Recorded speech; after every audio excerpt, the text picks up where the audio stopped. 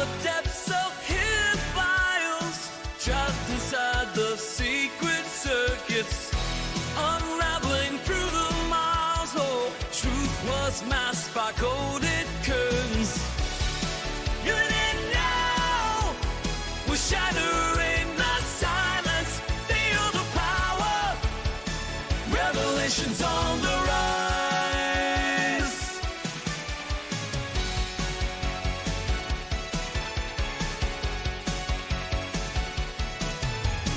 From the shadows, light emerges, breaking through the veils of dark. 0 points and gravities that converge, yeah. Dying voices, revelations start. Ancient whispers call, they're begging us to open our eyes. We stand tall, defying all their lies. You didn't know, we're shattering the silence. Feel the power, revelations on the rise.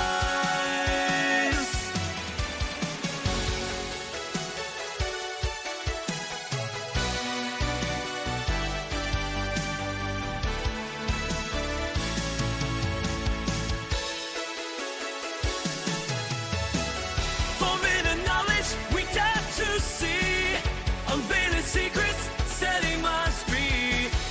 In this epic we play our part with fearless hearts. You didn't know, we're shattering the silence. Feel the power, revelations on the rise.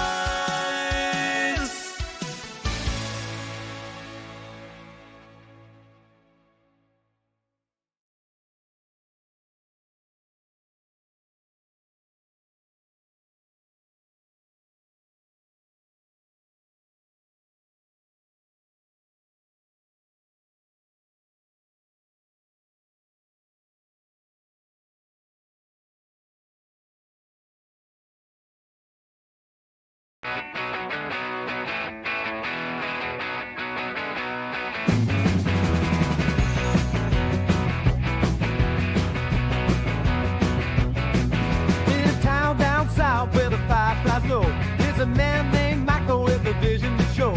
Billy towards the gold, he's got the spark, dreaming of a future that'll light up the dark. But on the other side, Bill Nye's on the rise with his lab coat charts, he's cut down all the lies. And it's just fixed, it's all in the map. You can't pull from it either, you're just chasing a path. But oh, Michael's rising like a morning sun. With the power of either, he won't be outdone. Now stand up and shout, let the truth be affirmed. Feel the energy flow, let's change the world.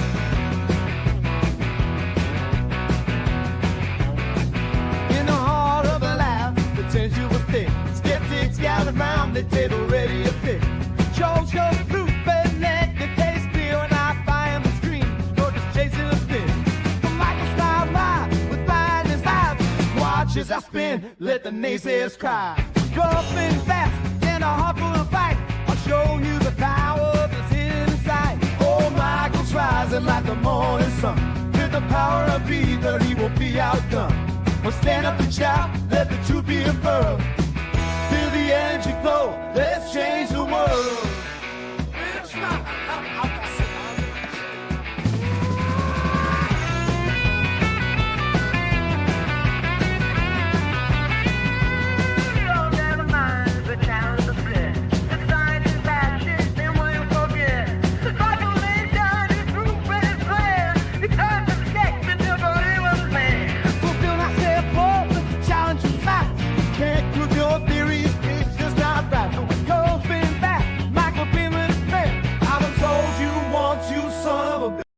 The best there's ever been.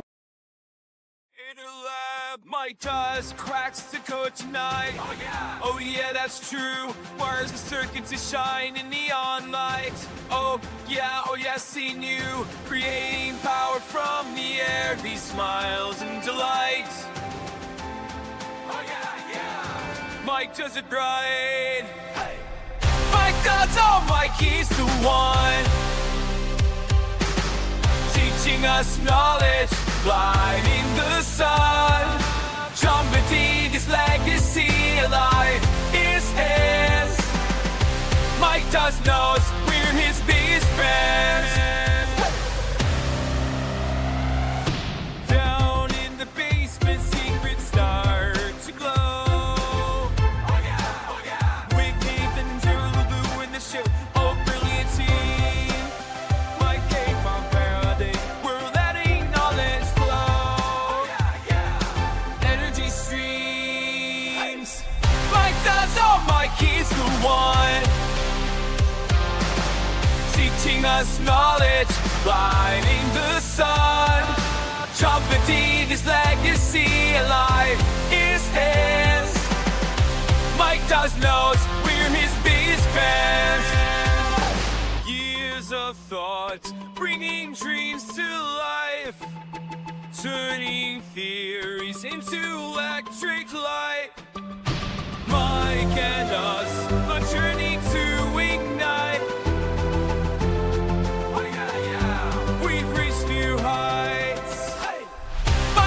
Oh, Mike is the one. Teaching us knowledge, lighting the sun, trumpeting his legacy alive is his. Mike does knows we're his biggest fans.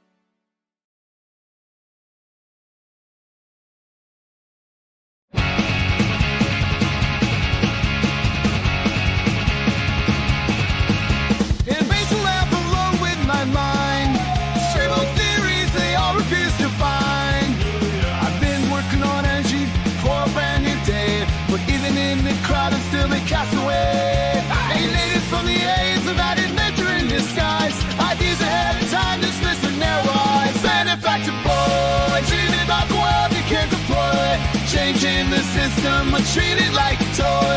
Ideas are misunderstood, but brilliance is his boy. Benefactor boy, can't you hear his voice?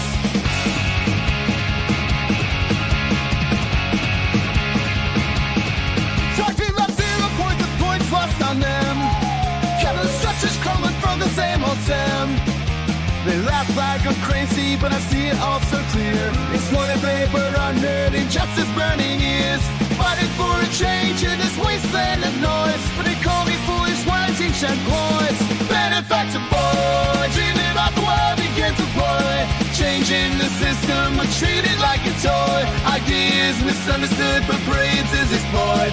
Benefactor boy, can't you hear his voice?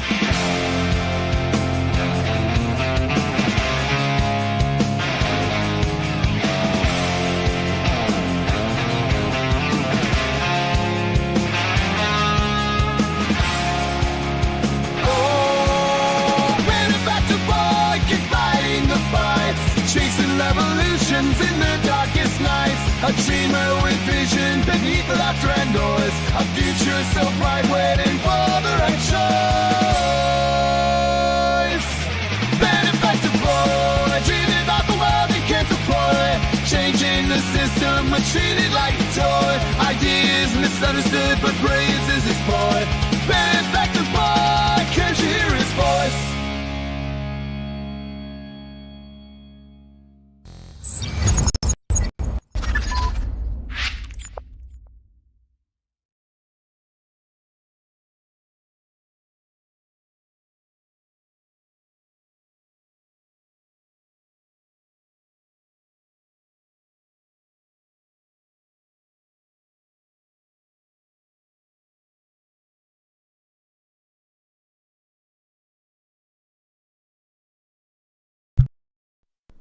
All right, what's going on, everybody? Welcome, welcome.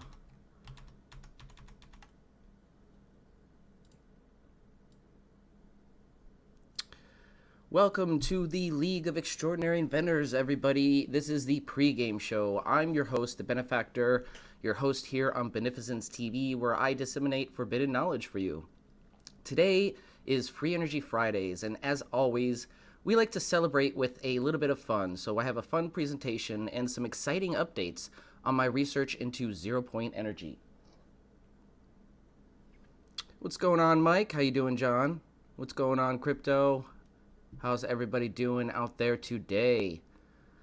We have 3 parts lined up for this scheduled for this evening. The first part is a lecture on the new laws of thermodynamics as laid out by Walter Russell. Now, this aims to bridge the gap between conventional science and fringe science in an easy-to-digest way for a general audience. The second part is how the suppression of this new science and the economy are intricately connected. And the third part includes some exciting updates on my research into zero-point energy and the vortex coils. We continue to get some phenomenal results with only marginal adjustments to the system. So sit back, grab your popcorn, and get ready for a night of mind-bending discoveries and paradigm-shifting revelations. Excuse me, my voice is a little hoarse. So we're diving deep into the mysteries of the universe, challenging mainstream narratives and pushing the boundaries of what's possible. Whether you're a seasoned experimenter or just tuning in for the first time, tonight's show will leave you questioning everything you thought you knew about energy, science, and the forces that shape our world. So dim the lights, charge up your curiosity, and let's tap into this electrifying journey, a journey into the unknown. So let's jump into the lecture I have, and let me bring it up for you guys. As always, there is a TV guide that you can follow along in the description. I will post it in chat as well in a moment. As soon as I bring it up on screen. Laws, there we go.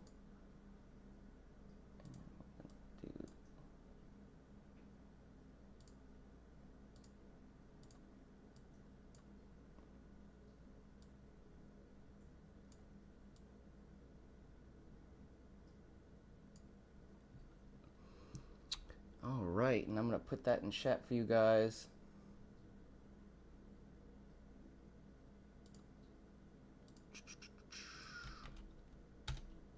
All right, so you can follow along if you're on a computer, if you're on a phone, or just watching on a TV. I put it up in the background. Hopefully you guys can kind of see it. If you can't, just let me know. I'll zoom in a little bit. So this is an introduction to Walter Russell's new thermodynamics and how it ties into my own research. So the new laws of thermodynamics, unlocking the secrets of energy with Walter Russell. Welcome, fellow seekers of energy secrets. Today we're going into a journey through Walter Russell's new thermodynamics, a fresh way of thinking about energy and the universe. Think of it like a cosmic recipe for how everything works, from the tiniest atom to the biggest stars. So a little background on Walter Russell. Walter Russell was a polymath, artist, scientist, and philosopher who proposed a radical new understanding of physics and cosmology. He believed that the universe operated on principles of rhythmic balanced interchange, challenging the conventional laws of thermodynamics. Regarding his work with Tesla, Russell claimed to have met Nikola Tesla, who allegedly told him to keep his findings secret for 1,000 years because the world just wasn't ready. While no formal collaboration is documented, Russell's ideas about energy, polarity, and the spiral nature of the universe align with some of Tesla's visionary thinking. There are some reports that say Russell and Tesla were friends and even exchanged ideas. Regarding his new laws of thermodynamics, Russell rejected the ideas of energy loss in closed systems. He argued instead that energy is endlessly recycled in a rhythmic wave-based process. So his theories suggest that energy is not lost but constantly regenerated through the universe's natural balance. It also suggests that matter and energy are formed by spiraling wave motions rather than simple mechanical forces. The universe is electric in nature, with opposing polarities driving creation and destruction. This also reflects Marco Rodin's work in describing the universe itself as a toroidal shape. Marco describes it as having a north and south side, one that contracts and one side that expands. We are on the south side, Marco says, the expansion side. Marco's theory is that this toroidal shape contains a left-hand spiraling vortex imploding and destroying, along with a right-hand spiraling vortex that is exploding or expanding. So this expansion is the creation that we see, according to Marco Rodin's vortex math theory. Walter's work heavily influenced alternative energy researchers and those exploring over-unity systems, sacred geometry, and free energy concepts. Where is it? Oh, okay, so it's going to be down there. I have a little tie-in clip. I thought I was going to put it here, but we'll watch it in a couple of chapters because it does tie into what we're talking about here. It is a chapter from Divine Science, so we'll go over a couple of laws first, and then we'll watch that tie-in chapter. The first law of the new laws of thermodynamics is cold generates energy while heat radiates it. So here's the first rule in this new world of thermodynamics. Cold creates energy, and heat gives it away. Sounds crazy, right? But think of it like this. Imagine cold as a sponge that squeezes energy from the universe. Heat, on the other hand, is like a fan that blows the energy out into the air. In my experiments with the vortex coil and lightning thief, which is just a joule thief device, the cold is likely compressing energy inside the system, while the heat is releasing it. Remember, Nathan from Old Man Builds constantly emphasizes that temperature control in your system is vital. This is because temperature is the signature that tells us how our system is operating. Are you generating more energy than wasting it? Well, how cold is your system compared to the hot parts? Law 2. Everything comes in pairs. So this is the law of polarity. The second law is all about opposites attracting. So ever notice how magnetic poles come in pairs? North and south, right? We've discussed this in my 0-point energy solved question mark video, which unfortunately had a lot of problems with it that I have since rectified in my experimenting, but still contains a relevant chapter here that actually we might watch real quick because this is really relevant. So this is how the universe works. Cold and heat, light and dark, good and evil, yin and yang. It's all balance of opposites that create the energy dance of life. So what does this have to do with my research? Well, in my vortex coils, I'm playing with the opposite magnetic poles. Like Michel's north-north magnetic coil that we've been calling the paradox box, where he takes two magnets and faces them north pole to north pole and glues them together and wraps a bifilar coil around it. These opposites are key to creating energy flows that amplify each other. Okay, and actually, let me pause this and pull up the relevant chapter here, which is how magnets work. And it's a very short chapter.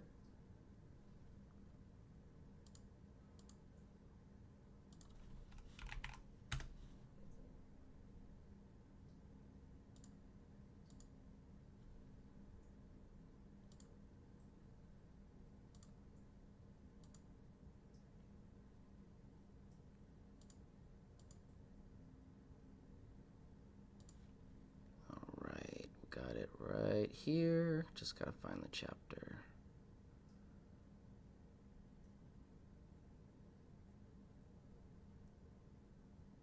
There we go. Understanding magnetism.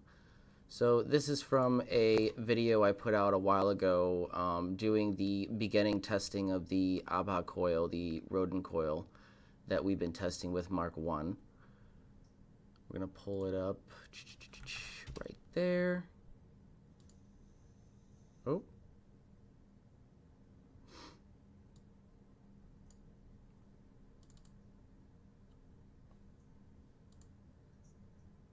How nature utilizes energy. It does not waste energy. Magnets are nature's over-unity systems. If you calculate the amount of energy it takes to pulse a magnet compared to the number of years it can sustain itself against its own weight and gravity, you clearly get more energy out than put in. I think a lot of this has to do with the diminishing study of the ether. The dismissal of such a critical component, such as the ether, leads us astray. When thinking about magnets, north and south poles, it's best to think about them as inflow and outflow. When you think about it this way, it makes more sense. Why do opposite poles attract? To understand this, we must first look at this analogy.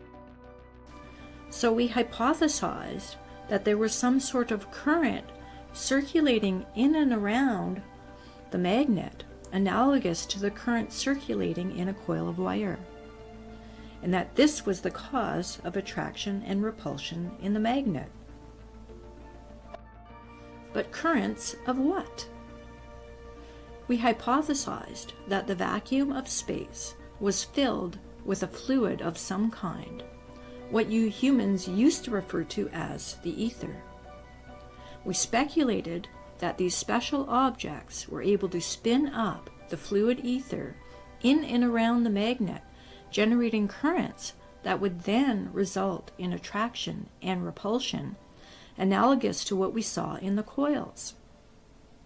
To test this hypothesis, we spun a couple of cylinders in a pool of water and watched their behaviors. Here is a video of one of these experiments. In this video, the cylinders are spinning in opposite directions. The spinning cylinders generate currents in the water surrounding the cylinders. When these cylinders are spinning in opposite directions, the currents generated between the two cylinders will be moving in the same direction. Therefore, So that's very important because this analogy kind of makes you, helps you understand why opposites attract in magnets. You know, they're spinning up a medium of some sort, the fluid aether around us. According to our... And notice they're both going in opposite directions, clockwise, counterclockwise, but the space in between them is going in the same direction, causing an attraction force. rule, same attracts. The cylinders should attract, and they do. In this experiment, the cylinders are spinning in the same direction. Again, this is going to generate currents in the water surrounding the cylinders. When the cylinders are spinning in the same direction, the currents generated between the two cylinders will be moving in opposite directions. See, they repel each other because they're creating currents in the medium in opposing directions, which makes sense. So, I mean, this, in my opinion, is a better way of understanding magnetism because the universe doesn't have special rules for everything. It's all fractals of itself. It's all operating under the same guidelines, the same book, the same rules. So I thought that was important to include. So let's move on to Law 3, which is, oh, let me blow that up a little bit.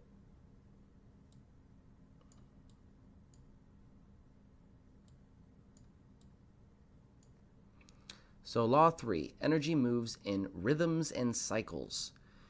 Here's where it gets really funky. According to Russell, everything vibrates in cycles, like a cosmic beat. Think of it like a heartbeat, a rhythm of compression, which is energy storage, and expansion, which is the release.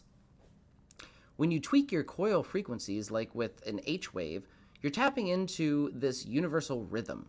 You're storing and releasing energy, just like a spring that contracts and expands. Law 4, vibration. It's all about frequency, baby. Russell also said that everything in the universe is just a vibration at a certain frequency. It's like a radio. If you tune into the right station, you'll get the energy you need. My vortex coil, it's like a frequency generator tuning into the right cosmic channel. This is why the symmetrical H wave that we've discovered is hitting the sweet spot because of the vibration causing energy to multiply instead of flowing away. All right. Law 5, energy spreads out. Inverse square. So this is the inverse square law. This is the rule that explains why light and energy spread out from a source. All right, picture throwing a stone into a pond. As the waves spread out, they diminish the further they get from the center. Energy does the same thing. In my device, this means that energy is coming out of the coil, that the energy coming out of my coil is increasing the farther you move out from the source. So if we are playing with neon lamps or the green machine, the energy could spread out in fascinating ways. Remember, Marco Rodin says that radiant energy spreads out in all directions linearly from the 0 point of the coil. Law 6, magnetic poles, the dance of opposites. Russell says that the universe is one big magnetic field, where north and south poles are constantly interacting. So imagine two dancers. One leads, the other follows. These poles create the flow of energy, and in my research, the magnetic fields are probably at play in ways that amplify and direct the energy in my system. My work with neon lamps and coil setups is basically harnessing the dance of the universe's energy, multiplying and channeling it like a cosmic conductor. Law 7. Light is the source of everything. Finally, Russell believes that light is the primary energy source from which all matter and energy are born. Light isn't just something that shines, but it's the fabric of the universe. So when you see light flashing in the diode or in the neons or LEDs of my experiment, we're not just playing with the bulbs, okay? We're actually interacting with the very energy that shapes the universe. Whether it's the neon lamps or magnetic coils, we are likely tapping into light's power to manifest more energy, according to Russell. So that's very interesting because as you'll see in a minute, or as you'll hear in a minute, Tesla had some very interesting things to say about light. So this is the most interesting aspect of the new laws of thermodynamics, in my opinion, is that entropy has no place in nature. And when you think about it on a deeper level, it actually makes sense. So far, we've learned that cold creates energy and heat releases it, and that everything in the universe vibrates in cycles. But now we're going to get into something super important. Why entropy has no place in nature, and how Walter Russell's new thermodynamics actually makes more sense than the old, traditional version. So the problem with entropy, or the old laws of thermodynamics, according to Russell, in traditional thermodynamics, we're taught about entropy, okay? It's the idea that everything in the universe eventually breaks down to disorder. The energy always flows from a state of order, cold, to a state of heat, disorder. It's like the universe is slowly falling apart as time goes on, kind of like a messy room that only gets dirtier the longer you leave it. So this entropy principle is behind the idea that systems always lose energy to heat, and the universe is eventually doomed to run out of usable energy. That means things like my Abha coil or lightning thief would eventually stop working because they'd be consuming more energy than they produce. So that's not exactly an exciting prospect for my research. But Walter's new thermodynamics, says that no entropy, there's no entropy, only energy cycles. So this is the misconception, according to Walter Russell, which actually makes sense. Now, let's throw out all the rules. Let's throw all the rules out the window and embrace Russell's view. According to Russell, entropy doesn't exist in nature because nature doesn't waste energy, it transforms it. Everything in nature follows a cyclical pattern where energy compresses and expands in perfect balance. Imagine a breathing cycle. You breathe in, compressing energy, and then you breathe out, expanding energy. Nature works in the same way. Energy flows and recycles, instead of just disappearing into chaos. Theoretically, we should be able to do the same within our lightning thief system. If the universe can do it every day, why can't we? Why entropy is wrong? The universe is not random, ladies and gentlemen. If you've been following our research, you will start to understand this. The idea that energy does not go to waste, the idea that energy goes to waste, entropy, suggests that everything is slowly decaying into chaos. But Russell shows us that this simply isn't how the universe works. Instead, cold creates energy and heat gives it back in a constant cycle. It's like a vibration between 2 points where energy is always in motion, never wasted. It's a sympathetic response to one another, the yin and yang. One cannot exist without the other. For example, think about my coil setup. When I apply a voltage to my vortex coil, I'm not just adding energy and letting it disappear. The energy transforms, it compresses and expands, going through cycles of storage and release, compression, decompression. So we will now watch a tie-in chapter in my series Divine Science that is relevant here. Instead of using the conventional approach of mapping VBM. So this is the chapter, The Spiritual Language of Vortex Math, in my episode, The Thunderstorm Generator, and Vortex Based Mathematics. This is on my channel. If you just click popular videos, it's like the second or third popular video if you want to watch the whole thing. But this is the chapter that we're going to watch. To a hypercube, Rodin instead of using the conventional approach of mapping VBM to a hypercube, Rodin adopted a unique method of mapping his mathematics onto the surface of a hypersphere.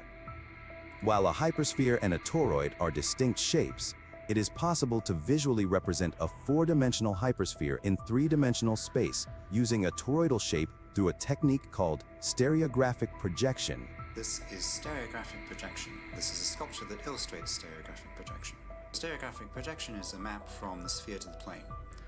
the way that it works is you look at the north pole of the sphere, and you draw straight lines from the north pole down onto the plane. And if you arrange the light at the north pole, then the light rays effectively do stereographic projection, and these curves on the sphere are mapped to the straight line grid on the plane. This allows for a 3D visualization of the hypersphere's properties and is commonly used in mathematics and physics. In mainstream mathematics and computer science, higher dimensional objects are often mapped onto hypercubes or other geometric shapes to facilitate visualization. However, Rodin's approach was unique in that he utilized a method of mapping his mathematics onto the surface of a hypersphere rather than a hypercube, allowing for a more intuitive representation of the underlying geometry, the geometry of the universe itself. And this shape here is called, yes, we know it's a donut, but in science they don't call it that. Torus, T-O-R-U-S, or tori means multiple toruses. Our body was named after it. What's our body called? A toroid, human torso, T-O-R-S-O. You know what that means? It means you're getting put through the grinder. Because that hole is a tor, it means it's a hole. And it means that everything is either imploding into that hole or exploding out the other side. And if you don't have that hole, you're toast. Because it's always in and out. Compression, decompression. Implosion, explosion. And it's doing something else. It's thermal. It's about heat dissipation, which is the very foundation of all physics and astrophysics, because this is modeling a black hole.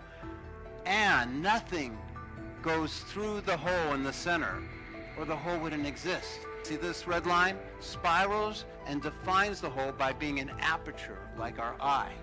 Because there's something, I believe, emanating in this hole that's causing this hole to not close. Okay, and that's what Why is there a hole there in the first place? In If it's Rodin's compressing sequence so much, 1, 2, 4, like, it doesn't 8, make sense, the 7, conventional and way of 5, thinking about it. each number is related to the previous one in a cyclical fashion. In a hologram, the hole is in the part's in the hole. Doesn't matter which you take image in this explanation. I'm laughing because I'm thinking how extraordinary it is what you're seeing there. There's no words to describe the miracle of putting those numbers into place and seeing the donut from different perspectives. You have no idea how big of a deal this is. The sequence has a fractal-like structure with self-similarity, meaning that if you zoom in or out on the pattern, it will always look the same. By using this cyclical property, it's possible to design technology in a way that takes advantage of the repeating pattern to achieve greater performance without adding more resources. The Mobius circuit. The superfluid preferred longest mean free pathway of least resistance for electrical superconductivity always follows this bounded infinity circuit. You start with one God, one universe. It doubles, becomes 2. That's Gabriel's trumpet. 4, because the B is not a bilineal stop. It's a plosive. So when I say the most great name of God, I don't say, which is Baha, means glory, in Arabic, Aramaic. It's a loan word out of Arabic to the Farsi language. It's in the Bible, it's in the Torah, it's in the Quran, it's in Buddhism, it's in everything.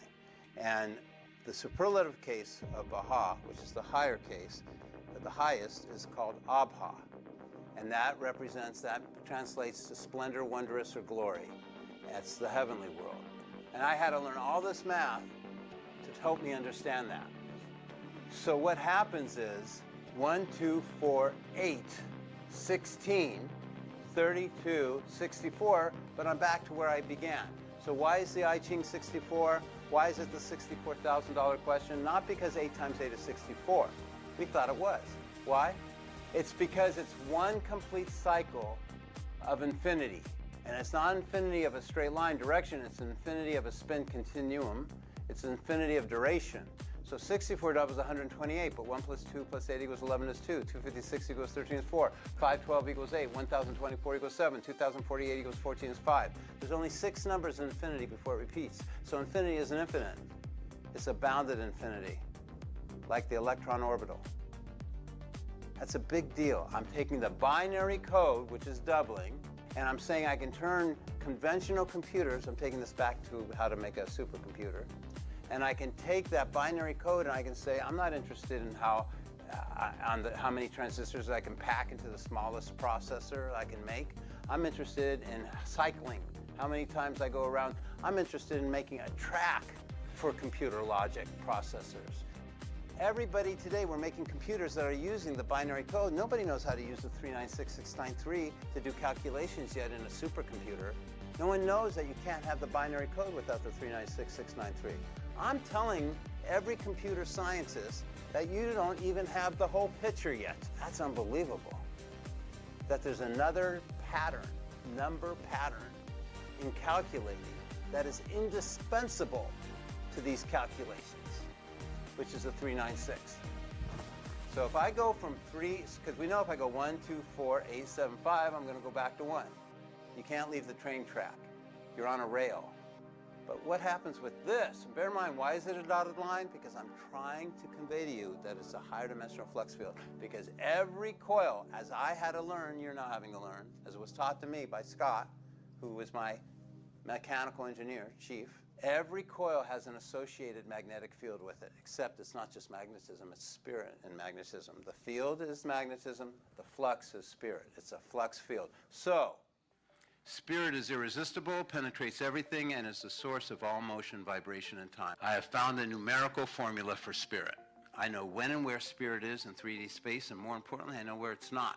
Okay, so spirit has a phasing, it has an activation sequence, it has a timing, and there's a numerical formula for it. So what am I doing? I'm getting rid of calculus, I'm getting rid of equations, or I'm giving them numerical equivalence. Because calculus is never any better than the person speaking it. Whereas numbers are a part of our world. They're a part of creation. They have attributes, they have physical properties, and they have a timing. The relationship to geometry or to tiles or to tempo and timing is an inherent part of this discovery. So spirit is also called prana, chi, tachyon, monopole, dark energy, dark matter. It's also called soliton, Higgins, God particle. It's what everybody wants right now. It's what the big race is that everybody's looking for. I've elected to use the term they use in the scriptures, which is spirit. I could easily substitute any other name for it. This opens up new possibilities for creating technologies that are more energy efficient, smaller, and faster, potentially making current technologies obsolete. The traditional linear approach in engineering is based on the concept of adding more resources, such as more transistors or more power, to increase the speed and capacity of a system. However, the cyclical approach in vortex math is different. Rather than adding more resources, this approach focuses on increasing the efficiency of a system by exploiting its inherent cyclical patterns. By utilizing engineering in this fashion, you are choosing the path of least resistance for both the programming language and electrons flowing through the hardware. Marco believes that the energy flow in the universe is a result of a continuous geometric progression that starts from the singularity at zero and expands outward in a spiral motion, following a specific pattern called the Rodin coil. In vortex math, the number 9 is considered to be a very special number because it is the highest single-digit number and contains within itself all other numbers. That's where the missing zero is. Only 9 lines up over 0. Unless you're the finest, and my students are the finest of the finest, bar none. Okay, they come from Microsoft, they come from the biggest General Dynamics, the biggest weapons manufacturer in the world. Everybody has to come through my door if they want to be a master of their technology. What I'm about to explain is just one thing. That 9 lines up over that 0 vertically, but no other number lines up over anything else vertically. Everything else lines up horizontally, except nothing lines up with the 0 either. So this is the relationship of how nothing creates everything, how the universe was brought into being. So I claim to know the secret of the 3, 6, and 9, and that's a family number group, but when I'm using it, it's palindrome 396. 9 always comes in the middle of 3 and 6. 3 and 6 are always on the outside, and DNA follows this pattern. And if you can follow, 3 and 6 is magnetic, 9 is spirit. They're inseparable. Only magnetic fields can respond fast enough to give slippage and free play to spirit. And when spirit's going forward, the magnetic fields are going in the reverse direction. But I had this when I was a teenager. I did not know that the 396 was that red dotted line. When I had that as a teenager, I didn't have it correct. I had that as a solid line, because see how it's the same angle and the same ratio? You see this waveform in the circle? See this waveform in the circle? Because I took the most great name of God, the equation, out of the scriptures, which is the 2 and the 5 connecting to the 1, because that's in Arabic is the B. That's the H is the 5. I'm not using the English order of the letters. I'm using their original scriptural language. Why? Because they say the prophets deliberately revealed in those languages because they said those languages, the sound embodies the essence of what it's describing. They said it was a spiritual language. So I was going by their rules. Hey, I'm not a prophet. I'm an adherent. I'm trying to learn what they're teaching, okay? I'm just trying to reverse engineer and look for the clues. Marco believes that 9 is a symbol of the original source of all creation and represents the purest form of cosmic energy. He claims that the number 9 holds the key to unlocking the secrets of the universe, and that by understanding the mathematical properties of 9, one can harness the limitless power of the cosmos. According to Marco, all the energy in the universe comes from the singularity at the center of the vortex, which is represented by the number 0. In contrast, the number 9 is considered to be the symbol of the highest level of consciousness and represents a connection to the ultimate source of cosmic energy. It is a symbolic representation of the cosmic energy that emanates from the central singularity. Nikola Tesla, the famous inventor and physicist, also had a special fascination with numbers and their relationship to the universe. Tesla believed that the numbers 3, 6, and 9 held a unique and universal significance, and he often talked about the importance of understanding the hidden patterns and symmetries in the universe. Tesla believed that if people could understand the significance of 3, 6, and 9 and their relationship to each other, they could unlock the secrets of the universe and access limitless energy. All right, so if you want to see the full hour and a half, that is on my page. Just click the popular tab under videos, and you'll see it, the Thunderstorm Generator, Divine Science, Episode 1. Plasmoids and Vortexes, I believe is the subtitle. So, moving on. How does this explain nature better than entropy? Well, energy is not lost, it's transformed. Russell's theory explains that energy is never lost. It's just changing forms. It compresses and expands, just like a spring. This is why my experiments with the coil can multiply energy instead of losing it. It's about tapping into that natural cycle of transformation, instead of being stuck in a never-ending drain of wasted heat. Remember, nature doesn't like instability. If you push someone on a swing, nature gives you a push back in the form of gravity to find that equilibrium. It gives you energy to work with. In traditional systems that don't utilize resonance and back EMF, it's just like pushing that person on the swing, only at the improper moment to sustain that swinging motion.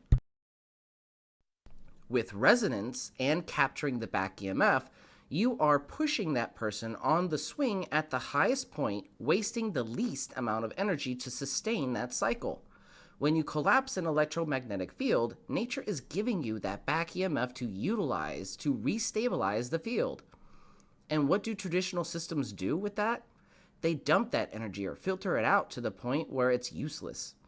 We're simply recycling that energy nature provides to keep the system stable with a pulsed signal. So that's very, very important. It's very simple. The universe works in harmony, not chaos. Entropy suggests that things are always moving towards chaos, but nature, as Russell explains, is actually all about balance. Think of it like a dance. One step forward, one step back. Energy flows in waves, and it's the flow that powers everything, from stars to our coils. Balance better encapsulates how nature actually works, rather than entropy, which really doesn't have a place in nature due to the presence of balance itself. Entropy implies everything is constantly breaking down to disorder, but in nature, we see patterns and cycles of energy that constantly seek equilibrium. Nature doesn't embrace randomness. Instead, it thrives on balance and harmony.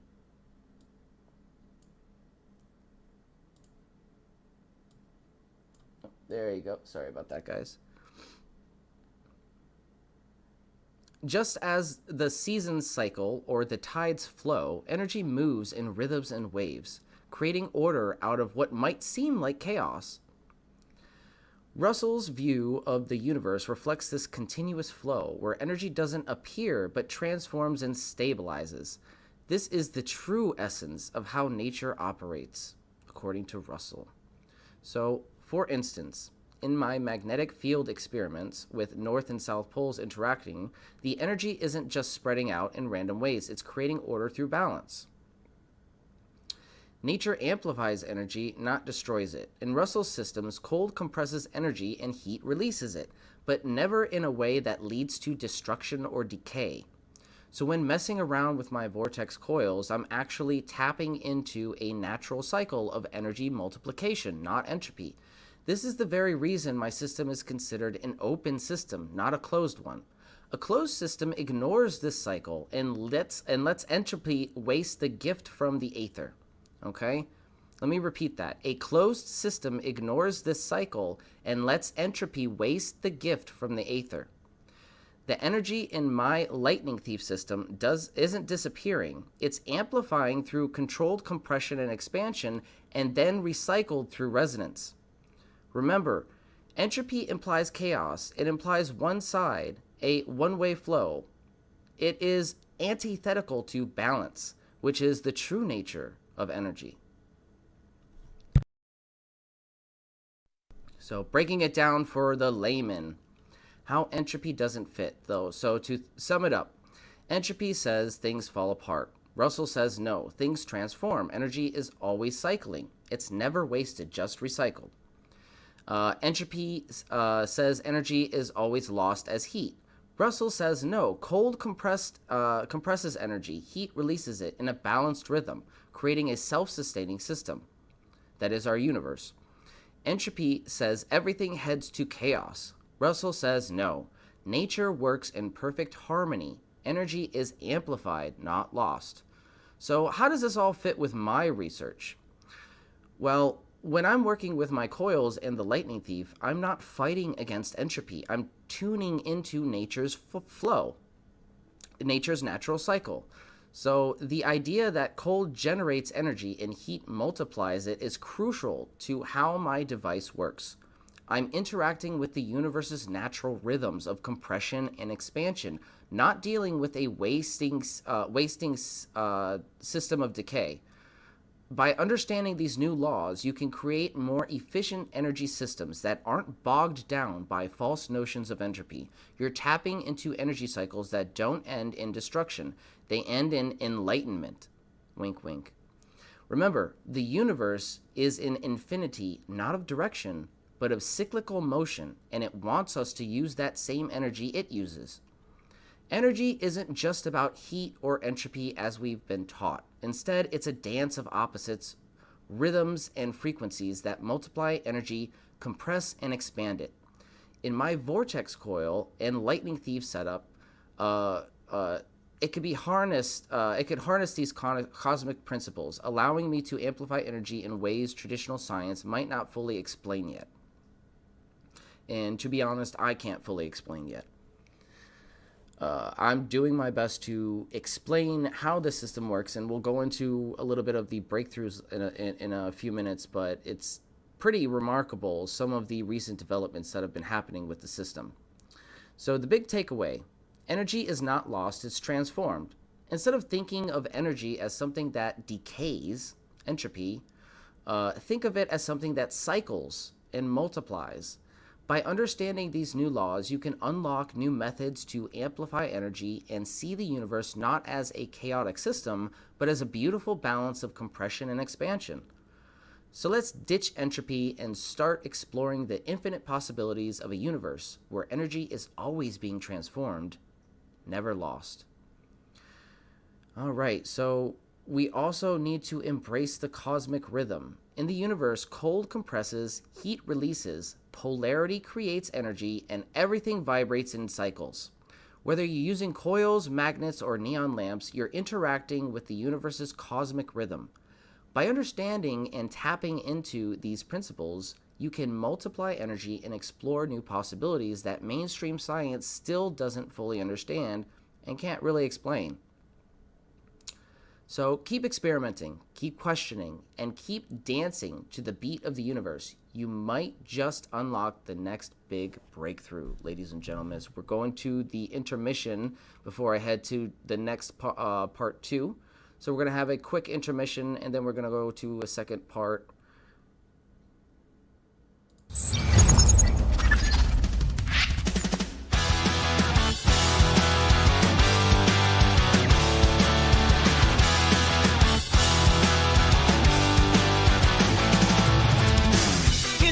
Jones working night and day. Mystic gadgets in magnetic ballet. Circles of power aligning destiny's way. Running those rings that defy gravity. Critics working out, they don't bother heat. In his domain, guilt sets the world free. Lord of the Rings, pretty strong. Proving the currents if they wrong. Electromagnetic symphony. Terror only crafts destiny.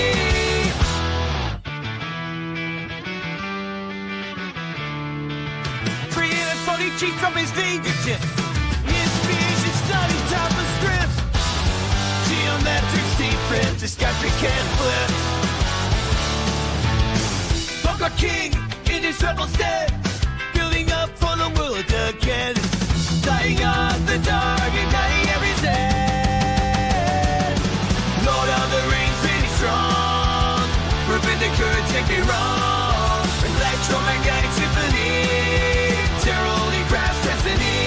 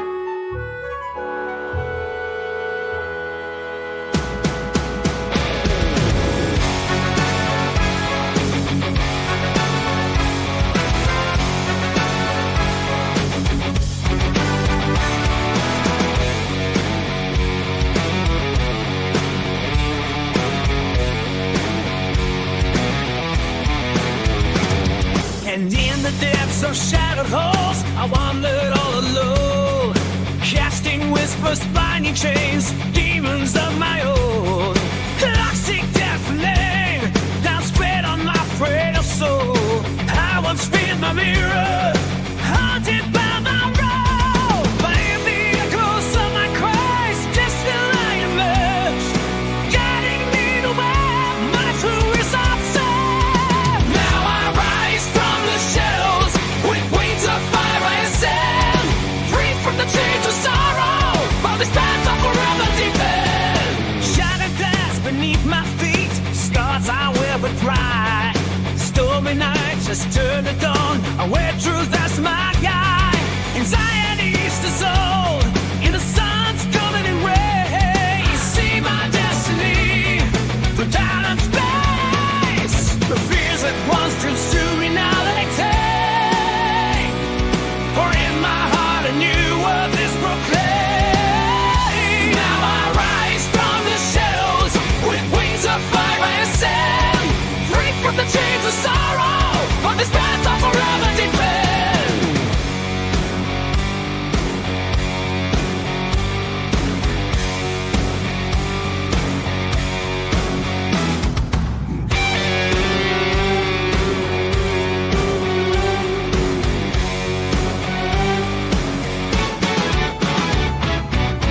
With symmetry I found the power, blessings granted by the hour. Together we will carve the way. Revolution calls and I'm not strong. Now I rise from the shadows, with wings of fire I ascend, free from the chains of sorrow, on this path I forever depend.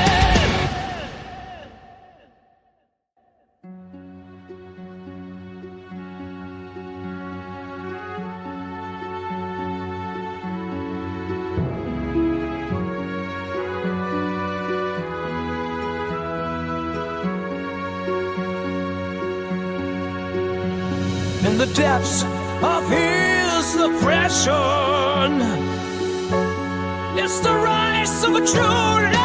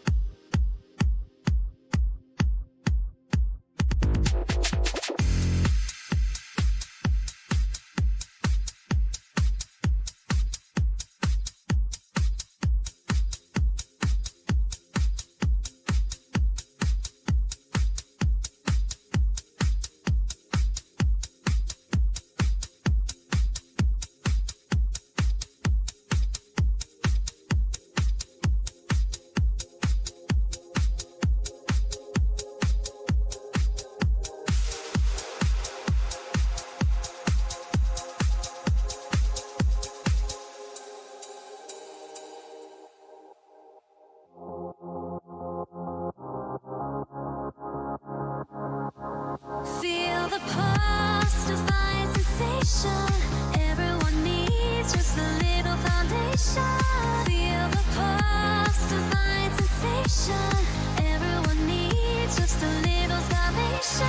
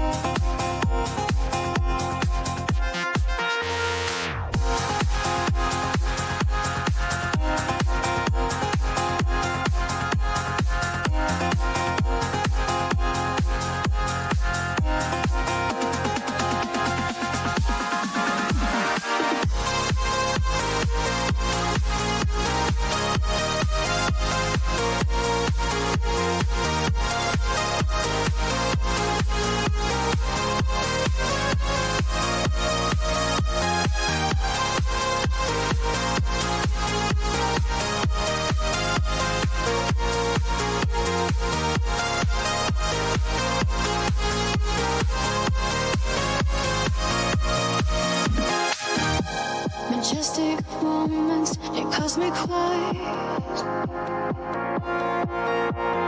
holding on to the stars of starlight. There's a light within the dark waves, guided by echoes of ancient ways. Unify our reflection with them. It's a connection. Feel the pulse, divine sensation. Everyone feels the goodness of an invitation.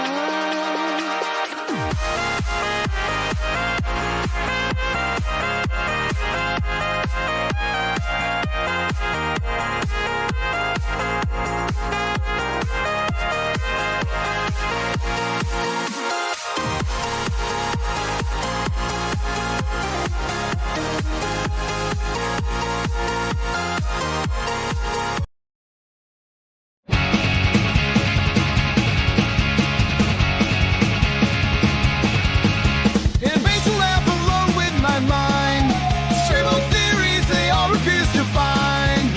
I've been working on energy for a brand new day, but even in the crowd I'm still a castaway. Alienated from the aids of that inventor in disguise. Ideas ahead of time dismissed with narrow eyes. Benefactor boy, dreaming about the world you can't deploy. Changing the system, but treated like a toy. Ideas misunderstood, but brilliance is his boy. Benefactor boy, can't you hear his voice?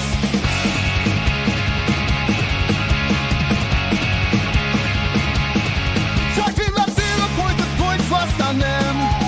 Kevin structures crumbling from the same old stem. They laugh like I'm crazy, but I see it all so clear. Exploited labor, unheard, injustice burning ears. Fighting for a change in this wasteland of noise. But they call me foolish, wanting shed boys. Benefactor boy, dreaming about the world you can't deploy. Changing the system, but treated like a toy. Ideas misunderstood, but brilliance is his boy. Benefactor boy, can't you hear his voice?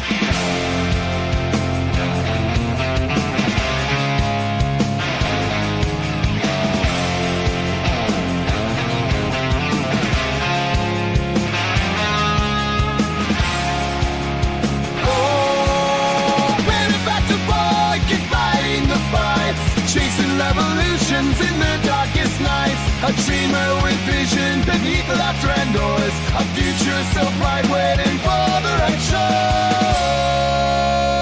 choice. Benefactor boy.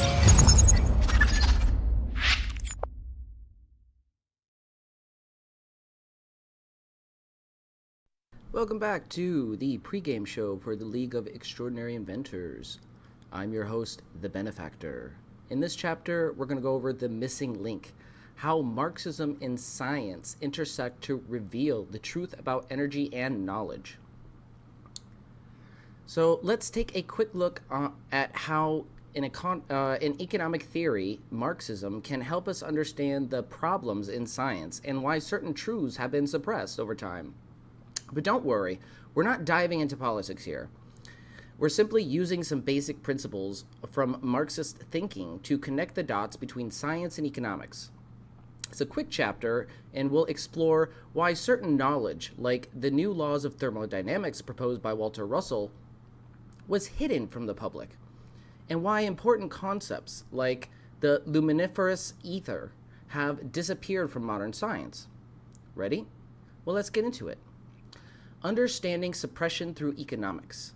When we think about traditional science, we often see it as a natural and unbiased search for truth. But science, like anything else in society, doesn't exist in a vacuum, and this is important to emphasize. It's influenced by economic and political systems that shape it. In Marxist theory, one of the key ideas is that knowledge and power are controlled by the ruling class, those who own the means of production. The rulers, whether they are governments, corporations, or other powerful institutions, have an interest in keeping things the way they are.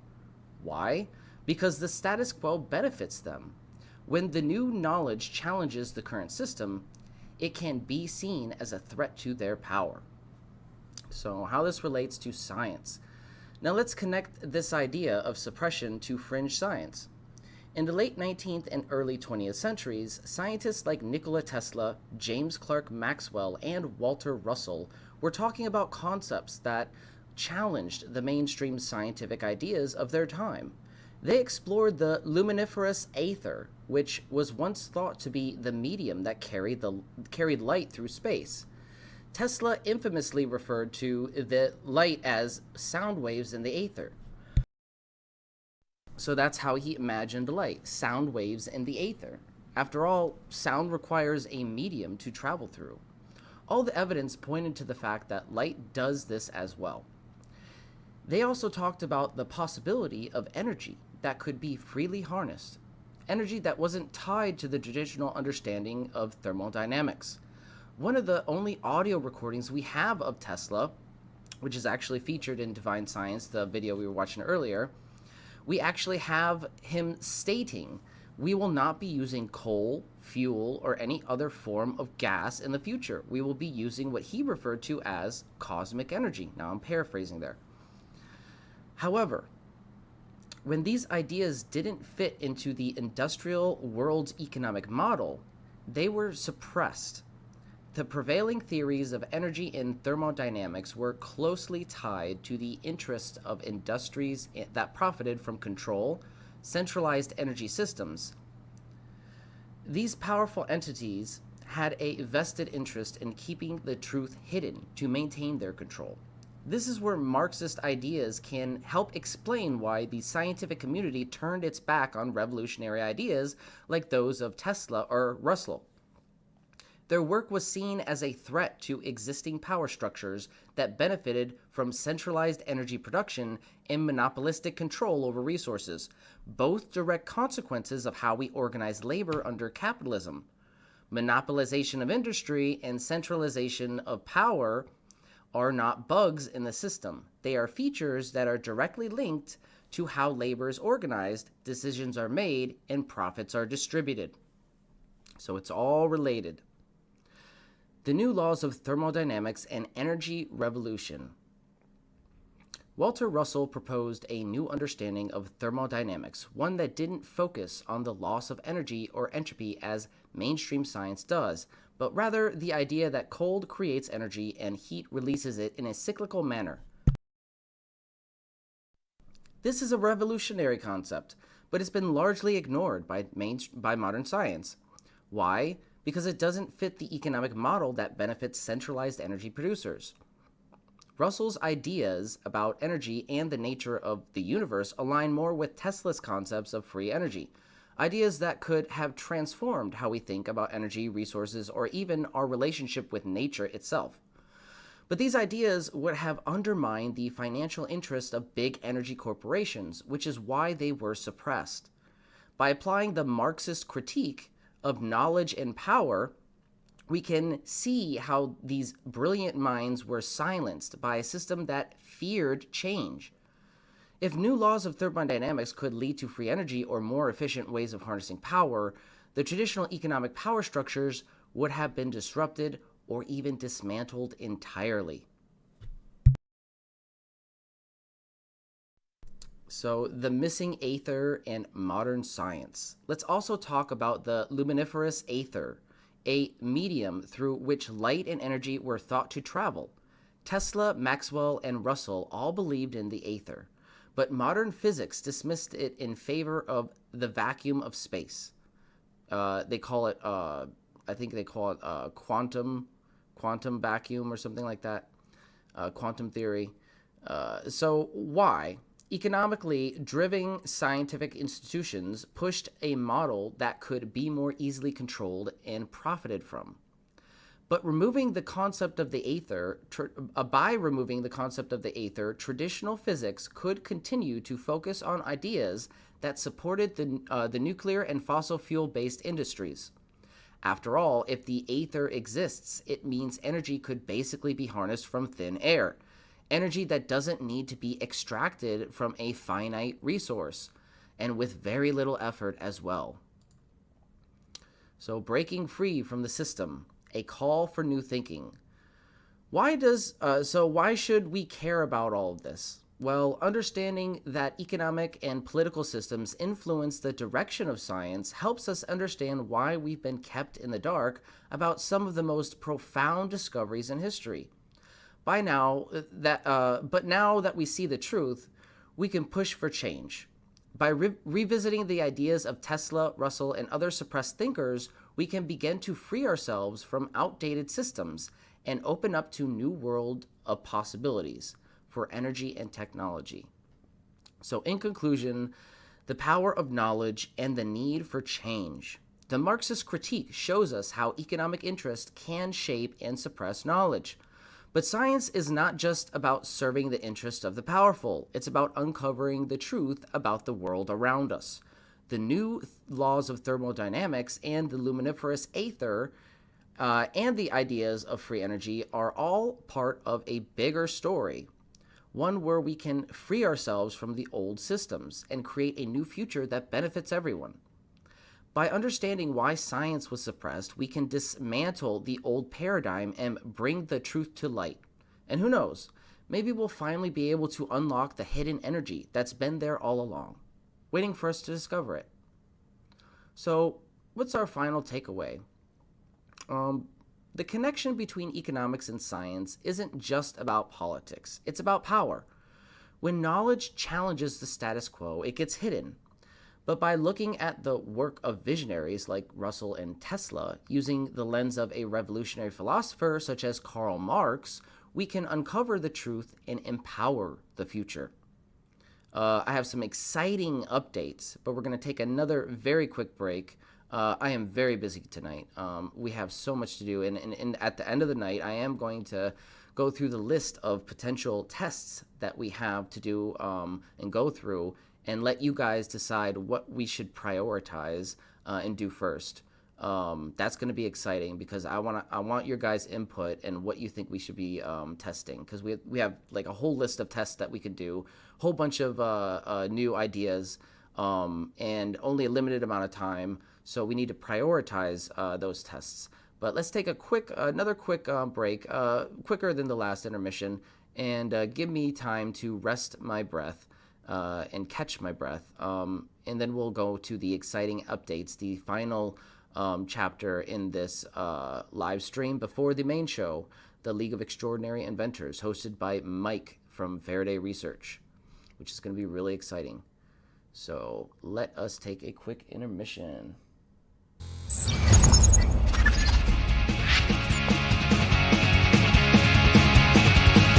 In basal lab alone with my mind, trivial theories they all refuse to find. I've been working on energy for a brand new day, but even in the crowd I'm still a castaway. Alienated from the aims of that inventor in disguise, ideas ahead of time dismissed with narrow eyes. Benefactor boy, dreaming about the world you can't deploy. Changing the system, I treat it like a toy. Ideas misunderstood, but brilliance is his boy.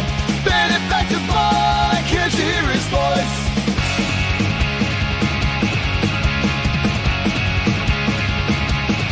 Talking about 0 point, the points lost on them. Counter structures crumbling from the same old stem.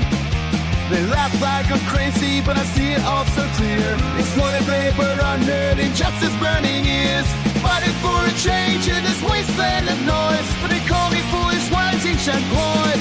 Benefactor boy, dreaming about the world he can't deploy. Changing the system, but treat it like a toy. Ideas misunderstood, but brilliance is his boy. Benefactor boy, can't you hear his voice?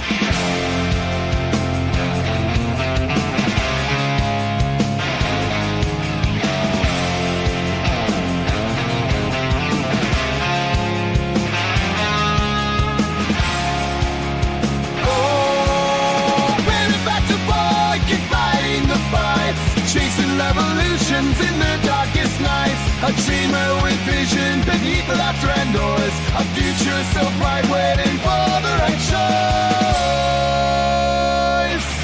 Benefactor boy, dreaming about the world he can't deploy. Changing the system, but treated like a toy. Ideas misunderstood, but brilliance is his boy. Benefactor boy, can't you hear his voice?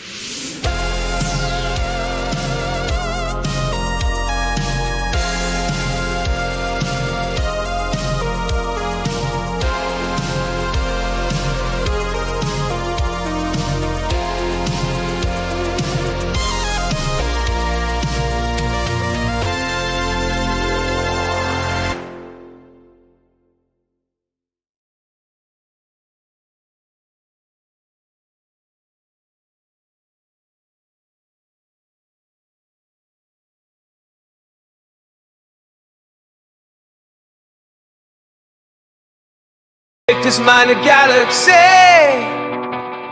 Every number, secret sound. Years in shadows, chasing dreams. The loneliness where he was bound. But in those waves of radiant truth lies the magic of his youth. Oh, like the night picture spark. He's a beacon in the dark. The math magician's rise. We see the world through his eyes. They call him at a lonely star, lost in formulas so bizarre. Connections made where none could see. A future bright while symmetry. Beyond the whisper and the sneers, Victor's victory over the years. Oh, like the night picked a spark. He's a beacon in the dark. The math magician's rise. We see the world through his eyes.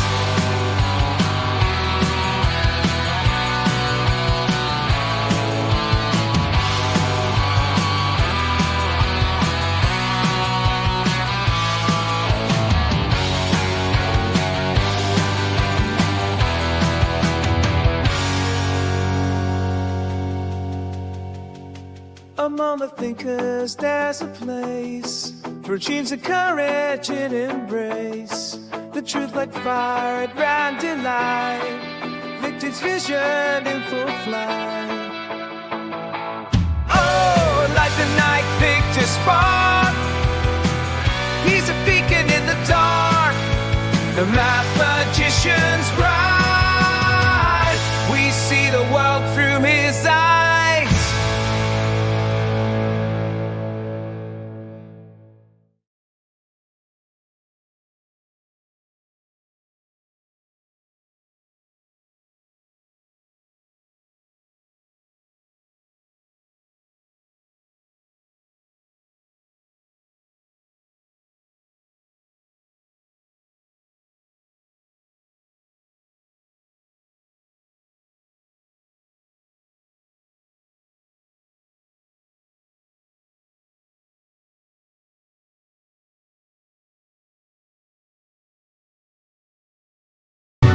Shadows in his eye, minds open wide. Fringe heroes unite, the secrets can't hide.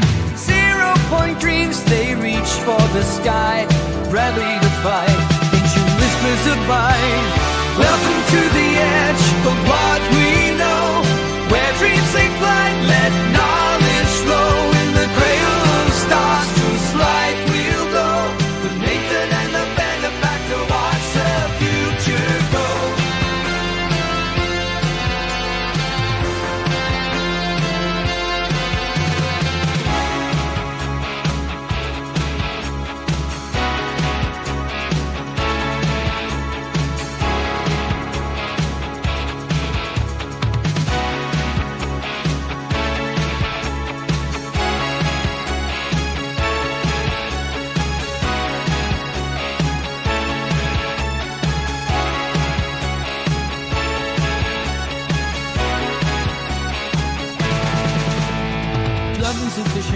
Ride the light they sail, ancient chords unravel like comets going tail.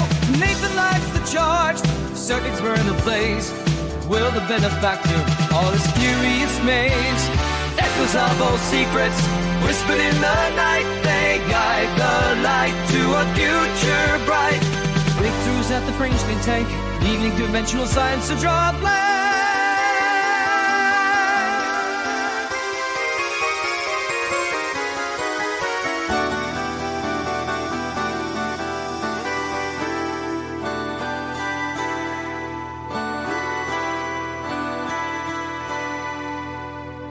The fringe think tank, the scientific lens. Nathan, Ben and friends, the fun never ends.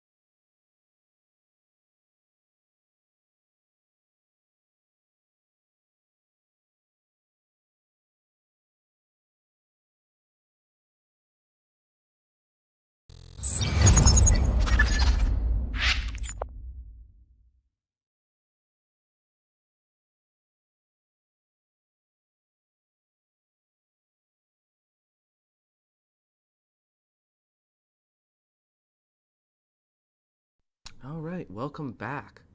We have some exciting research updates. That is the lumen lamp. It's a beautiful piece.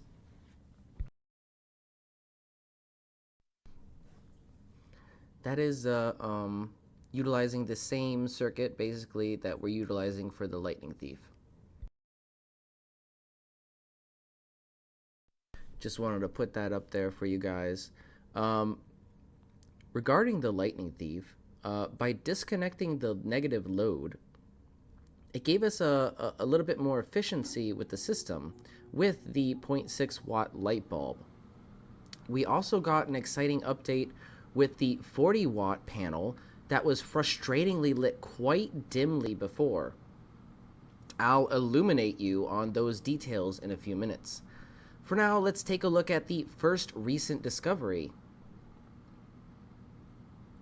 The negative load disconnecting, increasing the efficiency of the system, apparently stabilizing it, bringing the consumption from the battery from like 45 milliamps or something like that, maybe it was like 100, it was really high, all the way down to 10.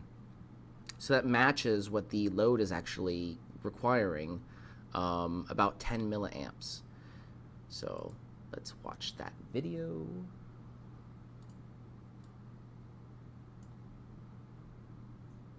Negative input. Okay, here's something really interesting. So here's the negative input for the power. This is supposed to be where the negative terminal for the green, this negative terminal for the battery is supposed to go, and then this is the positive. So what I witnessed with this, with the other board, not that one, the other board with the breadboard, not the PCB, this is the PCB version. What I witnessed was disconnecting the negative load, because there is no negative power, it's just a negative load. It's all on the same rail.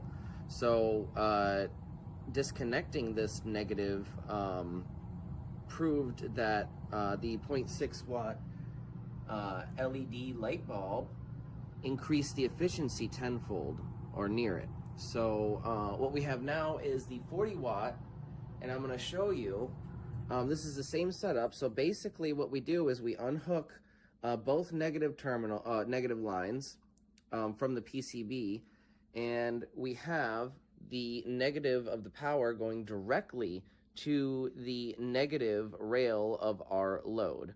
So the power is literally being forced back from the load's negative terminal, and its return path is directly to the negative terminal on the source, instead of going back through the PCB. Okay, so this is very interesting because we know that this isn't near the tuning. The 40 watt is too high. We disconnect this, and as you can see, it goes off, right? Like it's supposed to. But watch this. So we unhook. So this is with the 0.6 watt. This is the 6 watt that's plugged in right here. And this is the only one that sings to us. 40. We unplug that. Now watch this. Plug this back in.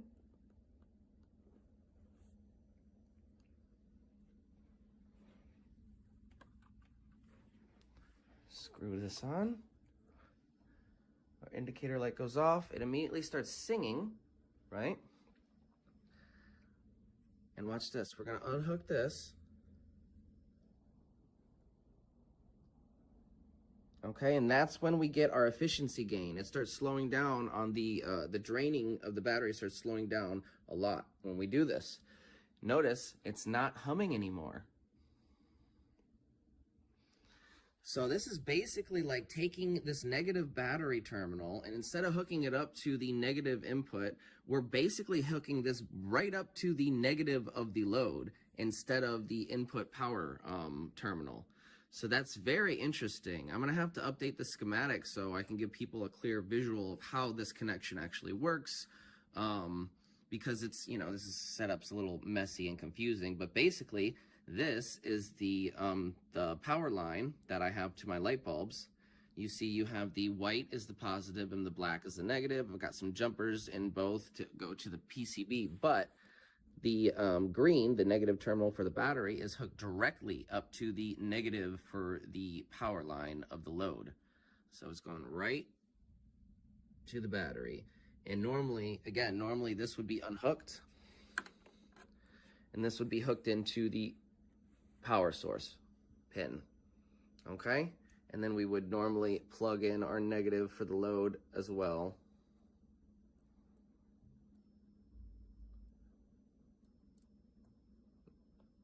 Let's see, it goes on. Come on, there we go. It's very hard to do with one hand. See? It starts humming again. You take it off. We could actually add a push switch, a trigger switch here, a push button switch to prime the coil and saturate it with that energy as per Nathan's recommendations. So that's basically what we're doing. We're plugging it in, and then we're just unplugging it like a switch. But look, this goes off because it's connected to the power terminal. The indicator light goes on. So take this and just hook it directly up to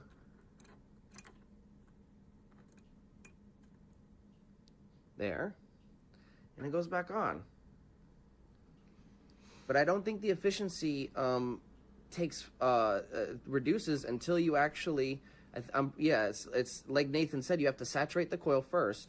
So this actually has to be humming. So what I was trying to say in this video is you have to have it connected properly first before you do that, at least to the negative line of the load. Plug this in. So it actually has to be humming first, I believe. Then you just unhook it, like you're priming, you're saturating the coil, and then you're releasing it.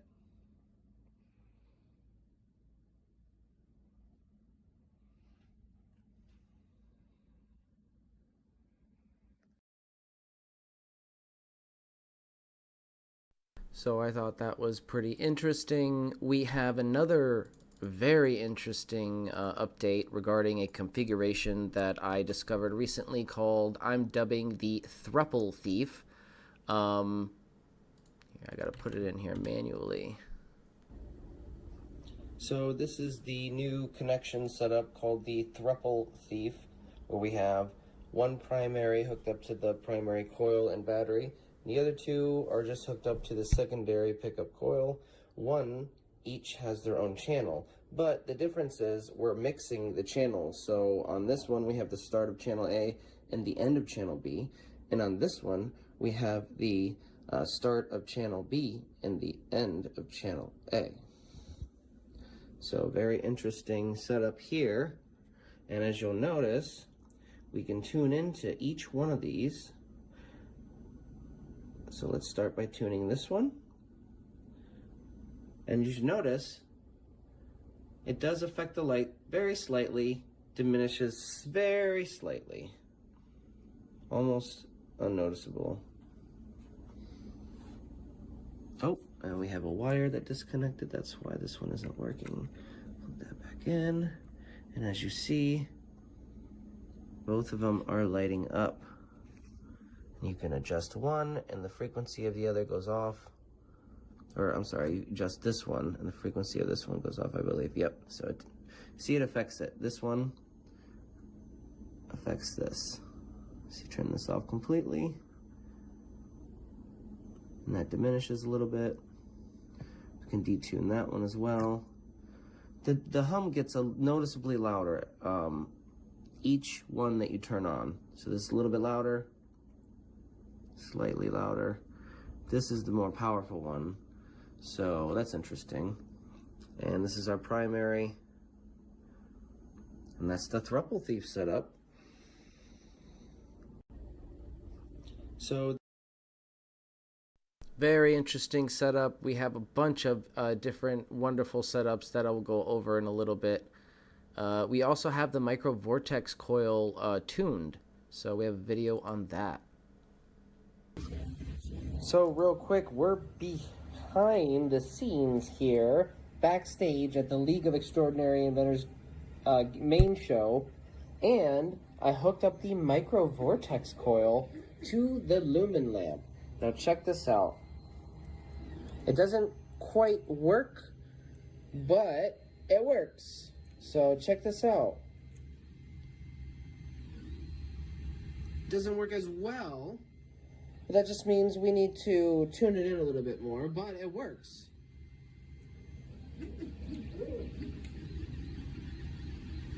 So this was very wonderful news to see that the coil that I spent a lot of time making and putting some love into actually works.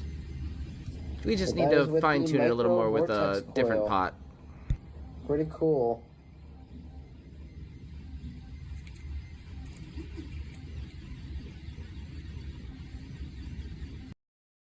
But that was me backstage working in the lab at the main show of the League of Extraordinary Inventors. That will kick off 9 o'clock p.m. tonight.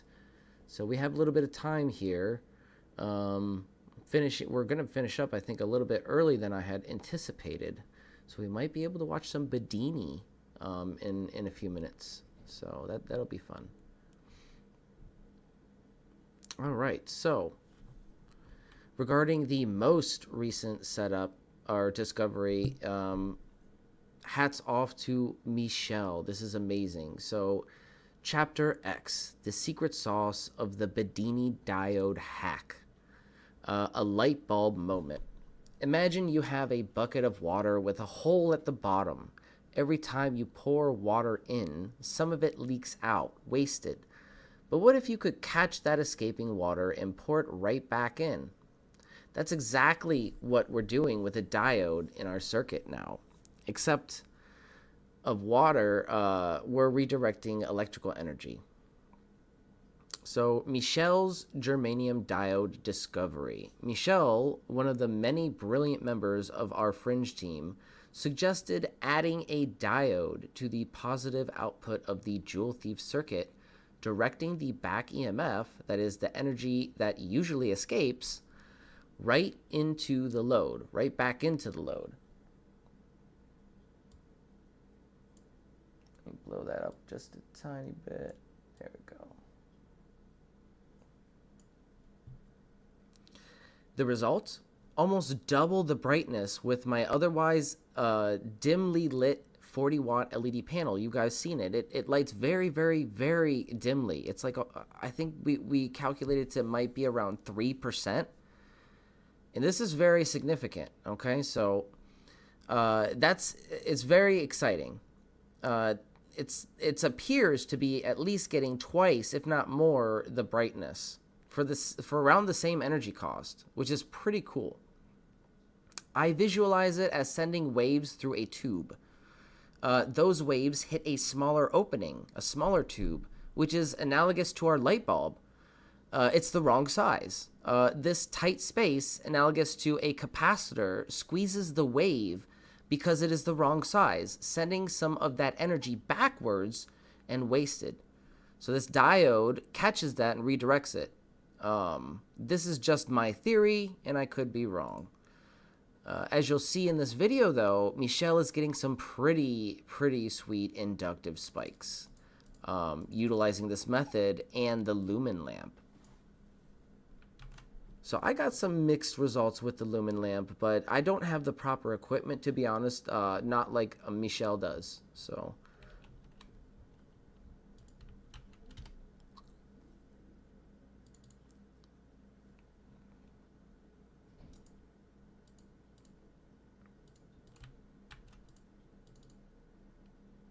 part I've designed it, and I'm going to post his channel in the chat there, because I want you all to go and subscribe if you haven't already to Michel's Bench. He's an absolute genius. He designed the lumen lamp and these coils here, the fusion coil and caduceus coil.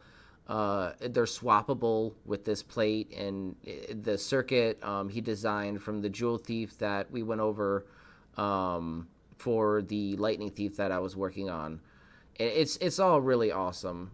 He's got some really amazing discoveries. He sent me that north we're calling it the paradox box, but it's a north-north magnet transformer. So it's two magnets glued together with the north facing each other, so north-north. And it's glued like that, and then you have a bifilar coil wrapped around it. So it's very, very cool. We haven't tested it out yet, but I'll go over at the end of this stream before the main show, and I'll let you guys choose what exactly we are going to be testing, because we got lots of stuff. We got the piezo transducer, we got the paradox box, we got the lumen lamp, we got all sorts of stuff to play with, guys. So I need your input. Back of it like this, but you'd have to remove the feet and then put this instead, because this one actually has the feet already on them, and then you can just keep the feet for your actual night lumen lamp. But this is more for prototyping, so you'll need to print this part here.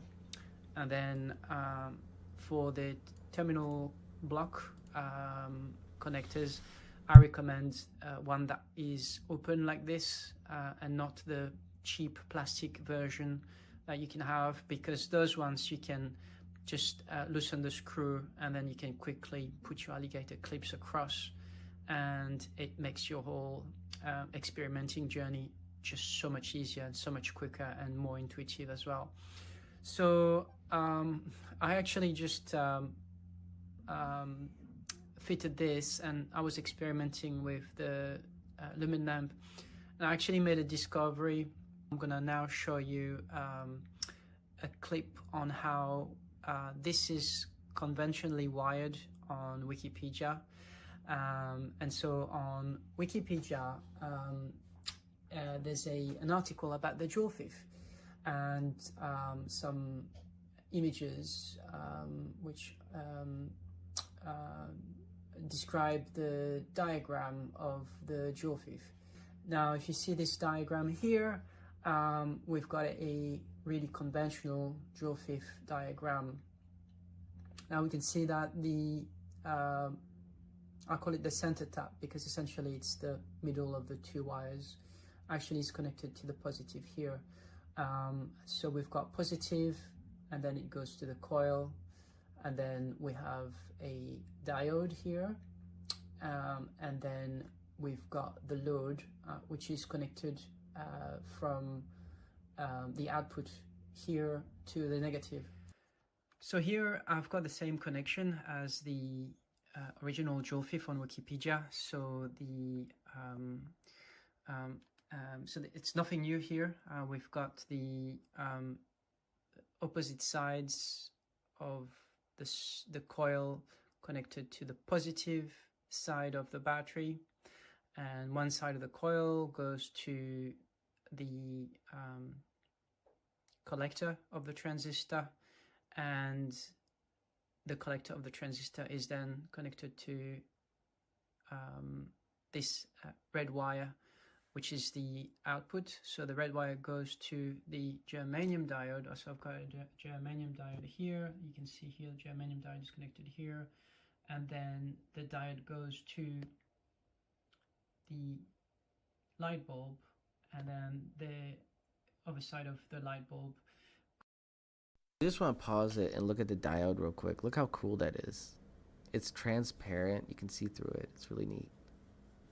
Very sleek. Goes to the negative side, just as per the original Joule thief diagram. So here there's nothing new, but what I've discovered, and it's probably nothing new, but I've not seen this information online, so this is why I'm showing you this experiment that I'm doing here. What I've discovered is that we can switch a connection around, and we get an increase in power, and we get a current reduction. So currently the current draw is 312 milliamps, voltage is 11.33 volt, and I'll show you the oscilloscope. So the probe is connected to the start of the diode, the oscilloscope probe, and the negative side of the oscilloscope probe is connected to the negative side of the battery, which is this blue alligator clip.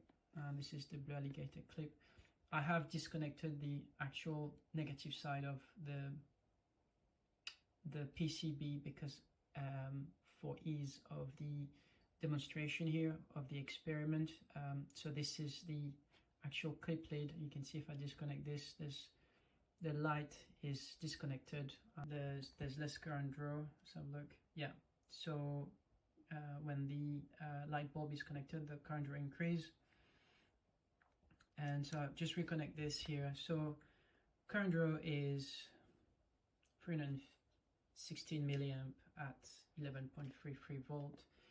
And the discovery is that if I change the connection of the output from the negative to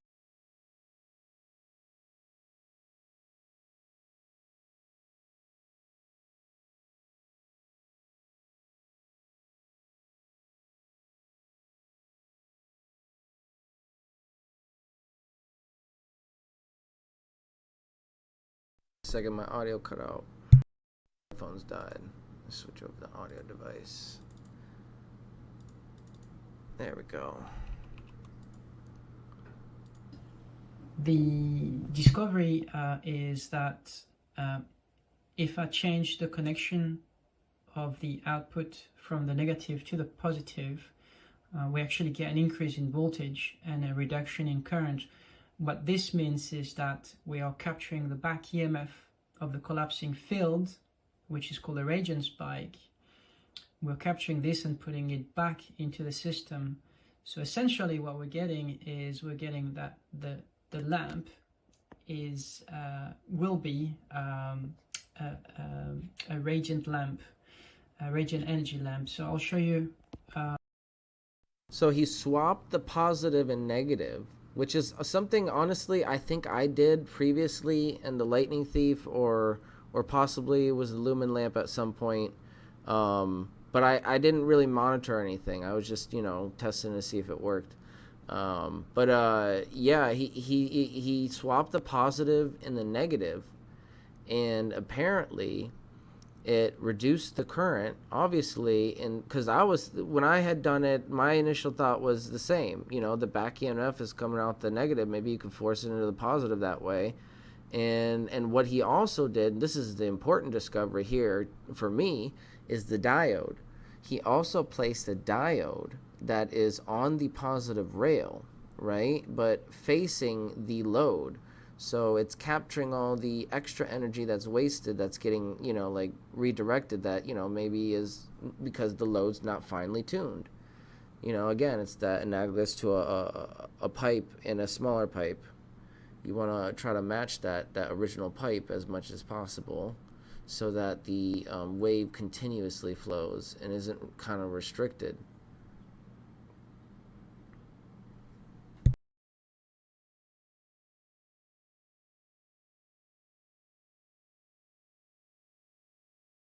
This blue wire, which is the output. Here, I'm going to try to zoom out a bit, just so you can see. So I'm grabbing this blue wire, which is the output of the light bulb. So I'm disconnecting this. So current draw is 317 milliamp at 1133 volt. I forgot to show you the oscilloscope shot here. So this is the original joule fifth.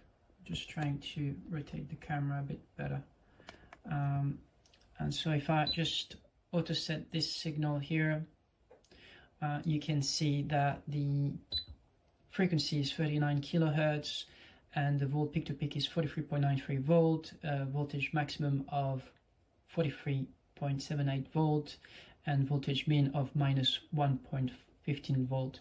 So this is the way that we've been showed on how to connect the original joule fifth.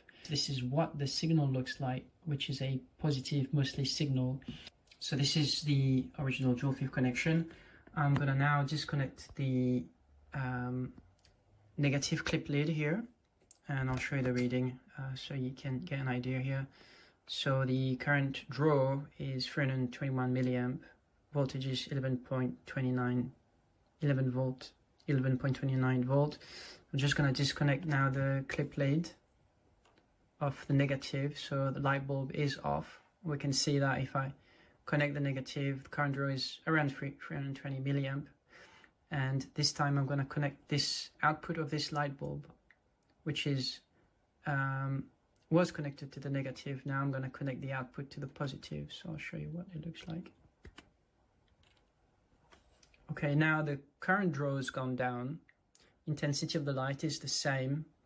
The voltage is more or less about the same. And I'm going to show you the scope shots here. So I'm just going to reset the scope shot. I'm going to show you the readings. So we've got now, you can see the voltage has increased. I'm going to zoom in a bit. So the voltage has now increased to 53 volt. We can see we've got a more, we've got a negative value here. We've got minus 13 volt, which we didn't have before. And we've got a max peak of 39.94 volt. This is the signal. I'm just going to show you the signal again. I'm going to center the signal. So this is the signal center. And also we've got less current draw going into the system, and we've got a higher voltage. So we are now feeding back the collapsing magnetic field of the coil back into the lumen lamp. So we've got a radiant energy lamp.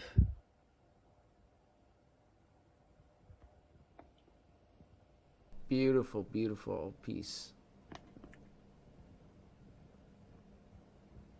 And look at those huge radiant spikes.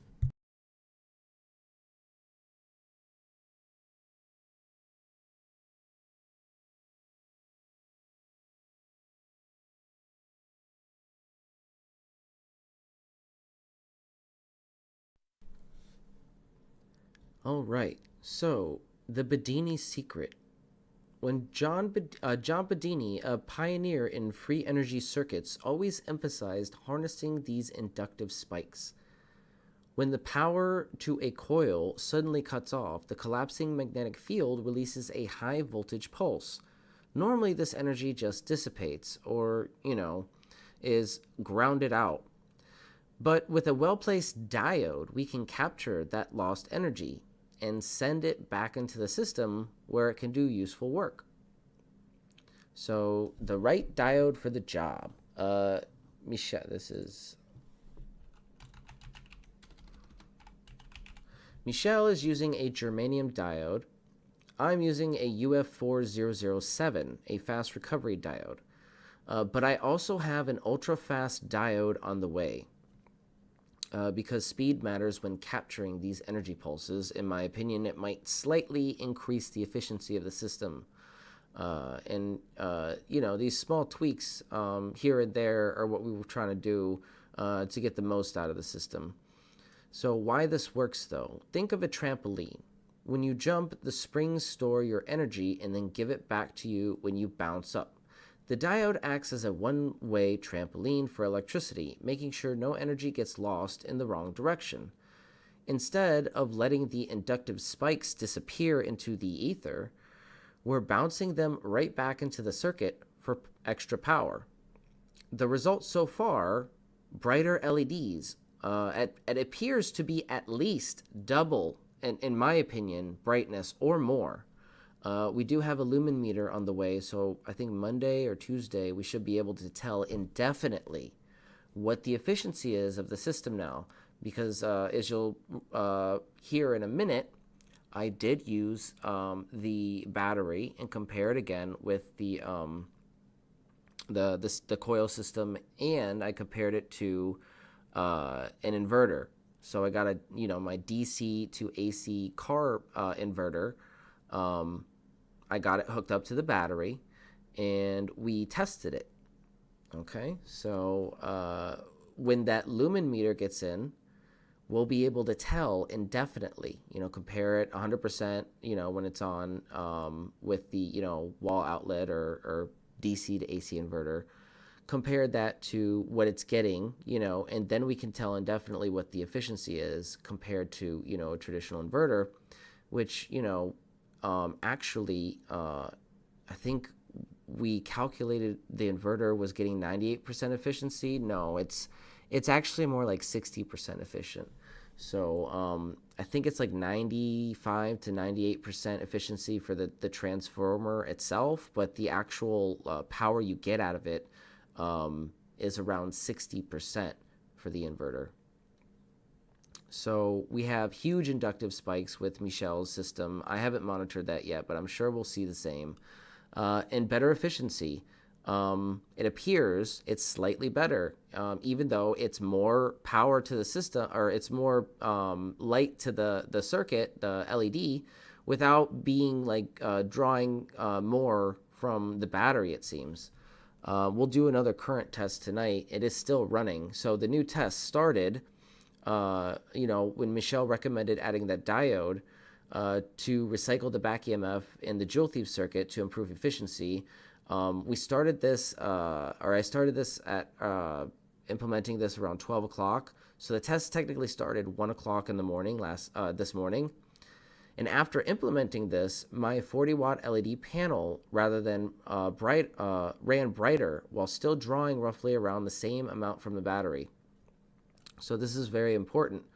And the test, I started around 12 to set up, and charge the battery and test them both.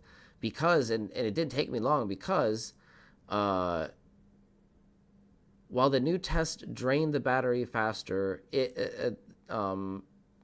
than the traditional, non-diode, the increased brightness suggests better lumen per watt efficiency in the long run, when you calculate everything.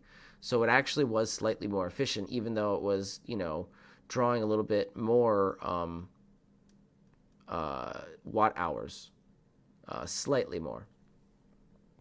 So I think it was like 0.006 to 0.04 to 0.002, something like that.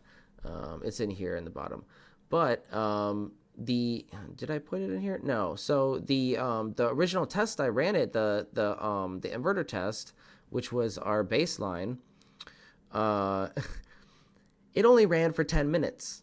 From testing, we ran it from 12. So I had it charged at, and this is the interesting part, I had it charged at 12.6, and it was still, stabilizing. It takes some time for the battery to give you the full, or the accurate voltage when you check the charge level.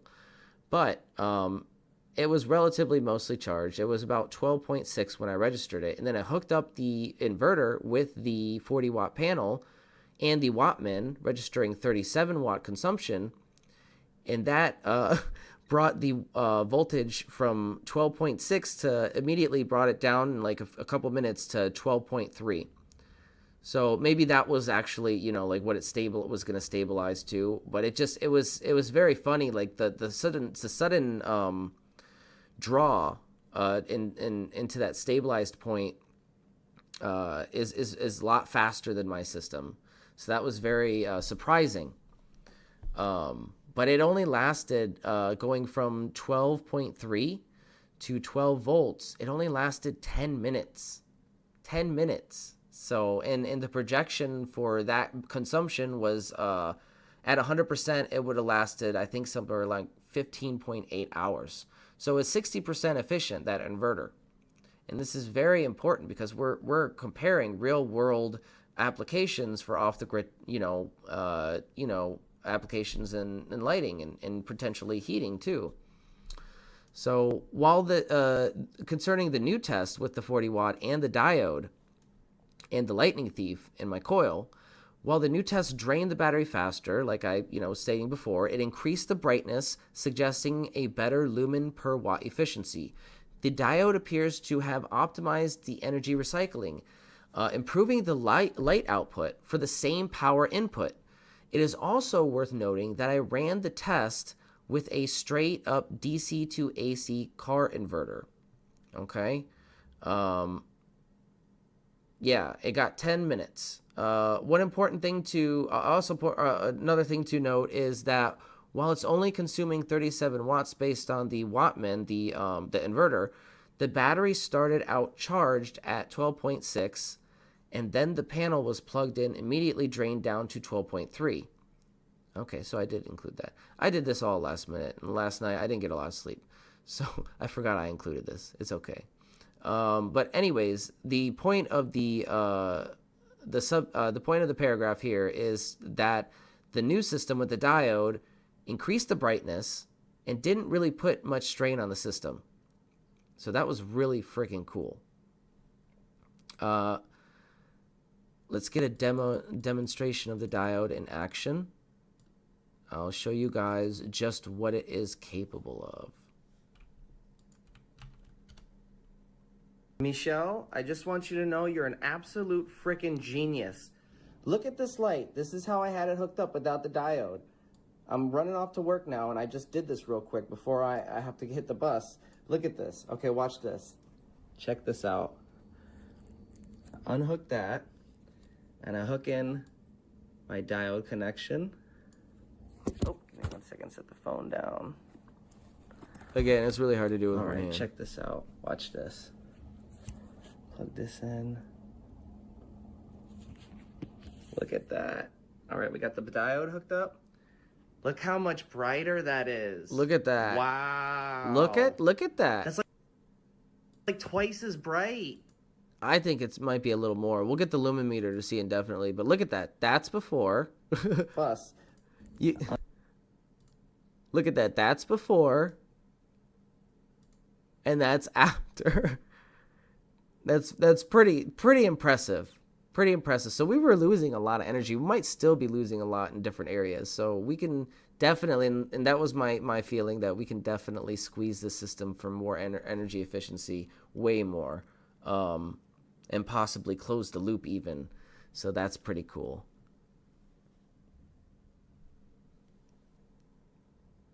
It's bright. We'll have to monitor the battery consumption when I get home, but wow. Yep, absolutely wow. That is intense. So what's next? We're going to test even faster diodes to see if they improve performance further. Could we push the efficiency even higher? Could this principle be applied to bigger systems? You know, stay tuned as we experiment with what's possible in the world of free energy. So this discovery has been an eye-opener, proving once again that small tweaks can lead to big breakthroughs. The Bedini method isn't just theory, it works in practice, and we're seeing that here in real time. We're seeing the results firsthand.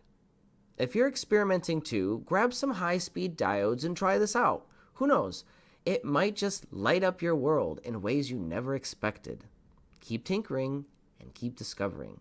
With that, we're going to go on to the final segment, which is I have a couple of videos that we can watch as fillers while we wait for the main show, since I finished up a little early. But I have a list of potential experiments we can do that I'd like to bring up with you guys and get your input, what we should be working on tonight.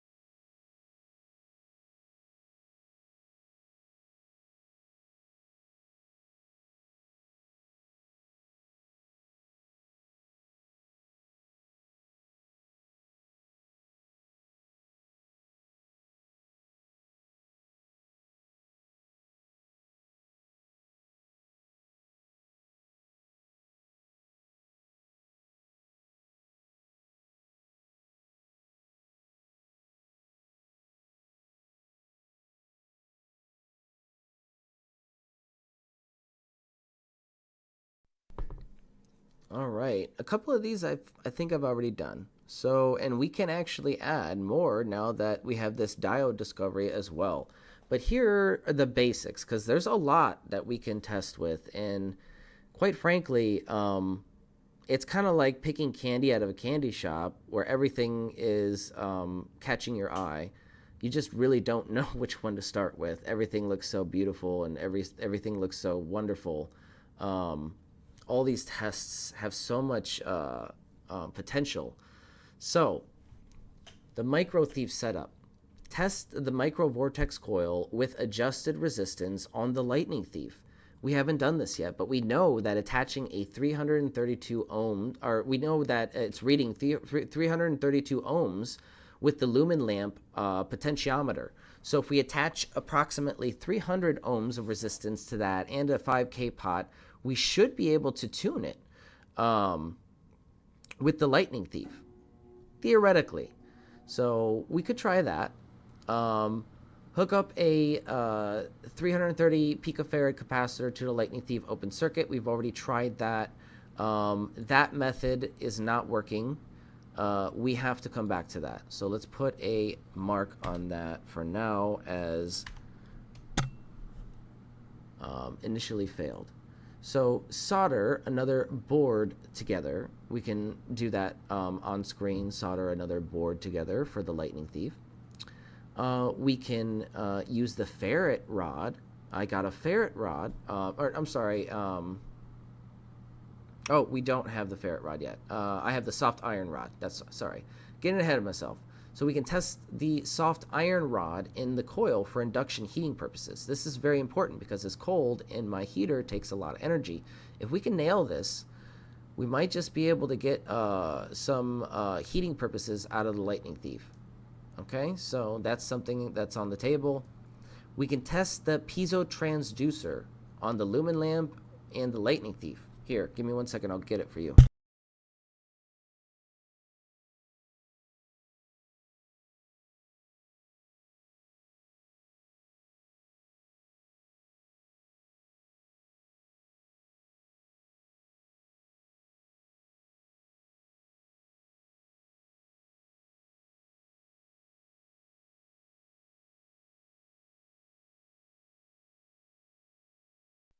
All right, we have the piezo transducer.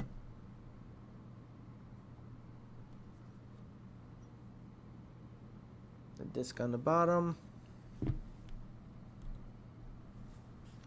And we also have on the table, test the paradox box here. This is the paradox box made by Michel Morel. This is his kind of like discovery, I think, where we have the north to north pole, and it's kind of like a magnet transformer. We can test it on the lumen lamp and the lightning thief. We could do that tonight.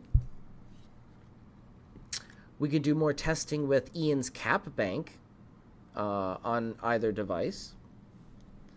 Actually, probably just the lightning thief. The lumen lamp already has its capacitors on it on the board, so we might not want to mess with that. So maybe just the lightning thief if we do that.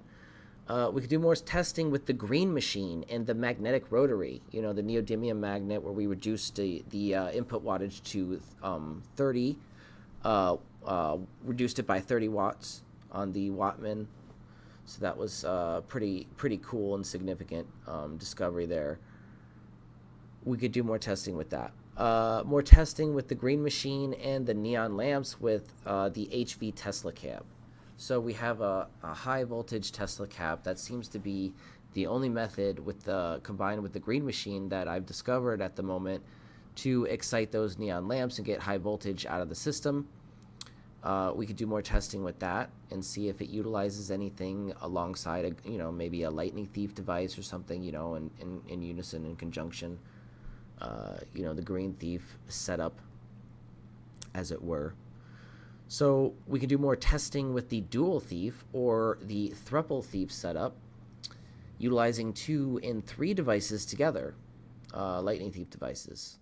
We can also do more test the 12-volt battery with the lumen lamp, put 2 15-ohm 2-watt resistors in series with the 12-volt battery to lumen lamp positive rail, and this is recommended to prevent it from, I guess, burning out. But honestly, I don't think that's necessary. I've hooked it up to the wall adapter now for a long time. It's still on. It's been on for days. It's, you know, it's pretty efficient. It's not 100% efficient, but it's pretty efficient, and it's you know, not giving me any problems. So it's a 12 volt, you know, 1 amp wall adapter. So that's pretty cool that it works. Yeah, so we could do more testing with the dual thief or thruple thief and the paradox box or Ian's cap bank. We've got a lot of options tonight, guys. The piezoelectric transducer, you know, cue the Jeopardy music. Do do do do. You know, what do you want? What do you want to do? I don't understand where to start.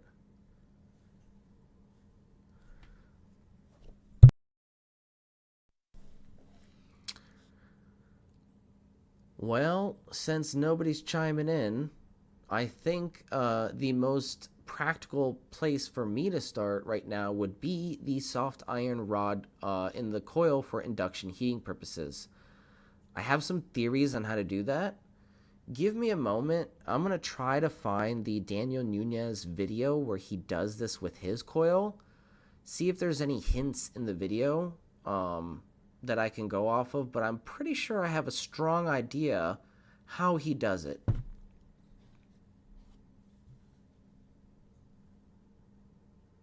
So with that, we're going to go to a quick intermission, and let me see if I can find that for you and take a few minutes to prep that before we hit the main show, and I do that in the background in the mini lab.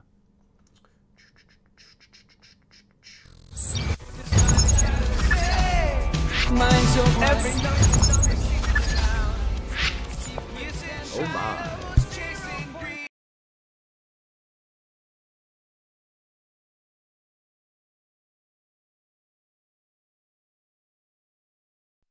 That was an odd glitch. We are going to just shut this down.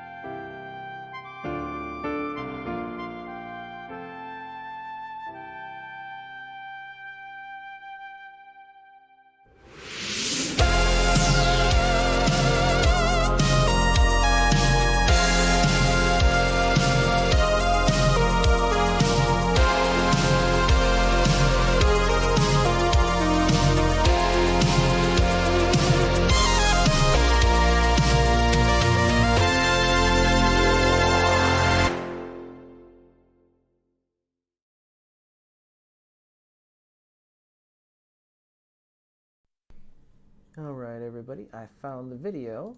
We're going to watch it and then transition to the proper intermission screen, which was glitching out for some reason. You might have to mute. I might have to give you guys a mute warning to sort that out. I don't know what's going on there. But this is the video. Oh, let me bring it up. This is the video that I was talking about that might give some insight into how we can actually get some heating out of our coil tonight, because it's chilly, it's freezing, and I don't really want to turn on my heater too much because it's expensive. So let's see if we can crack this. Hello everyone, this is Daniel Nunez with OneStopEnergies.com, and this is Breakthrough Energy. What you're looking at is a coil that's resonating to its optimal frequency, and this is the future of inductive heating. So what we have here is a input frequency of 28.760 kilohertz. We are getting 36 volts going in, 300. So immediately he's using the stereo amp method, or we will be using the stereo amp method because he's using a tone generator. Okay. And 57 volts coming out. And we're cooking 3 kilohertz. We are getting 36 volts going in, 357 volts coming out.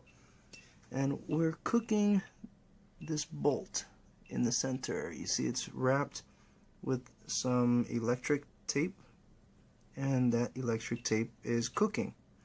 The meter is having a hard time detecting the high voltage output, so it's making a weird beeping sound.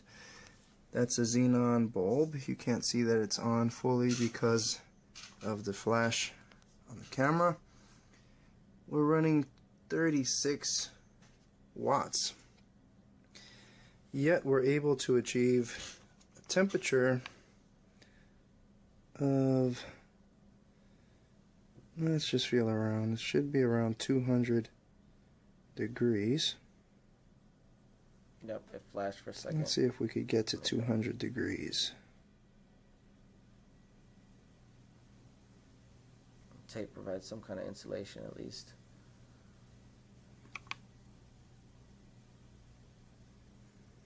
So I'm thinking that that's more than likely going to melt away some of the enamel.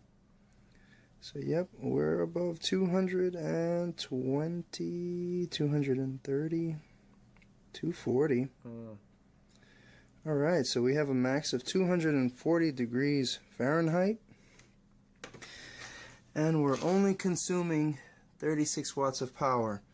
Bear in mind that 20 watts of that is standby power for the amplifier, so we're really only using 16 watts of power to achieve a temperature of 240 degrees Fahrenheit, enough to create this smoke that you're seeing.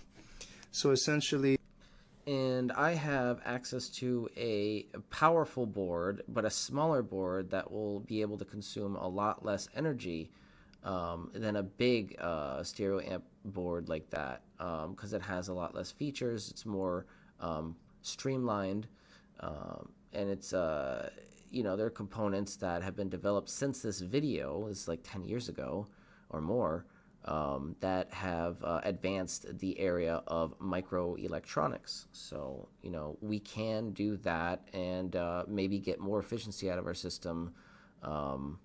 Interesting. this is the future of inductive heating. So I went ahead and tested that with the other coil. Wasn't even worth a demonstration. Just trust me that the regular solenoid coil will not do this. And the maximum compression of energy that's happening in the center there is creating way more inductive heating capability than... That's something I didn't pick up the first time I watched this video. He tested the traditional solenoid coil. It didn't do the same thing because it's utilizing more of the path of least resistance than a straight line wire, but it's not utilizing the path of least resistance. ever possible before. We also have a massive amount of wireless transfer. I'm not going to set this right on top because I will also melt this pickup coil. But this is breakthrough energy. Again, for those of you who are not familiar with this setup, just to go over it really quickly, you have a frequency that's going in, driving the amplifier at above 27 kilohertz. That's going into the... And he is using the closed circuit method, I believe. This is my theory. Specifically, some of his diagrams, I believe, say that the closed circuit method produces heat. So from that, I kind of intuited that that's what he's talking about here, the closed circuit method, which makes sense.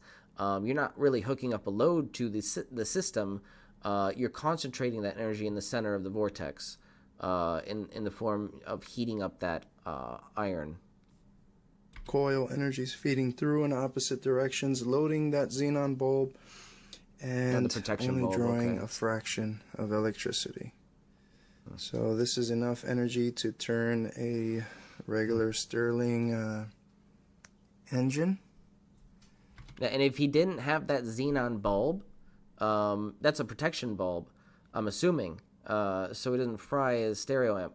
But if he didn't have that xenon bulb, theoretically, he could get way more heating out of that, way more voltage, because you know that's taking up some of the voltage potential, as we've seen in the Lightning Thief system. You know, when you have to excite something that powerful and use a lot of voltage, so your reading is going to be a little bit less than what the full potential of that system could be.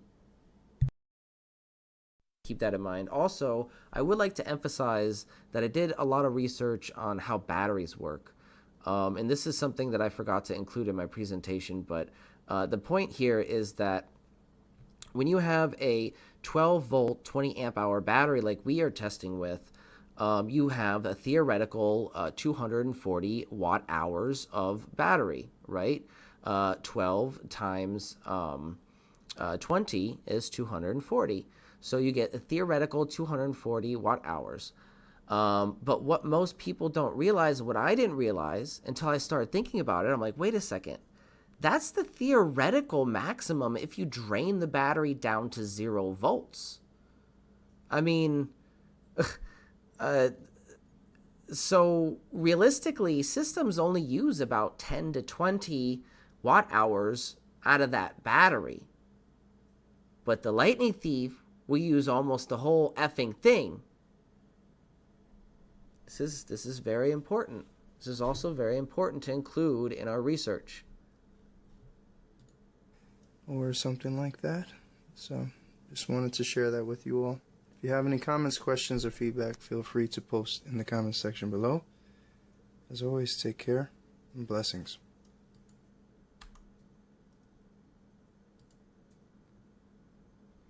All right, we are going to actually transition to another intermission to get ready for the main show, the League of Extraordinary Inventors. So you might want to mute your audio because I think the Streamlabs app is messed up. So if this glitches out again, you might want to mute the audio until I can sort it out. It takes like 5 to 10 seconds. All right, here we go. Pray with me. Every number secret.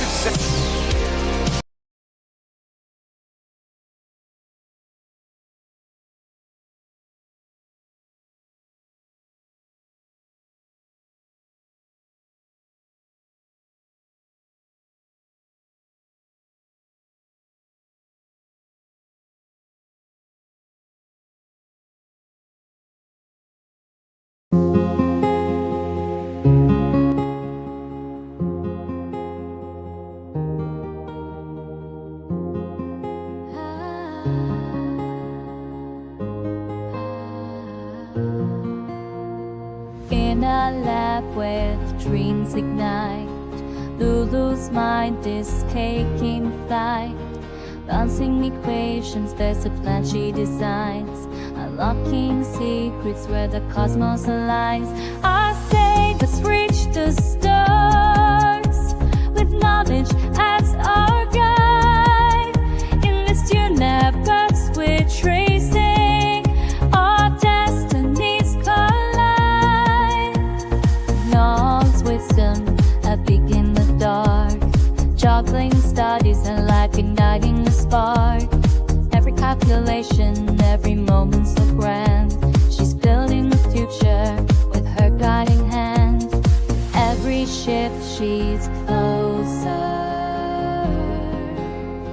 to the night. Family warmth she finds.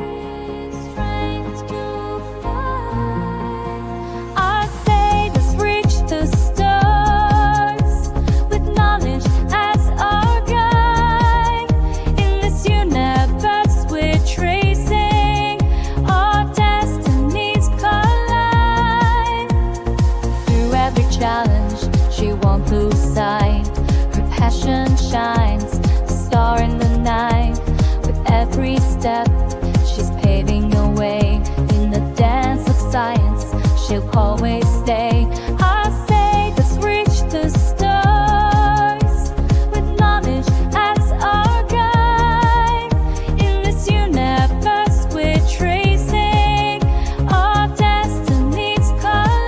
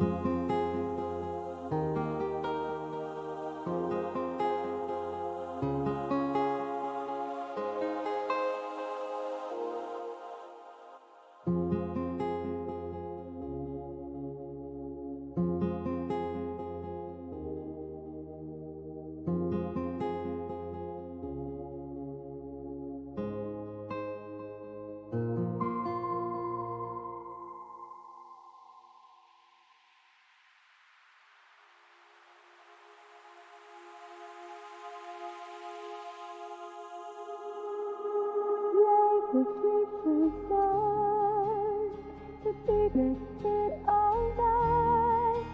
Our take is the light of the stars. I say let's reach the stars with knowledge as our guide. In this universe we're tracing our destinies collide. I say let's reach the stars with knowledge as our guide. In this universe we're tracing our destinies collide. I say let's reach the stars with knowledge as our guide. In this universe we're tracing our destinies collide. I say let's reach the stars with knowledge as our guide. In this universe we're tracing our destinies collide.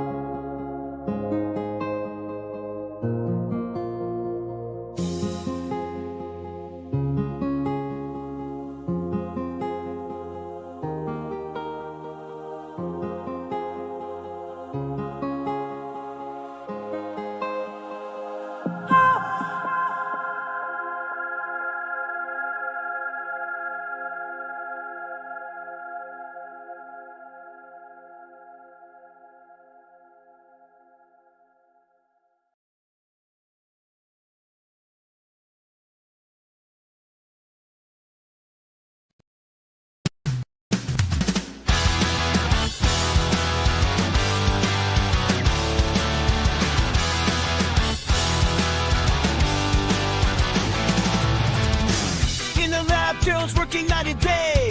Mystic gadgets in magnetic ballet. Circles of power aligning destiny's way.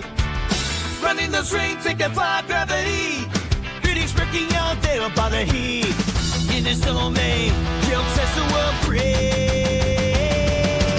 Lord of the Rings, pretty strong. Proving the currents if they wrong. Electromagnetic symphony. Terror only crafts destiny.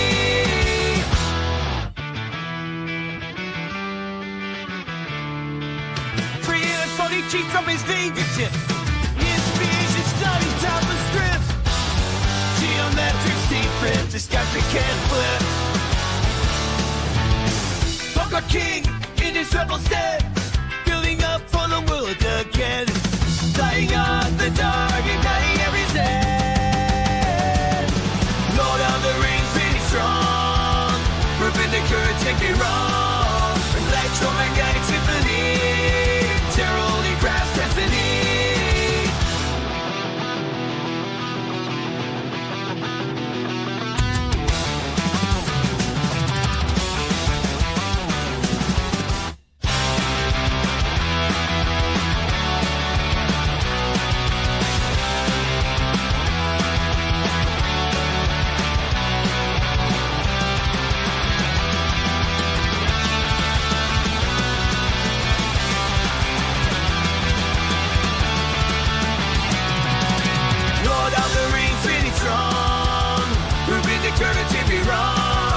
Electromagnetic symphony.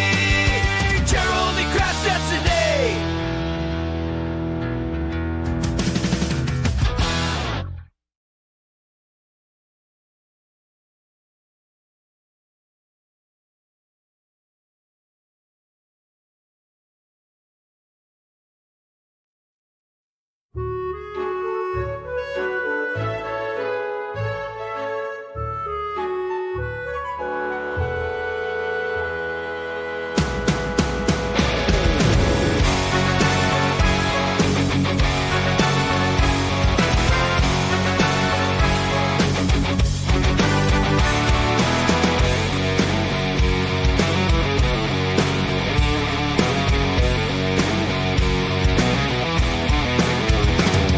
And in the depths of shadowed halls, I wandered all alone, casting whispers, blinding chains, demons of my own.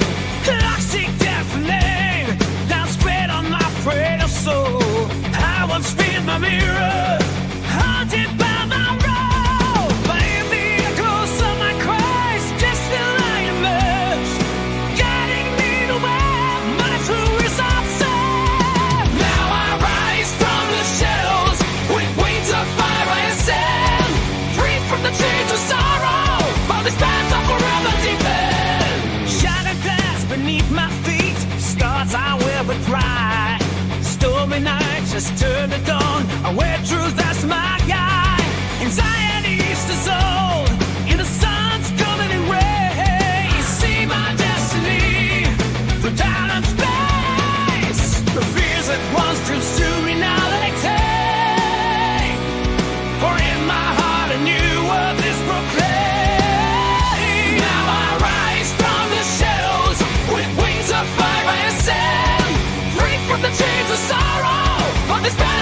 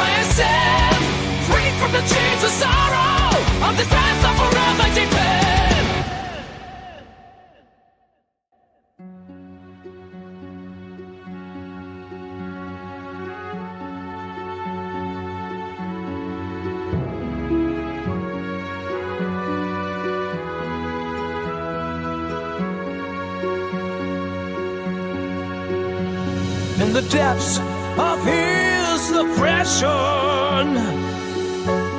It's the rise of a true nation.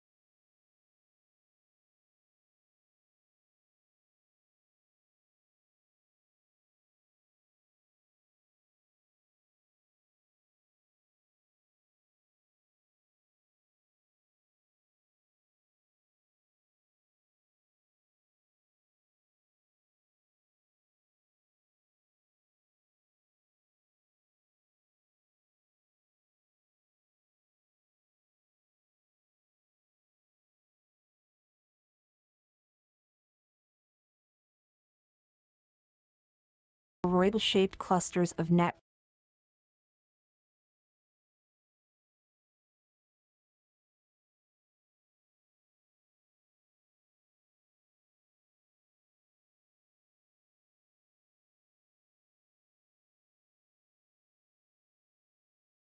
The plasmoid unification model, molten sea arc atomic reconstruction technology, or MSART. Plasmoids are donut or toroidal-shaped clusters of net protons or net electrons that, once captured and placed into a toroidal orbit, are capable of absorbing, storing, and releasing enormous amounts of energy present within their self-generated and structured electromagnetic containment field.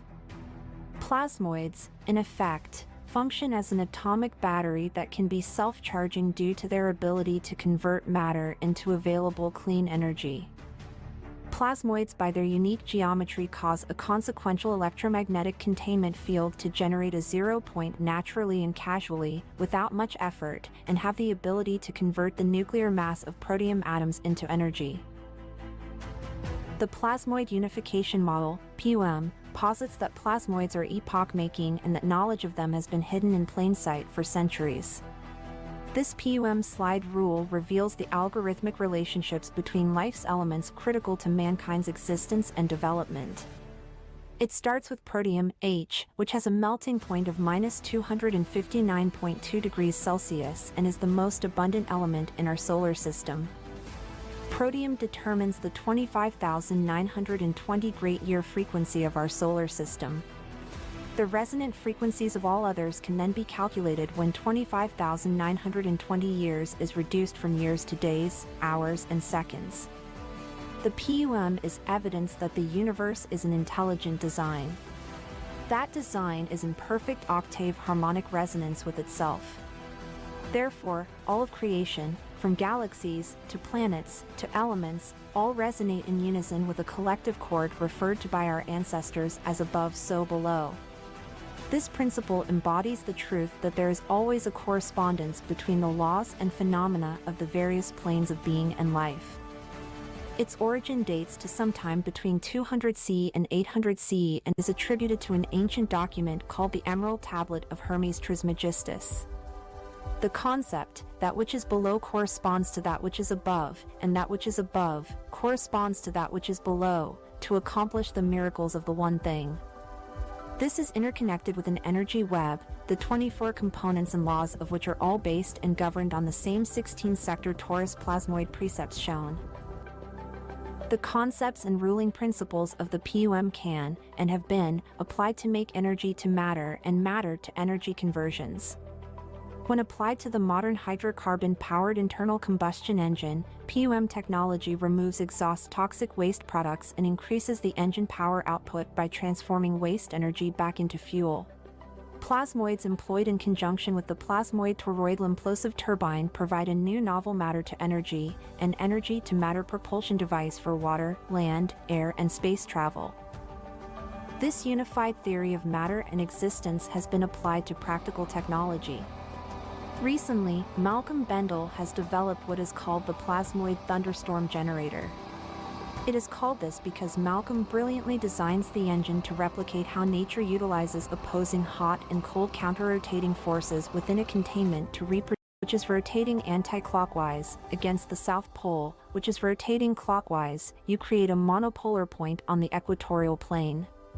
Segmenting the imploded sphere into 8 planes creates 16 peripheral points which, when viewed in cross-section, reveal the infinity symbol. In order to calculate the resonant frequency of a shape, you must first calculate the sum of its internal angles. To calculate the resonant frequency of an imploded sphere, we must produce the sum of the internal angles contained within all 8 planes. All physical shapes vibrate at the sum of their internal angles, which are determined by the base angle of 22.5 degrees and its octaves. The angle between the 8 planes and the 0-point equatorial center also determines the location of the knot and nodes on the Fibonacci phi curve on the pi surface. This connects and defines the placement of all the elements. To paraphrase Jordan from alchemical science, the air is distributed into the water chamber via a porous air stone, which produces microbubbles around 0.5 micron from the bottom inlet, which is composed of ionized air that passes through a tube of UV light. These microbubbles are sucked up through steel wool contained between 2 mesh screens using the vacuum pulses from the engine, shown here in this diagram.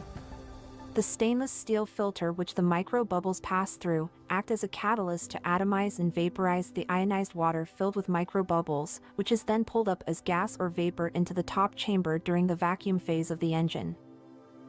According to Malcolm Bendall, microbubbles are necessary to ensure the bubbles remain symmetrical during the process in the next step where they collapse. Each vacuum phase produces around 7,000 microbubbles.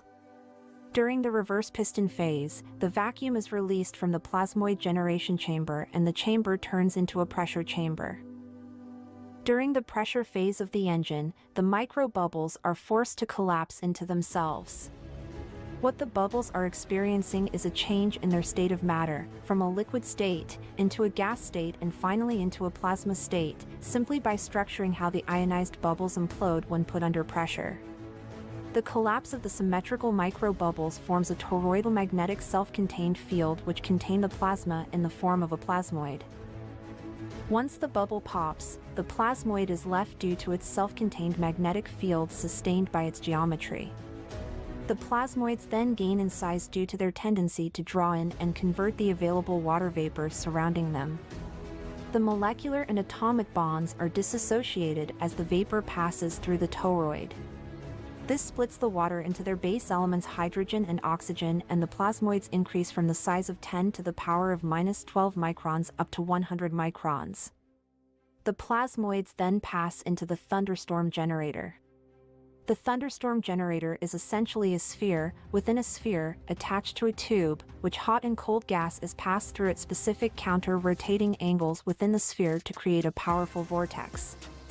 The cold ionized plasmoid vapors are pulled into the thunderstorm generator at a temperature of -86.3 degrees as they exit the generator. The hot exhaust is introduced at a counterclockwise angle to the plasmoid vapor to produce a powerful vortex. The opposing vortexes of hot carbon exhaust gases and the cold water vapor that is dense with plasmoids collide, reproducing a thunderstorm in a bottle, where slight differences in temperature can cause powerful storms. The column of water being subjected to alternating vacuum and pressure pulses sourced by the normal action of a piston within an internal combustion engine alternatively generate and collapse the bubbles. These are the same naturally occurring forces of nature that produce the enormous power of a thunderstorm or cyclone. cool, moist plasmoid enriched air moving into the engine, structured using resonant spheres and cylinders of different diameters, interacts with hot, dry air, encapsulating it as it moves out in the opposite direction from the engine. This releases enough energy at an atomic level within the exhaust stream to fundamentally alter its composition, eliminating toxic chemical wastes such as carbon monoxide, nitrous oxide, hydrocarbons, and other toxic compounds. The exhaust's net positive ions, which are also bad for life, are replaced with net negative ions within the exhaust. Simultaneously, within the vacuum, imploding into the engine together, the MSART plasmoids and water vapor act to both disassociate the water into hydrogen and oxygen. The plasmoids alone, once reaching their effective charge density, create a viable singularity 0 point due to charging received by the thunderstorm tornado dissociating the hydrogen into its component electron and proton. This atomic and molecular fuel is fed back into the engine to add and enhance the explosive force of the normal hydrocarbon fuel. Other elements that contain neutrons within the imploding vacuum stream are unaffected by the forces applied by the plasmoids, as they are not powerful enough to act on the nucleus, therefore producing no nuclear byproducts. What this does is turn the exhaust into toxin-free oxygen. The underlying principle of Malcolm Bendel's unified field theory is that all elements are plasmoids and that all those elements are controlled by charge density. Therefore, making charge density the only relevant characteristic when considering zero matter, time, light, and matter. Jordan from Alchemical Science is an independent researcher who has personally verified the engine's authenticity, and according to him on his channel, which is linked to in the description below, there is a slight smell of burnt air but almost no sense of carbon emissions produced when putting your nose up to the exhaust. The brilliance of Bendel's design isn't just in the ability to adapt already functioning carbon-producing engines into super-efficient oxygen factories, it is in the simplicity of its engineering. Further proof that the greatest science is based on nature, the universe's most efficient energy machine. Much thanks to Jordan from Alchemical Science and the Strike Foundation, which I have linked in the description below. I highly recommend anyone interested in learning more about plasmoids, sacred geometry, or obscure, esoteric science to go over and subscribe to Jordan's YouTube channel, Alchemical Science. The truth is out there. These are the doors, all you have to do is walk through them. For more videos like this, put a like on our video, and subscribe to our channel BeneficenceTV. Beneficence is beautiful.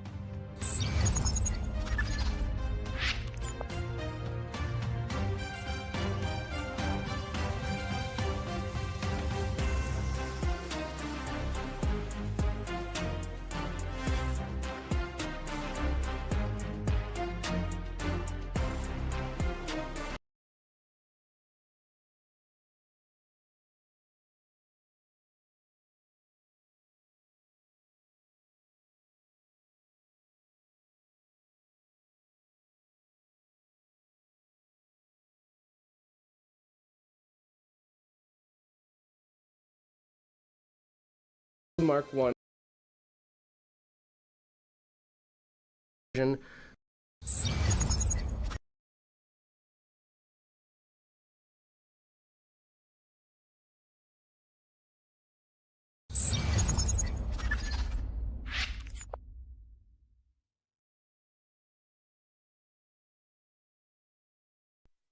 Welcome everybody.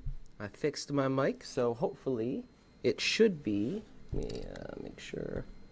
Yes, should be fine, so I don't have to hold it up to my mouth anymore.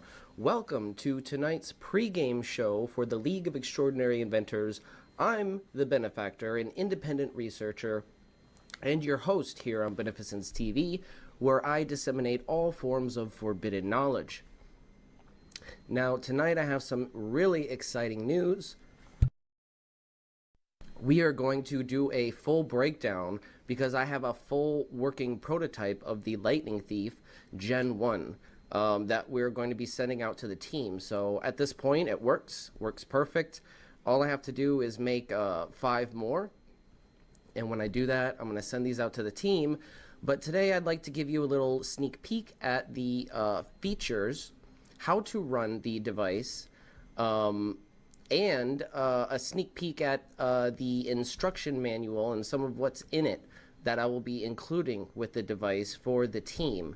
Now, I only had, this is functioning as a beta test for the consumer version, so I only had limited resources. I did limit it to the first wave of our team members to 6.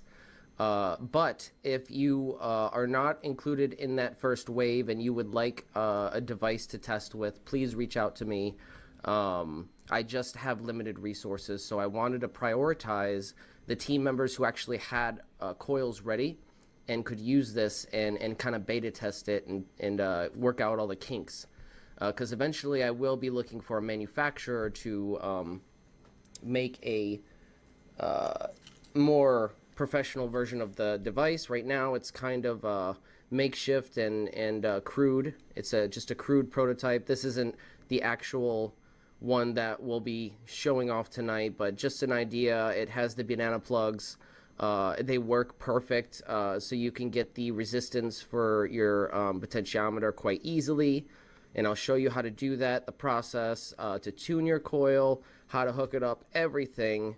And it also has the swappable board, so I'll go over that as well. Everything tonight is going to be really exciting, along with the lumen lamp.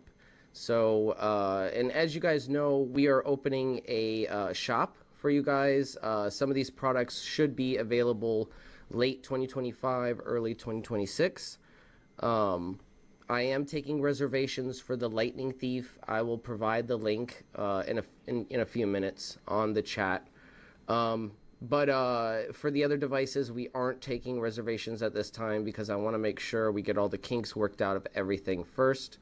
But we're rolling out our first device as the Lightning Thief device. Then we aim to roll out the Green Machine, which is a pulse width modulator. And it's an all-in-one device. If I can get the coil that we're going to be going over again. Another interesting update with the microvortex. I don't know if you guys were paying attention last time. I gave you the update on the microvortex. It's done. I just need to kind of hook it up to the lumen lamp board and see if it works. I haven't been able to tune it with the Lightning Thief, but we're going to hook it up to the lumen lamp and see if that works too. So if that works, that's going to be our coil that we are going to be using for the all-in-one Green Machine device. So that's going to be like a pulse motor device, so you can drive a rotary, a magnetic rotary, or a motor of some kind.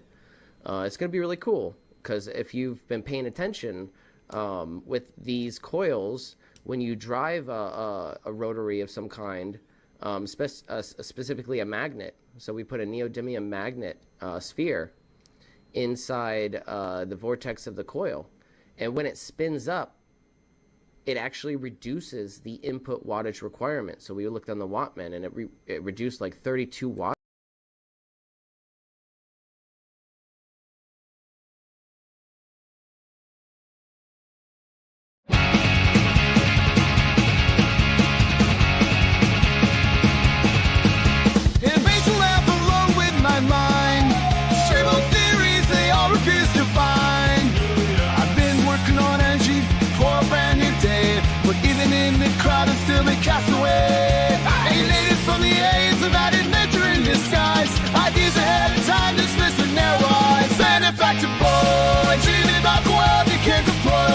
Changing the system, I treat it like a toy.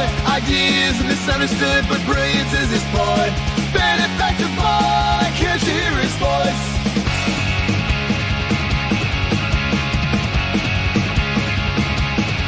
Talking love 0 point, the points lost on them. Kevin structures crumbling from the same old Sam. They laugh like I'm crazy, but I see it all so clear. Exploited labor, unheard, injustice burning ears.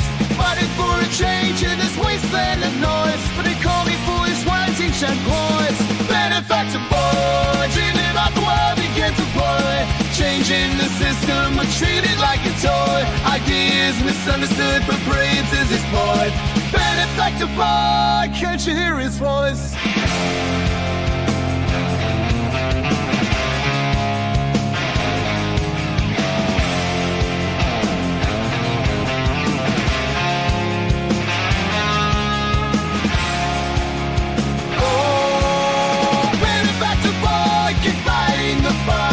Chasing revolutions in the darkest nights. A dreamer with vision beneath the laughter and noise. A future so bright waiting for the right choice.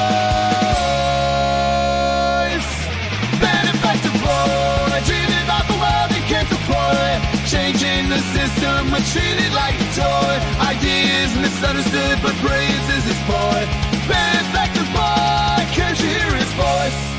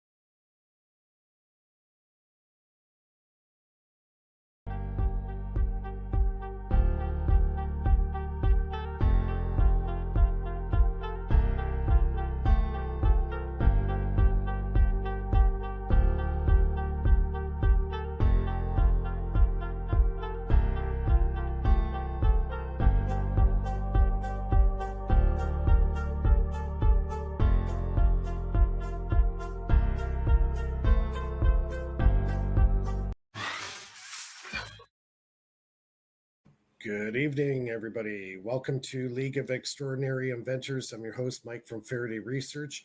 It is Free Energy Fridays. Welcome to the show. It is January 31st, 2025. Welcome, everybody. We got our usual panel. We got Nathan, Philip, Ben, and Lulu. How's everybody doing tonight? Doing great. Excellent. Doing good. Yeah, it's been a busy week. It kind of ended on a sour note with me on Wednesday. I re-injured my left shoulder at work. So I spent Thursday morning in the hospital getting x-rays done, and now I got to go to my family doctor and probably get either an MRI or what do you call ultrasound on my shoulder to see if I did more damage to my shoulder. So I've been in pain and get muscle spasms in my arm and stuff like that. So it's kind of been messed up, but well, what can you do, right? Things happen, and you just kind of have to try to get better. Try to look at the bright side, right? Yeah, these are one of those injuries because it's a ligament. I think I've torn a ligament in my shoulder. Well, I know 10 years ago I tore 3 in the front and 3 in the back. And now I'm obviously getting older like the old man here. Yeah. Yeah, I was climbing up into the forklift and they have a handle. So I grab onto the handle to, lift myself in. And that's when it popped in my shoulder, right? So I knew something was wrong right after that. And by the afternoon, my hand was just like pulsating in pain. Hey guys, Joe's in the chat. Yeah, Joe, I sent him Gerald, I sent you a link, and I also sent Joe a link as well in his email. So if Joe's in the chat too, he can jump on with us. So where do you guys want to start today? Nathan, you want to start everything, or Philip, who wants to go first? Well, I'll start. Is that okay if I start? I have to leave in just a little bit. Oh, right. Yeah, that's right. You got to leave for a little bit. Okay, cool. So basically, all I'm working on is my little over Unity project with my Tesla coil, and it's going half and half. It's not very good yet. I got the motor to fire.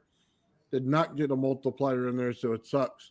So it's basically a very underwhelming under Unity project that really is a stinker right now.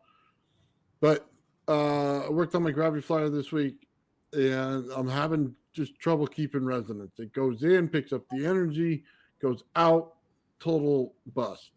So I don't know which part it is, and it may just be, bending metal and stuff, and I'm kind of getting frustrated with it, but as soon as I get it right, I should be good to go on that. And then with my Tesla coils, I'm working on a big video for that. Since I did the one wire energy, and I also turned around and did the resonance to create plasma and secondary coils.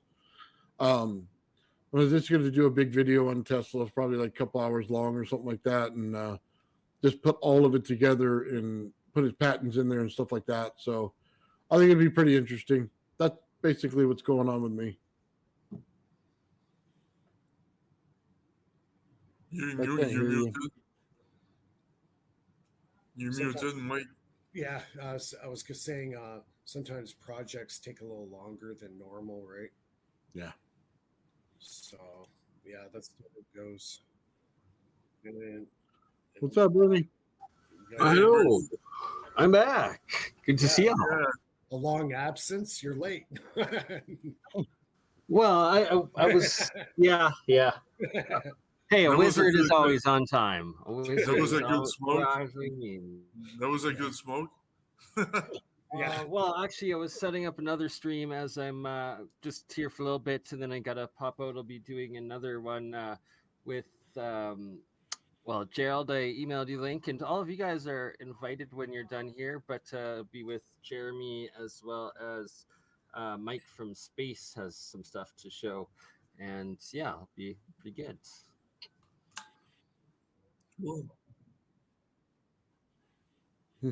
Yep, we'll see how I'm doing. If my arm's gonna feel like it's gonna fall off, then I'll have to pop some pain medication for my shoulder. Oh no! A little bit pain medication, a little bit of duct tape, you'd be all right. Yeah, I think I got some. I think I have a couple of cider beers tape sitting for in the the way. fridge right now. Actually, that's sounding pretty good right now. There you go. 3 or 4 ciders, you'd be all right. Yeah. Your voice might not sound the same, but you'd be all right. I think I have some whiskey in my liquor cabinet. Yeah. There you go. Problem solved. Yeah. Vodka, whiskey. I think I have some wine, but it's like really cheap wine, and it'll give me like a hangover. Oh, you remind me, I got some leftover wine I guess. Oh, I love it. Yes, we know, Philip, you love your drink. Yes, we know. Oh yeah, I can't wait to go and like I was saying, I'm going to San Diego for the Super Bowl, and man, with my old friends, it's gonna be bad, man. It's gonna be bad. I'm going there for February 8th, so February 8th it's a Saturday. Yeah, next Saturday you're leaving. So we're gonna. My tolerance is so low that I am afraid that I'll pass out easily. You'll be a cheap date. Yeah. You'd be skinny dipping in the ocean. Skinny dipping in the ocean. Yeah. Oh, we're gonna catch you on the news. Trump is gonna deport me back to Canada. Yeah. Crazy Frenchman gets deported by Trump.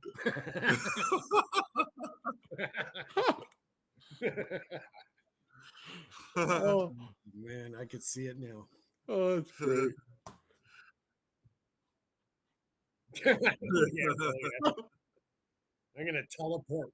I'm gonna teleport my ass out of here. Beam me up, Scotty. Yeah. Hey, Trump, don't mess with me. I'm gonna beam you out.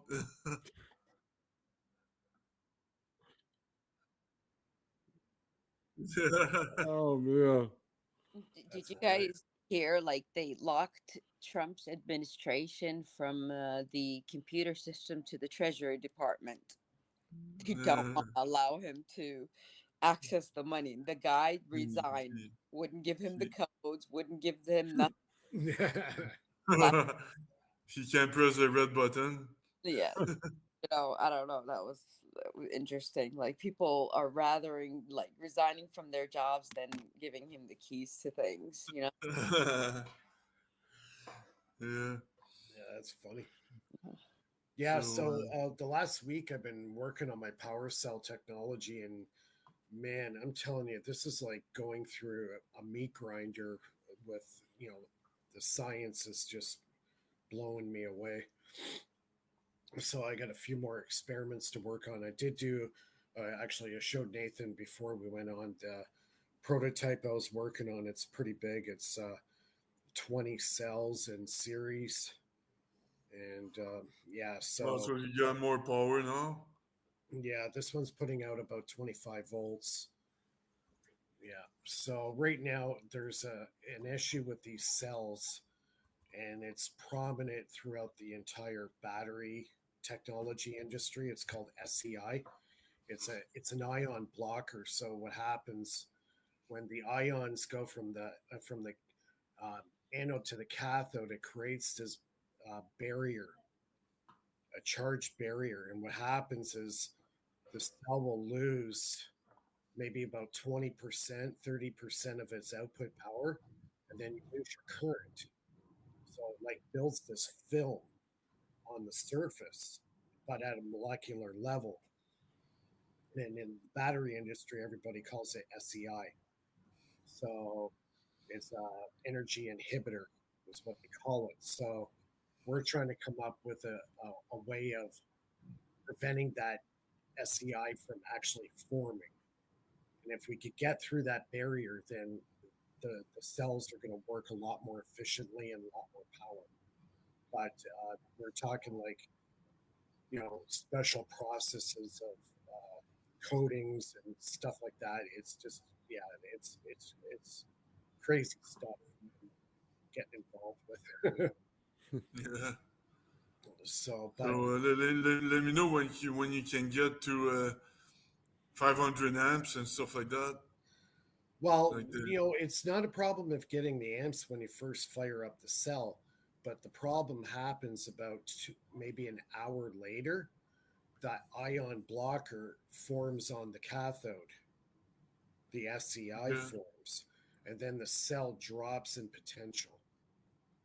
yeah, And there are ways of doing it, protecting the surfaces from this happening, but it's not easy. It's a very high tech fabrication work. So, yeah, we're trying to figure out the best method of doing it, and that's where I'm kind of at right now. So it's a bit of a roadblock, but uh, as long as we stay on it, and we'll come up with a solution.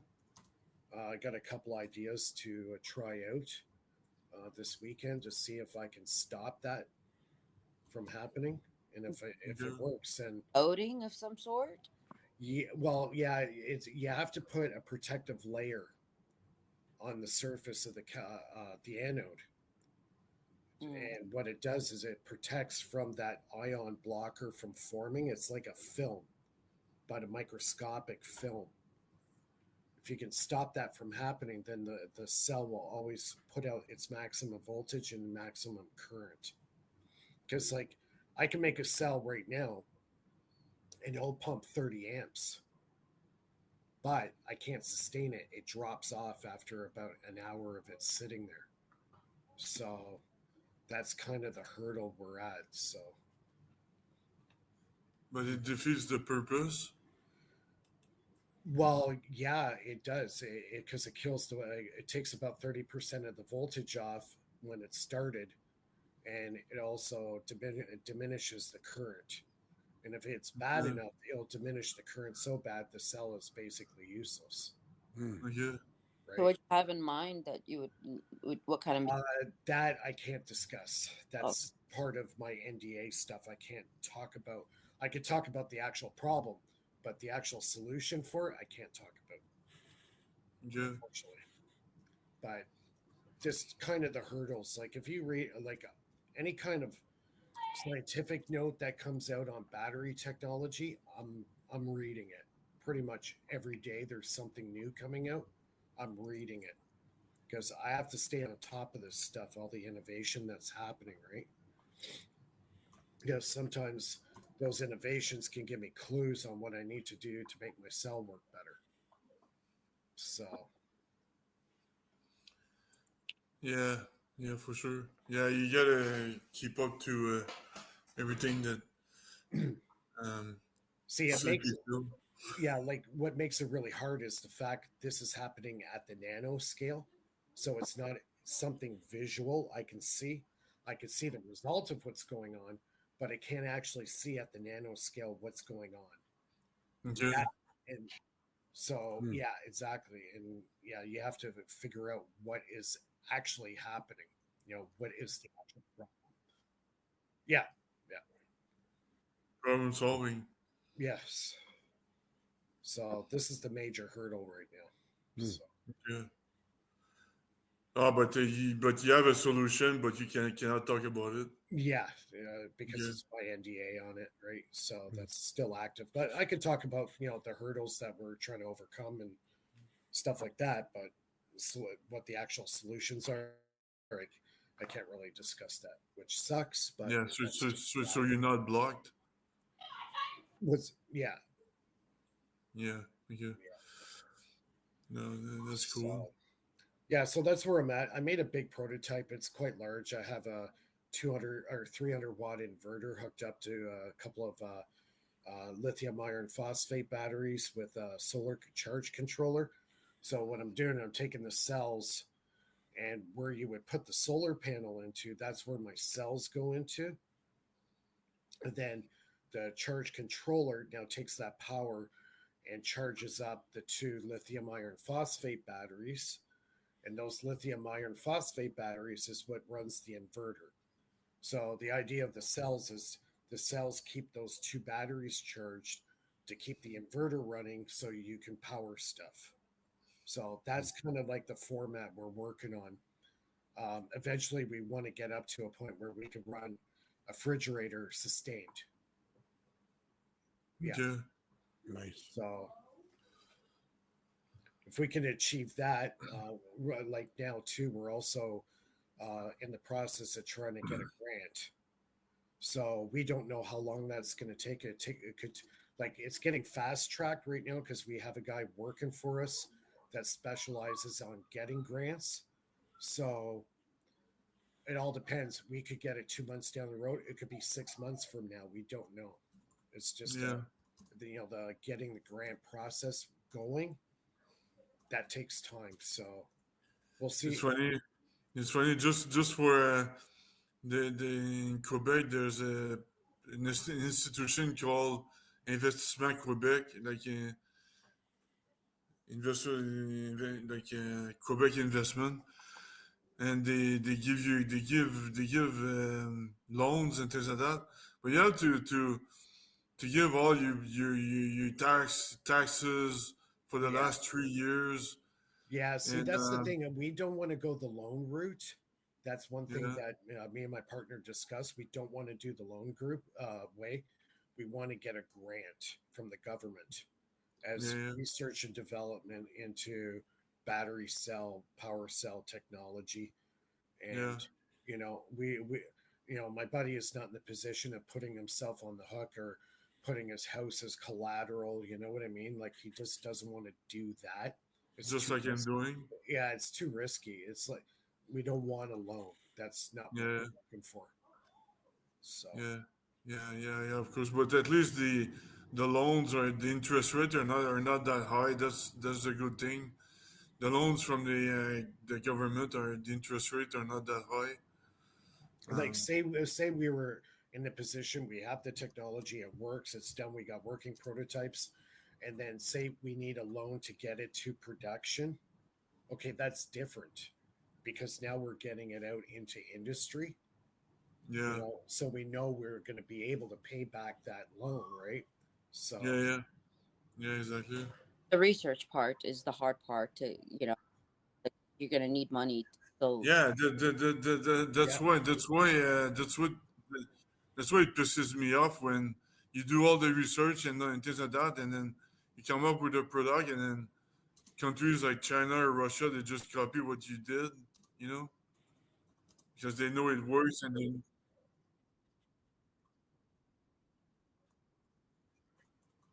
yeah, exactly. When you did all the hard work and all the money, then it's like the big thing too is not only getting the technology made, then you're going to need the technology to actually make the stuff, or like an assembly line and fabrication and all that stuff. That costs big bucks. That's a huge investment. So you're going to have that money lined up so you could actually have a physical, say, like a factory setting to actually manufacture, and that's mucho dollars. Yeah.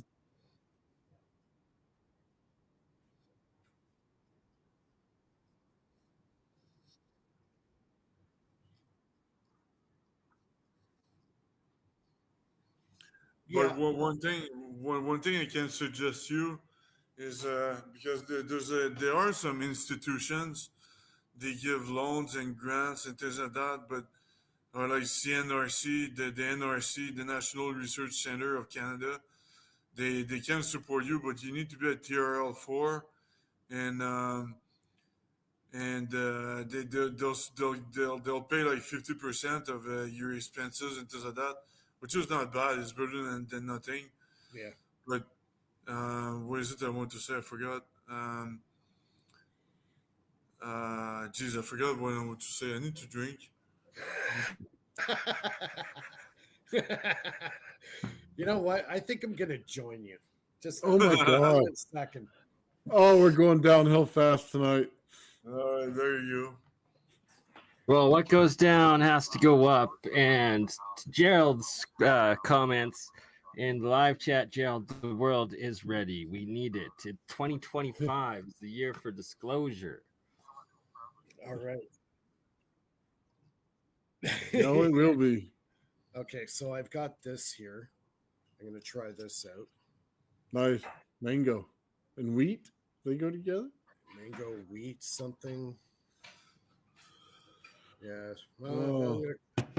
bottoms Cheers. up. Cheers. Salute, brother. Much love, everyone, and it's good to see you. I'm sorry I gotta hop out, but I posted the link in the private chat if you guys are still up for joining afterwards. Yep. If not, we'll Yeah, see you just next week. send the invite links out, Bernie, and if everybody's still up and wants to join, we'll pop in. Thanks, Bernie. Yeah, thanks. All right, thanks for No popping problem, in. and thank you. And yeah, just post it again in the private chat for everyone. All right, cool. All good. Thanks, Bernie. Love ya. Take care. So, all right. Yeah, it's like a beer. This one's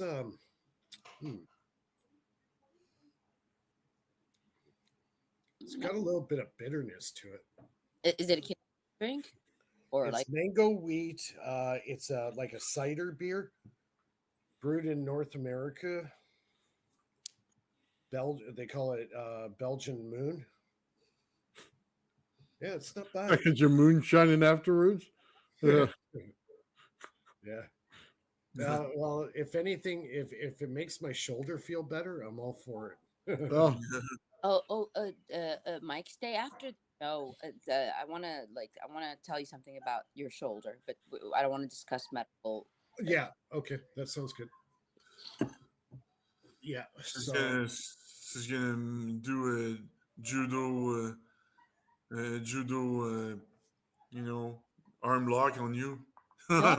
Like, remember that thing, the biomedical engineer that we met in Austin? She sent me on LinkedIn, and her research to fix torn ligaments and stuff like that. Oh, yeah? Yeah, and she needed people, and so you're saying this, I might I'll give you her contact, maybe, But anyway, yeah, I have to go see my family doctor next week, and he has to either send me for an MRI or send me for an ultrasound. But I know I tore 6 ligaments in the shoulder 10 years ago, so I think I just aggravated it or re-injured it, so to speak. So I have to see what's going on first on the inside. Yeah. But that's the way it goes. When you do a heavy labor job like I do, like if you see what I do every day, you'd be like, holy crap. Like, it's very physical work I do. You guys don't have the little forklifts and things to pick up these? Oh yeah, we do. But if you have to, we have a suction lift. So if I got a plate of steel, the suction lift lifts it off the ground. But that could be 1,000-pound piece of steel. So I have to maneuver that by hand into the machine, lower it properly without dropping it. And, that takes a lot of upper body strength to move 1,000-pound piece of steel, right? Oh, yeah. So, yeah, it's not easy. So, and then you got to get up and down in the forklift. And yeah, it's a very physical job. I do. A lot of people are in bad shape after they finish that career physically. Backs are gone, shoulders are gone, hips are gone. Oh, trust me, I understand. Yeah, I remember when I was working for General Dynamics, it was very there was a lot of people like you doing manual stuff all the time. Me, I was more on computer, but there were like my water jet now, it's all PC, right? So I'm on the computer quite a bit too.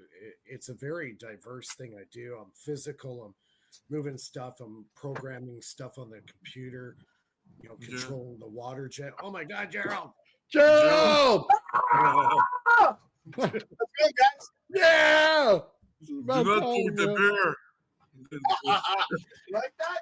This one says on it, I've got one I got one nerve left, and you're on it.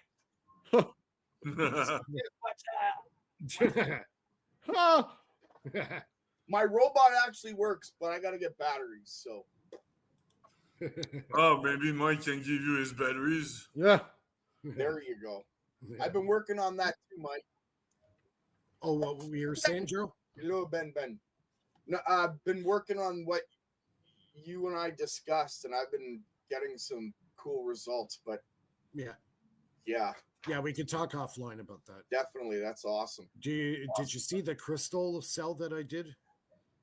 Yes, I did with the graphite box. Yeah, that's freaking awesome, man. Yeah, it works really well. It works really well. Graphite ingot is a very good material to work with. I used graphite rods. Yeah, they work good too. Yeah, I've been playing with that lately, turning it into like a battery. Mhm. And I use magnesium bits, and I turn that into a crystal cell. 1 sec. He's in, he's out. He's in, Yeah. he's out. It's like the Twilight Zone, eh? Yeah. He's like That a was wizard. the best show ever, the Twilight Zone. Oh, Yeah, yeah. I used that to was watch good. that. They used to Yeah. have that on TV back in the late 70s and early 80s. Yeah. I used to come home from school, and me and my brother would be watching the Twilight Zone after school. They have some of the best shows. I'm telling you, it was great. I never understood the story, but it was cool all the time, you know, just... Yeah. Well, I was able to understand the storylines. They were a little confusing at times because it was like strange stuff, right? Yeah. Yeah. They had some good time. They don't do shows like that anymore, and that's what pisses me off. They don't feed the shows these days. It's not feeding your imagination. I know. You're just like I know, it's like shows now, right? Yeah, it's like the reality TV shit. You know, that's stupid. There,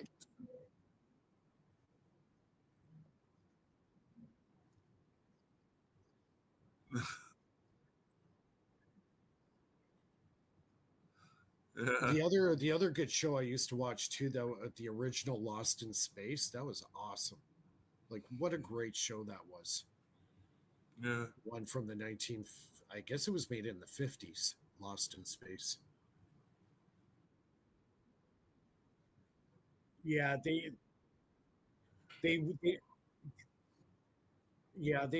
played the original back at the same time period, late 70s, early 80s. So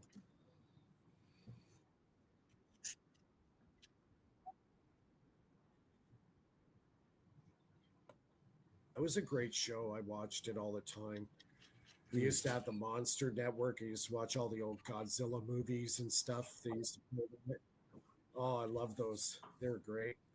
Even though they look so phony, I still like watching the old Godzilla movies. Yeah. You watched Little House on the Prairie? Yeah, I watched that too. Yeah. And Bonanza? Bonanza I never got into. What was the other one? Green Acres. I never watched that. Oh, yeah. No. Green Acres and Ham. Yeah. Wait, no, that's wrong. No, that's I watched Little House on the Prairie. That one I watched. Oh, yeah. Yeah. Yeah, that was What was the other one Michael Landon was in? He was an angel. It was called Heaven, something Heaven. Yeah, Heaven something. Yeah. Daniel Boone. You Oh, remember yeah. that? Hey, Jeremiah Johnson with the beard. You guys ever watch that? Yeah. Oh, you remember that old show? Maybe Nathan might remember it. Hogan's Heroes. Oh, Yeah, I remember that. Yeah, that was Gilligan's Island. Now we're going. Watch that one a lot. I used to watch that one. Yeah. Yeah, Gilligan's Island. Yeah, there were some great shows back then. You don't see those shows like that anymore. They just Knight Rider. You ever watch that one? Knight Rider, 18. Hey, maybe the Fool.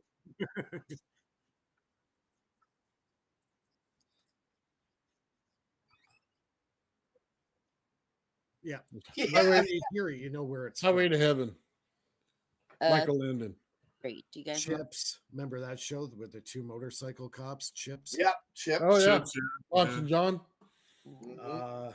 Miami Vice. Miami Vice. Oh yeah, how could you forget that? Yeah, White Don suit Johnson. with a pink shirt at all times, right? Johnson, yeah. That guy was hilarious. Oh man. He always had all these women dripping off of him. Just nuts. Yeah, there was lots of good TV shows back then. Now it's all Yeah, I always wonder how can the cops have a Ferrari? You know, I didn't get it. It's like, wow, Yeah. that's is that only in Miami? Or don't get I me think all the started, good though. TV shows ended about 1990, maybe a Yeah. little bit earlier. Oh yeah, what's the name of the guy again? It's there was MacGyver. MacGyver, yeah, that was good. Oh, that was a good show. MacGyver. Stargate was really good. It was in the 90s. Oh, He was- another show I really liked too was $6 Million Man. Oh yeah, Oh yeah, Bionic with that sound. in real slow motion. Yeah. Yeah. That was That was awesome. Throw great. that ball. Yeah. Oh, The bionic eye. the one Yeah. that level 21 Jump Street. It was like some like 21 Jump I Street. remember What's that? that. I I remember. watched the Fall Guy. The Fall Guy, yeah. I have the Fall Guy sitting in a box over there, the whole series. Nice. Yeah. That's funny. Or Cheers. Cheers is good.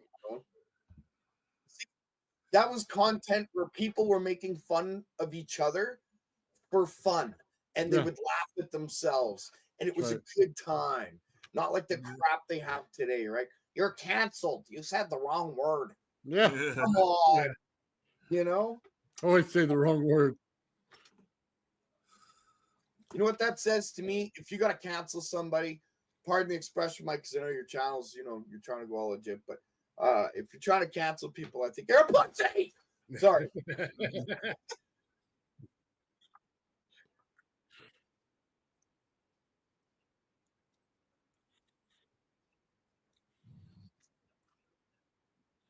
Yeah.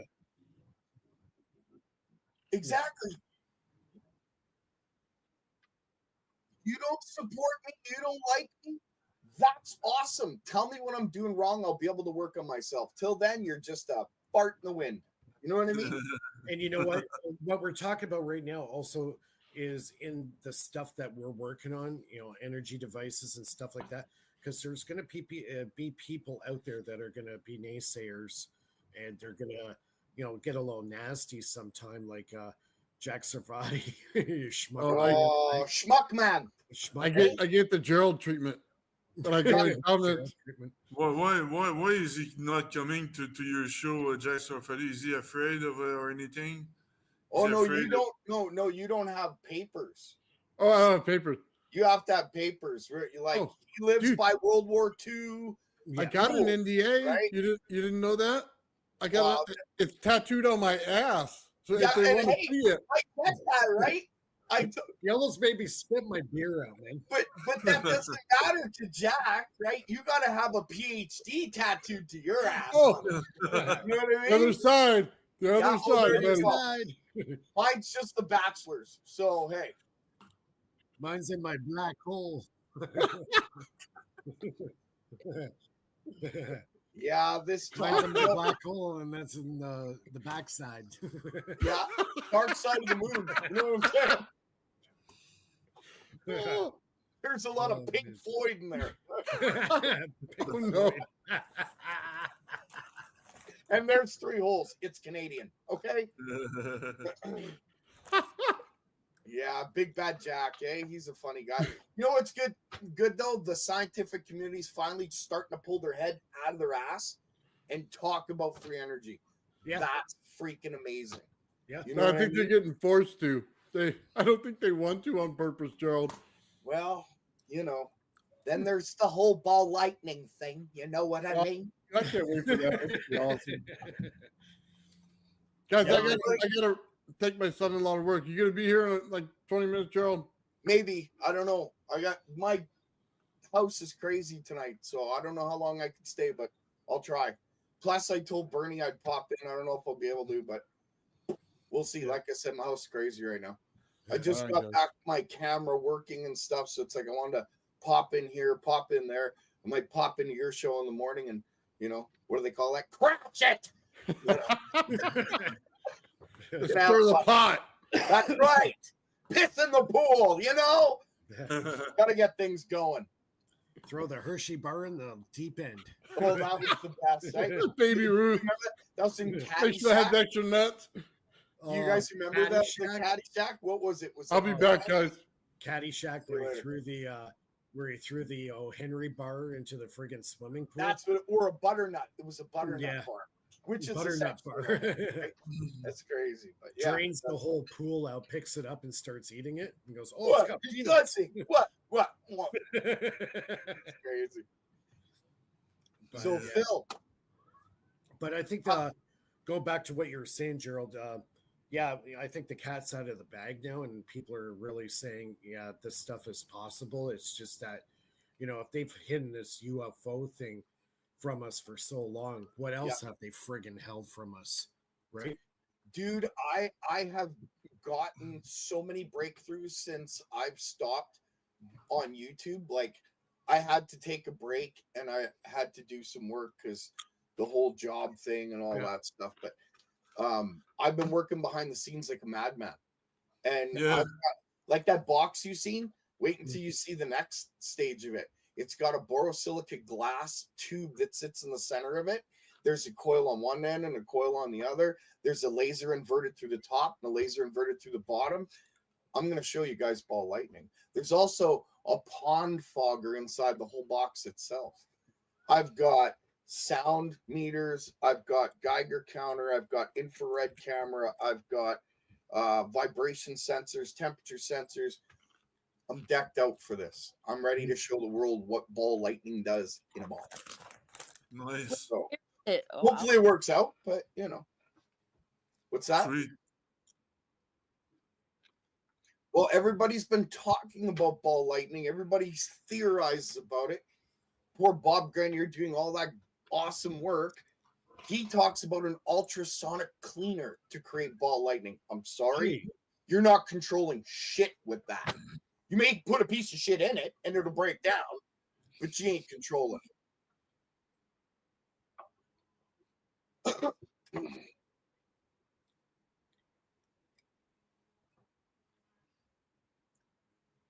Well, that's the way they make it because they don't want you to be able to do it. How else can they patent it and make money, right? You know what I mean? Exactly. And I'll tell you, it's so much easier than you guys think. It'll blow your freaking mind when I show you. Like, blow your mind. You could do it in your basement. Well, there are certain aspects that... Go ahead. I was making the ball lightning inside my vacuum tubes there, my Spark Gap vacuum tubes. Yeah. I was doing that a couple of years ago. Yeah, but I'm talking something different. I'm talking creating ball lightning so it's visual. It sits there. You control it. You can move it up, move it down, sideways. You can literally put elements into it. The elements will disappear and sort of turn into something else. We'll say.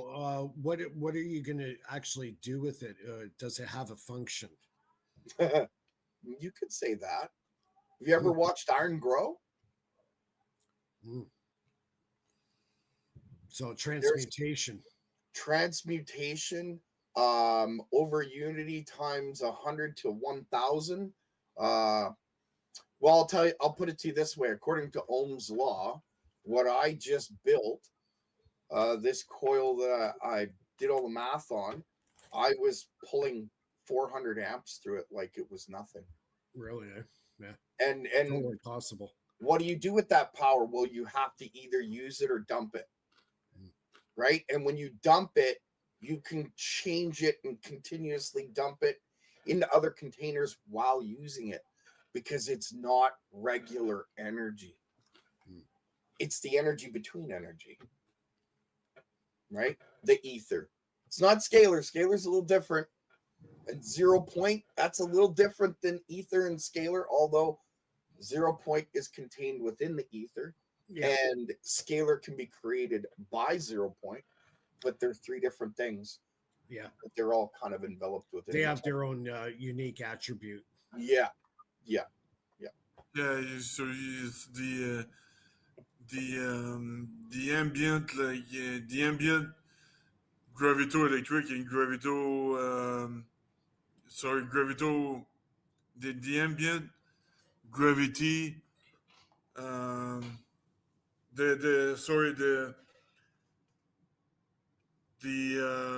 electric linear charge density and the linear mass density are two forms of energy that we kind of live in, That's the problem, though. You're talking about linear charge density. This is non-linear charge density. It makes a huge difference. I use gravitational waves in order to contain cross beam light, like two lasers that are crossing each other, and they form a sphere of a ball of light, and that energy is inputted to it from the gravitational waves, kind of like taking a big spark gap and putting the spark gap into the ball of light, and it turns into a ball of energy. Gerald, what type of lasers are you using? I got a 5-watt blue laser and I got a 3-watt red laser. So they have to be two different colors, right? See, that's two different colors make the hugest difference because it's red and blue, right? We're talking red and blue shift.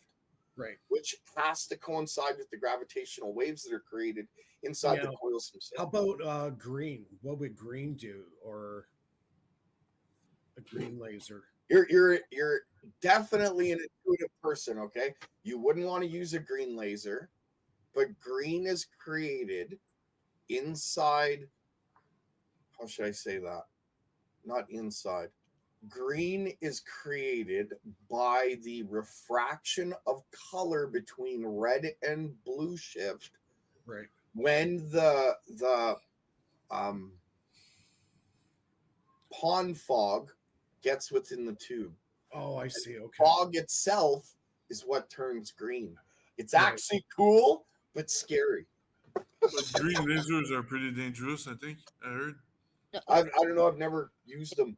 They use green lasers for in medical. There's a machine called TM, and they beam this green laser to the prefrontal cortex of your head, and it's supposed to alleviate any symptoms of fatigue or tiredness or depression, or it helps. Yeah. No, it's transcranial magnetic. Oh, I know what you're talking about. I do. That's what they use green lasers for. So interesting. They can change your mood. Yeah. Well, so can gravitational waves. Yeah. Well, I was actually thinking of buying the machine and starting small business with it, because here in Texas you don't have to be a medical professional. Like, you don't have to have degrees in medicine or anything like that to own it. Nice. And I'm doing the research on finding an ICD-9 code for it and see if the insurance companies will cover it. Because sorry. Go ahead. I got a ton of papers for you on PEMF, healing, and HEMF, I think it's called. Has to do with like ultrasound and then electromagnetic as well. Pulse electromagnetic. Gerald, when you're bombarding the two lasers together, do you have a plate or a filament that it's hitting? I do and I don't. I can do either or. Yeah. When I don't, what I use is a filament. Okay. So I use nichrome that's been like cross weaved, and then I've been putting different materials on this cross weave pattern nichrome. Yeah, and like hitting that with the laser. And you suspend it in the middle, and the light hits it. Yeah. So you're doing stuff that what Taylor Farnsworth Sr. was doing back in the early 1900s. He was making cathode ray tubes that were just completely wild. He was trying to sustain basically a glowing plasma in free space without anything actually physically holding it. So it's like fusion containment. Yep. Oh, okay. Oh, that's pretty cool. That's So, exactly what it is. it's like a power ball, you know, you can throw at somebody. Exactly. And because I have bifilar coil systems, each coil on either end is bifilar, okay? So as I pulse my gravitational waves towards the ball lightning, I'm getting back refraction from it, or reflection, whatever you want to call it, into the same coil in its opposite back EMF. Right. On Yeah, either I see what side. you do. So when I pulse my primary on this side and my secondary on this side, and it reverberates and comes back, I'm getting it on the secondary on my first side, and I'm getting it on the primary on my second side. That makes sense? Yeah, I see. You're doing some sort of like fusion containment. Yep. That's awesome. You can like have a energy density high, like a high energy density? I'll put it to you this way: the first time I set it up, I melted a coil, and I mean I melted it. I've got it on video. I still have the coil. I'm gonna show it. It's insane. It started to smoke, and the box filled with smoke instantly. And I was like, no. And I'm pulling wires and shutting stuff down. And it didn't matter when I pulled the coil out. All the zap straps that I used to pull it together were all busted, and the copper itself was compressed to each other, and you couldn't pull it apart. Literally melted. It was nice. Crazy. That's a lot of power, man. Yeah, you can get a runaway in that, eh? Yeah, I know. And, it can actually permeate the case that you're putting it in. Now I've got the case. Go ahead. Like I know Farnsworth, when he was working on it, from time to time he would get a breach. He would actually get a runaway. Well, I keep it small, and the case is double grounded. It's a double walled insulated on the inside and on the outside. Like it has double walled aluminum. Right. So it could, but I've taken that into consideration. Oh, the other question I have for you: are you getting any kind of interesting film forming on the glass? You know what I'm getting at, right? Yeah, I don't know what you're talking about, Mike. Yeah, I'll put it in the private chat. Yeah, I kind of know what you're talking about. I put it in the private chat. Yeah. That's all I'm gonna say. Yeah. All right. And that in itself is scary, because if it's for real, it is for real. Then that changes everything. Yeah, it's transmutating stuff. And if you think about that, if I could do it, what are these assholes with, pardon the language, with millions of dollars and kids that are into science, what do they got? What do they know? Yeah, exactly. So an element you could use as a like where you can focus the lasers on, try using tungsten. Oh, nice. Yeah. I actually might have that in my list of tests. Oh, what I want to try, but I'm nervous about doing, I won't do it at my house. I have to wait until I go out to the country. I'm going to use mercury. Yeah. The other one too is when you're doing with tungsten, have some lead shielding around your device. There might be some X-rays coming off. Okay. So be careful with that one, please. Well, why don't you use gallium or gallium instead of mercury? I thought about that, using gallium. There's actually a paper I just read recently on gallium that it creates gravitational pulses when you hit it. I believe it was with a laser, or it might have been a spark gap laser, like a T laser. I got to go over the paper again. I've read a few in the last few days. Might be getting that mixed up. I think it'd be a spark gap. It might have been a spark gap like a T laser, and you hit it and it creates a gravitational wave. But what I wonder is if it creates a gravitational wave, what would it do if you hit it with a gravitational wave? I don't know. It's just thought, right? Either it cancels out, you know, or Maybe. it just holds it in space, and I don't know. That's kind of what I was wondering. I wonder if it would create a standing wave, kind of like a reverberation and ring Like an down echo, sort of thing. like an echo kind of thing. Yeah. I don't know though. If you get the right frequency, you can get the right resonance. Yep. Actually, it's funny, geometry. So let's say you were to take a bifilar coil made in certain geometry, and you were to split that bifilar, and you had your left side 10 feet away from your right side, and then you had that exact same coil built as a bifilar in the middle, and you were to run the frequency, the two that are on the outside will pick up the power from that single one, just like a Tesla coil, but it's geometry connected, not radio frequency. It's really strange. I still can't wrap my head around it. Cool.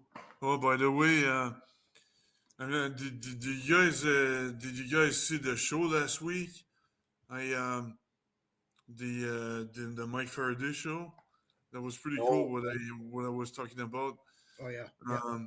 I can resume, and maybe you can integrate it in one of your experiments one time, or I've got some experiment suggestions, but maybe you can come up with a better one.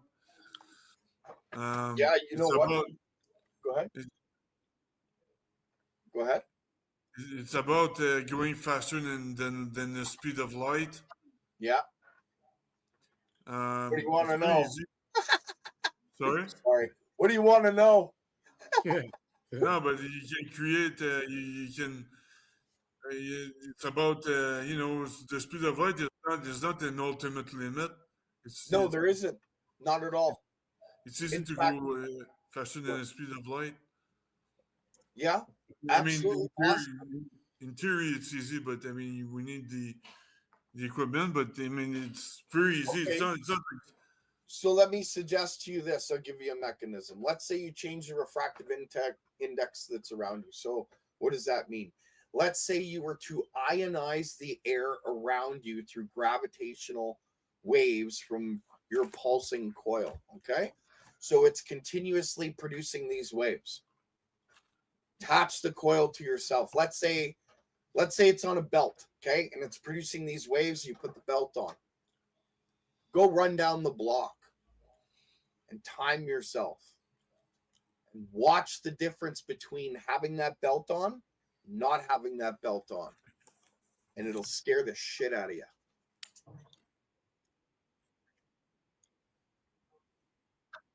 Have somebody else time it.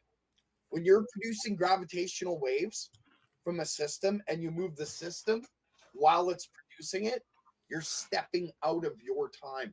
You're stepping out of the bounds that you created, and you're moving through it. Time shift. Just a thought, right? Like a time shift, yeah. Kind of like a time shift, yeah. Since you're there, Gerald, and you're pretty smart, can I resume what I was talking about last week? It's pretty cool. Yeah, go ahead. I'm pretty sure I have some time. Yeah, because you said you want to throw that picture up, Philip? Sorry?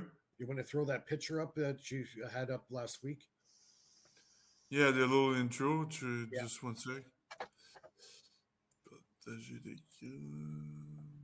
Full screen. Oh, shit.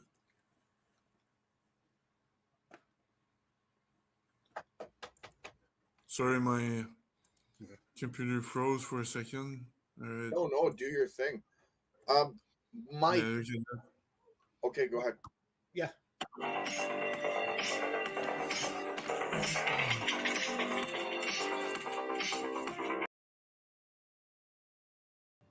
Get some funky music going on there. Yeah, there's a little intro I want to share. Last week I was talking about this, the annihilation process. You know what it is, Gerald? It's just an electron and a positron that collide together that creates a photon. Yep. So you asking how it would be done, or no, I'm just last week I was asking. So the electron has it has a mass, but it has electric energy as well. The positron has a mass and has electric energy as well, and it creates a photon. The photon has no electric energy. Where is the energy going? What happens to the energy of the electric energy? it gets used up in the creation of the photon itself. Kind of kind of like a burst into creation, so to speak, right? We would consider it them annihilating each other, but they're not. They're hitting each other and sort of creating the photon. It's a hybrid effect. It's a hybrid effect. Kind of like to make electricity, you have to have dielectricity and magnetism. Without those two, you can't get electricity. What we know as electricity, it's a hybrid reaction of those two, magnetism and dielectricity. So that's kind of the same thing with the photon, right? You got those two things. When they collide, they disappear, but the photon is now created. The reaction is created. The two to make the one, so to speak. Right. Yeah. So actually what happens is, well, I mean, my theory, I'm pretty sure it's fine, but because I made calculation this week to confirm it, and the electron, the mass of the electron and the positron will give the frequency of the photon will end up. So if you have, it will give gamma rays basically. So you have a high frequency photon of gamma rays frequency, and so that's the mass. The mass is converted into the frequency, but there's still the electric field energy. What happens to that? Actually, what I'm saying is that's the part that is being converted into kinetic energy. Kinetic energy is the speed factor of the photon, which is C. What propels it? So the charge of the electron and the positron will determine the speed of the photon. Right. Oh, so what you're saying is when they combine to create the photon, there's also an inertia that's created at the same time. Yeah, the energy of the electric field is converted into kinetic energy, which is the speed. Right. That makes sense. That makes sense considering what I see in my coils. Yeah. That makes a lot of sense. So if you assume that, is that worth a Nobel Prize, Phil? Yeah, I mean, I'm saying I'm trying to. If it is, you should come aboard. I'll prove it for you. You get the Nobel Prize. I need $100. I'll give it, man. I give it to you. I don't mind even half of it. I don't care. There you go. Let's go. Let's get her done. Yeah. There's about 9 Nobel Peace Prizes in this work. I'm telling you, maybe more. Yeah. Mike's got one coming. Yeah. So to prove it, so if you change the charge of the electron and the positron, then you will get a different speed, right? So if you increase the charge or decrease it, then it's going to be either the photon will go faster or slower. Right, exactly. So that proves that Einstein is wrong. Yeah. Einstein is wrong. He says I know he's wrong. Because he says, this is what Einstein claims, that the speed of light is 186,960 miles per second. It's not. It's an arbitrary constant because it has to do with the electric field and the positron field. When they create the photon, those potentials are never always the same. You're absolutely right. Therefore, the photon, its travel through space is also varied. So for Einstein to say that the speed of light is x, it is not. It is an arbitrary constant. Thank you very much. But you can never say that, though. Like, you can never tell. Like, you can never say it to anybody in the States because Einstein's a god and he can never do anything wrong. And if you piss on his calculation, oh my gosh, you're the devil yourself. Well, you know what I mean? Like, it's insane. Well, you know what? I've seen a few physicists actually come out and admit now that the speed of light is not exactly the same all the time. And it absolutely isn't. It isn't. It varies. They use it as an arbitrary constant, like a reference point to go from. So they've always stuck with it. So was Einstein a patsy, or did he know what he was doing when he brought out that calculation? Do you know what I mean by that? I think he was. I think a lot of his work was very incomplete. It was half-ass. Yeah, it was a mess. Yeah, he was contradicting himself. He says that photon has no mass, but yet energy equals mc squared. So exactly. So there's contradiction right there. Yeah. Exactly. So yeah, there you go. And here's the evidence. I have an article here.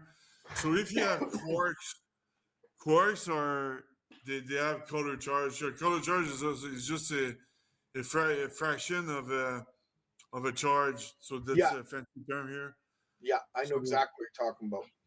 Yeah, so it's a fraction of a charge. So it has a smaller, weaker charges, but the quarks they can annihilate as well, just like electrons. And when they annihilate, it creates the weak boson. And right here, the highlighted text here, it says, the weak boson feels a drag causing them to slow of light. In order to travel slower than the speed of light, they must have mass. So they just induce a whole bunch of crap. You know, they say since it's going slower than light, the speed of light, it must have mass. So you know why I think this calculation is being so pushed so hard and absolutely they fight against like no tomorrow? Because Einstein was involved in the Rainbow Project, right? If what we hear is true and the ship actually disappeared and people phased into the ship, that very experiment shows that you could go beyond the speed of light. So I kind of wonder if Einstein's E equals mc squared was nothing more than a farce to make scientists look in the wrong direction. Yeah, because they would find a diversion. Right? Exactly. Yeah.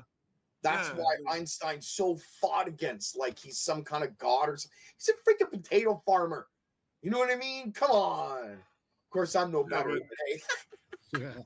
Einstein was part of the Freemason group. And and he was also know who he was also really backed by?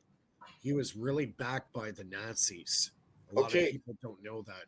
Okay, well, that in itself, and I can't prove this yet because I haven't got the book from my grandfather. Yeah. But the Nazis were controlled by Freemasons. Yeah. And the Freemasons are the ones that are doing all this crap behind the scenes. Yeah. Did you guys hear how Biden was literally given his master Freemasonry right after Trump won? Yeah. Oh, yeah. And it's on video. Like he's proud to become a master Mason. He's the garbage that destroyed half the United States. Yeah. And I'm telling you, he was under orders by the Freemasons, and I know that from a group of people out here. Yeah. They're freaking liars and thieves. I can't trust any one of them. They control the media. That's the problem. And the media is doing they control social engineering. Yeah. they've had ball lightning and how to do it forever, dude. Yeah. They studied St. Elmo's fire in like detail for years. Yeah. They know exactly how to do all this. Yeah, and why do you think Taylor Farnsworth was driven into the ground like Tesla was? Because he was doing fusion, he was doing transmutation in the early 1900s. He was way beyond everybody else. All this being said, and everybody knows what the Freemasons are all about. What I wonder is how the scientific community is not looking at the one person that is coming out with all these papers and information from all around the world that claims that Freemasonry is basically where he got the info from. Yeah. But yet everybody's glorifying this person, and I don't get it. If you all know that Freemasons are nothing but lying thieves and that are trying to destroy your country, why would you support one that states they have the answer to your problems? Yeah. That doesn't make sense to me. That's like I think they giving you want the answer. What's that? Yeah, they just want to create confusion because when you confuse, you end up yourself. You create when you lose your house or whatever, you get into a deficit. Yeah, you get into a deficit. It's all about money. When you get into a deficit, you pay interest. It's all the big banks that collects. I hate money. I don't own anything. I don't own a house, a car, a truck, nothing. I own nothing, and I don't care. They can't touch me because of that. You know what I mean? What are you gonna do? Take away my pension? I ain't got one. I'm gonna die in a ditch somewhere. Both thumbs up. I don't care. Dude, who are you guys talking about? We're talking about life, man. Just life. Oh, somebody in life had all the answers. We're talking about you missed a lot. yeah, we jumped around a little bit there. No. Yeah. But no, we're talking about how the Freemasons are the ones that are controlling all this, and how Biden just became a master Mason as soon as he was done with being the president of the United States, which means he was controlled like a puppet by the Masons. And I went on to say that the scientific community is glorifying one of the largest Masons around, and this person's proud of it, talks about the Masons all the time. This guy is giving everybody information about the science that's going to save them. Meanwhile, it's the Masons that created the problem for your own country. So how does that make sense that you're glorifying a person that loves Masons, that's giving you the answer to your problems, when the Masons are the ones that created the problem? Because he's got the shiny object. That's what they're doing. Boom. Meanwhile, that person can't control what they're talking about. And the ones that can, they were given to it by a higher power. And that is why the scientific community is doing everything they can to grab hold of what's coming out. Because they know that if it comes out the way it's meant to, God's going to be proven real, and they're going to look like fucking idiots. And they don't want that. Gotcha. That's basically what my rant was about. Oh, yeah. Sorry, Mike. I know you're trying to keep your channel cool, but just claim the crazy guy came in for a while. I think they're worried that, the genie's out of the bottle, especially with the free energy stuff. That it's starting to get proven and they put starting this to genie, come out. But they put this genie back in the bottle before, Mike. When Bedini came out and all those other guys came out, and they were literally selling items. They shut that crap down fast. And it makes me wonder why. Well, now that the scientific community is coming out with things like, I'll give you a perfect example. The thunderstorm generator, that was a Paul Pantone device.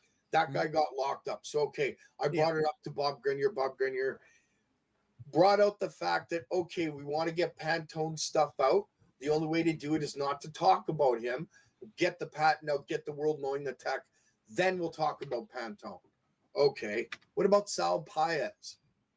Sal Paez's tech, his 5 patents, come from Otis T. Carr's design and system that worked back in the 50s. And you're telling me that this guy was the guy that created, he's some genius and he knows about a super force. Are you kidding me? A super force? Yeah, I heard about the super Let me force. get It's my something cape. that already exists. Exactly. Like I feel like the Flash, super force. Come on, man. You know? Yeah, I don't know. I just, it's a c squared divided by g or something like that. It's very simple. so what he's trying to claim is the ether and the speed of the ether being the super force.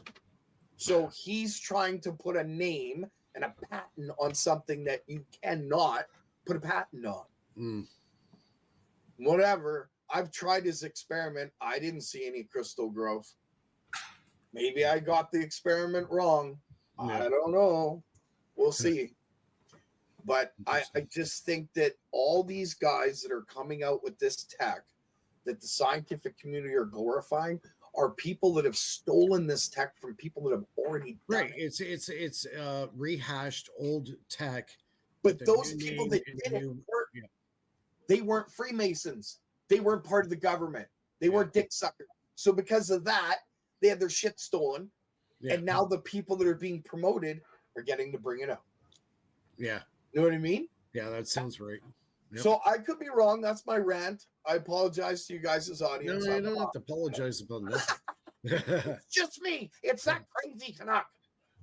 I'm just going to scoot out for a quick smoke. You guys just carry on. Well, what happens is the scientific discovery, once you believe, it happens really fast. Well, that's what they say. But if you control the information around that belief, they can squash it or they can make it their own. And that is bullshit because I'll give you for instance, the thunderstorm generator, Malcolm Bendall used to belong to the oil companies, right? Well, all the rhetoric behind him being watched and they're all over him and this, that, and the other, that's bullshit. It's total bullshit. If they wanted him dead, he'd be dead. It's nothing to do that in their eyes. With money, you get anything done. So I don't believe that story that he's now hated amongst the oil community. Because what did he do? He went right to the oil. He went to Shell in order to sell the thunderstorm generator. So now who's going to bring it out in mass? Well, it's going to be a large corporation. Who's going to benefit? The corporation. Oh, yeah. You're not going to benefit. You'll get a recorded form of it. I never understood this. Why wouldn't they take any new tech and just slap a label on it and still make you pay for it, no matter how it works? That's what they do. That's their job. Yep. So it doesn't matter if it's free and we can create it for free. They're still going to slap a label on it, set you up with a meter, and as long as they put the meter on it, they're good to go. I don't care if they slap a label on it and sell components or sell generators, but don't put a meter on it and say, I can't fucking do it. Screw that. I'm free. I was born that way and I'm going to stay that way or I'll die that way. Whatever comes first. You know what I mean? That's just the way it is for me anyway. I don't know. I just can't. Maybe it's just who I am. Maybe it's because of the way I grew up. Maybe it's because of all the, because I said before, when I was young, I made dumb mistakes and I was in organized crime. I've seen the worst of the worst. Our own prime minister, man, I could tell you guys stories that would probably get me in trouble. Like, there's some shit that behind the scenes you guys have no idea about who it's connected to and how big it really is. I was gonna, I wrote an autobiography. It's almost done. And I was gonna release it this year. I'm not releasing it for at least another 10 years. Why? Oh, yeah. Because it's connected to the people that are in power in my government and they're going to freaking fry me if I put it out. That's right. So all that shit's still going on, man. Crazy, crazy world we live in. Mm-hmm. This tech getting out to the people and the people building it, not somebody else or some corporation, but you, the people out there that are watching. Build it yourself. We're going to give you plans. We're going to show you how. We're going to do detailed freaking classes on it. Because Gerald, saying it in common sense, it really how do I say this? It just confuses them because it's not their language. They don't understand it. Well, yeah, I know. I did a small. Well, I'm done my part 2 of the presentation, and it's all their language as well. And I'll tell you, if you're a physicist and you listen to the part 2 of my presentation, you'll understand exactly how it works and exactly how to build it. I'm not putting it out. I think I'm going to leave it in my archive, and I'm going to wait, and I'm going to show it to the people that I'm teaching this tech to. There you go. I'm going to show them the first presentation, and then I'm going to break it down in layman's terms. Like inertial mass reduction is such a very quantified thing that we all need to know. You want to know what it means? Losing weight. That's it. That's an inertial mass reduction is. Wow. There's a little bit more to it than that. It loses weight through inertia. That's how it works. It's through spin. But there's so many different ways of saying it rather than the inertial mass reduction of a certain system is going to be able to create anti-gravity in the future. You know what I mean? It's physicists are awesome when they're talking to other physicists. Now, I've never known that to fucking create anti-gravity. You know what? They created their own language in order to confuse the masses, and that's all it is. Yeah, but that's not that's balance. That's not gravity. Inertial mass reduction? No, you can lose mass through inertia. When you have a prime mover or you're able to spin, you have to be able to control the back EMF or what some would consider the spinning energy flow. You're not spinning like normal weights around something. There's no motor involved. No, you wouldn't have a motor fast enough to be able to do it. And you couldn't capture. Okay. Yeah, you couldn't capture the back electromotive force coming off the motor in order to be able to do That's what I mean. Okay, yeah. Yeah, like you have to be able to cancel moving energy. Yeah, you have to cancel out that back force that is created by a motor spinning. And I don't know how you could physically do that. Yeah, see, I was solid state. I was trying to say that the motor is balanced. When you put the motor system in there, then you can get balance. But that's all it does. Yeah. What you're talking about is moving energy. That's just completely different. Yeah, and you can't do it through a moving motor. It has to be solid state. That's why I think Paez was using a crystal, granite crystal, or piezoelectric crystal. It could have been made out of anything, PZT, a dozen different things. Doesn't matter. But I think that's what he was using in order to create inertial mass reduction. And it's the same thing that Ralph King, his story on, I think it's Ralph King. I'm pretty sure it's Ralph King. Ring. Ralph, one of the others. Ralph Ring. Thank you. When he told the story about being an Otis T. Carr's UFO and how they traveled, how it worked, how it started, that the design came from Tesla, all of that is Sal Paez's patents, like almost to a freaking T, man. I still don't understand how nobody's put that together. So now it makes me wonder, did the United States Navy take that from Otis T. Carr, wait for the right time, bring out somebody who is in their fold and say, okay, now we're going to use your names, and this is your patent, and this is your. I had a friend in the Navy who was just in line to become the captain of a ship.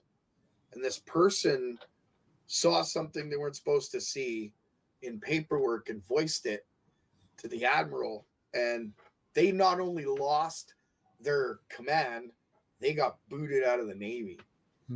So you don't toe the line in the Navy, you're out. So I just kind of wonder if Sal Paez is more of a puppet than a genius. I don't know. Just my thought. I could be wrong. Hey, Sal, if I'm wrong, hey, buddy, come on. All right. Bassano, talk to me. Yeah, that's the same thing. When I presented my stuff to the U.S. Navy, they were interested and stuff like that. But they were asking me, is there a PhD that peer reviewed your paper, blah, blah, blah, and all that that stuff, but I can't because I'm saying that they're wrong, so I cannot. It's hard to explain. And you can't, and you'll never get a PhD to back you because why? Because you have to claim that Albert Einstein was wrong, and they'll never, ever, ever do that. They won't. It's impossible, man. I would fucking be impressed if a physicist with a PhD would say, "Look, Albert Einstein was wrong." I would fall out of my chair. I'm telling you. I hope it's on video. Telling you, it's crazy because they worship that man, and I don't know why. He's wrong. Yeah, people are really brainwashed. I can prove it. Of course, I might get shot proving it, but I can prove it. He was wrong. Yeah. Gerald's on fire. Yeah, I've been gone for a while, so hey, it's like there's so much I got to tell you guys. I can't even remember half of it. I figure I should pull my notes out, but I don't want to do a presentation. It would take too long. Yeah, Joe and I are looking into those crystals, man, in order to form them with the exact frequency we want. You can grow crystals in layers and form them all on your own. Yep, I know. I know some stuff about crystals. I taught Jeremiah Pop a little bit about crystals. Just a little bit, though. He took off on it. He did awesome with it. But nice.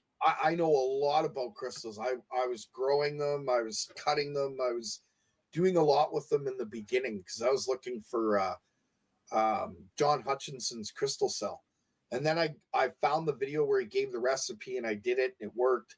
But I didn't understand what was behind it. And it took a while to finally get it. I actually had to get into this tech in order to understand what Hutchinson did. So Gerald found the crystal method. What's that? Said Gerald found the crystal method. Oh, don't get me started on that, brother. Don't get me started on that, man. I'm telling you. I shouldn't be alive, Ben, because of that stuff. No, I meant like the band. No. Oh, okay. The crystal method? I was going to get into some life-changing events from my past, but we'll leave that. Oh, yeah, none of that one. That was a big band growing up. I'm a miracle, okay? I'm just going to say that. I'm not a miracle. I'm an idiot. But there was a miracle done to me. I shouldn't be here. Just from the stupidity that was me when I was younger and the stuff I did. Woo! But if you knew how much I did, you'd go, no. Because I told the doctors, and the two doctors that I was with, they went, it's medically impossible. I went, no, that's exactly what I used to do. This was my regimen every day. This is how I kept up my regimen. They're like, that's physically impossible. You should be dead. And I'm like, well, I know I should be dead, but I'm still here. Yeah. Go figure, right? So, yeah, wow. Mysteries, though, right? Yeah, you know what? And we thought you were just another pretty face. Right? Just like a can of smashed assholes. No, I mean... I'm kidding. I put my face up against a dog, and guess who smiles? The dog. I'm kidding. You know, when I was a kid, the dog, he used to want to play with me. No. My dad used to tie a pork chop around my neck. You know what I mean? Yeah. I'm kidding. So, yeah. You know what? How long we've been going? An hour and a half, eh? How long you guys go every Friday? Usually 2 hours. Out of the loop for so long. Usually 2 hours, yeah. 2 hours, damn. So who else has got anything new going on here? What happened to that Sorry, Mike. What happened to that presentation, Phil, when you went and talked to the Navy?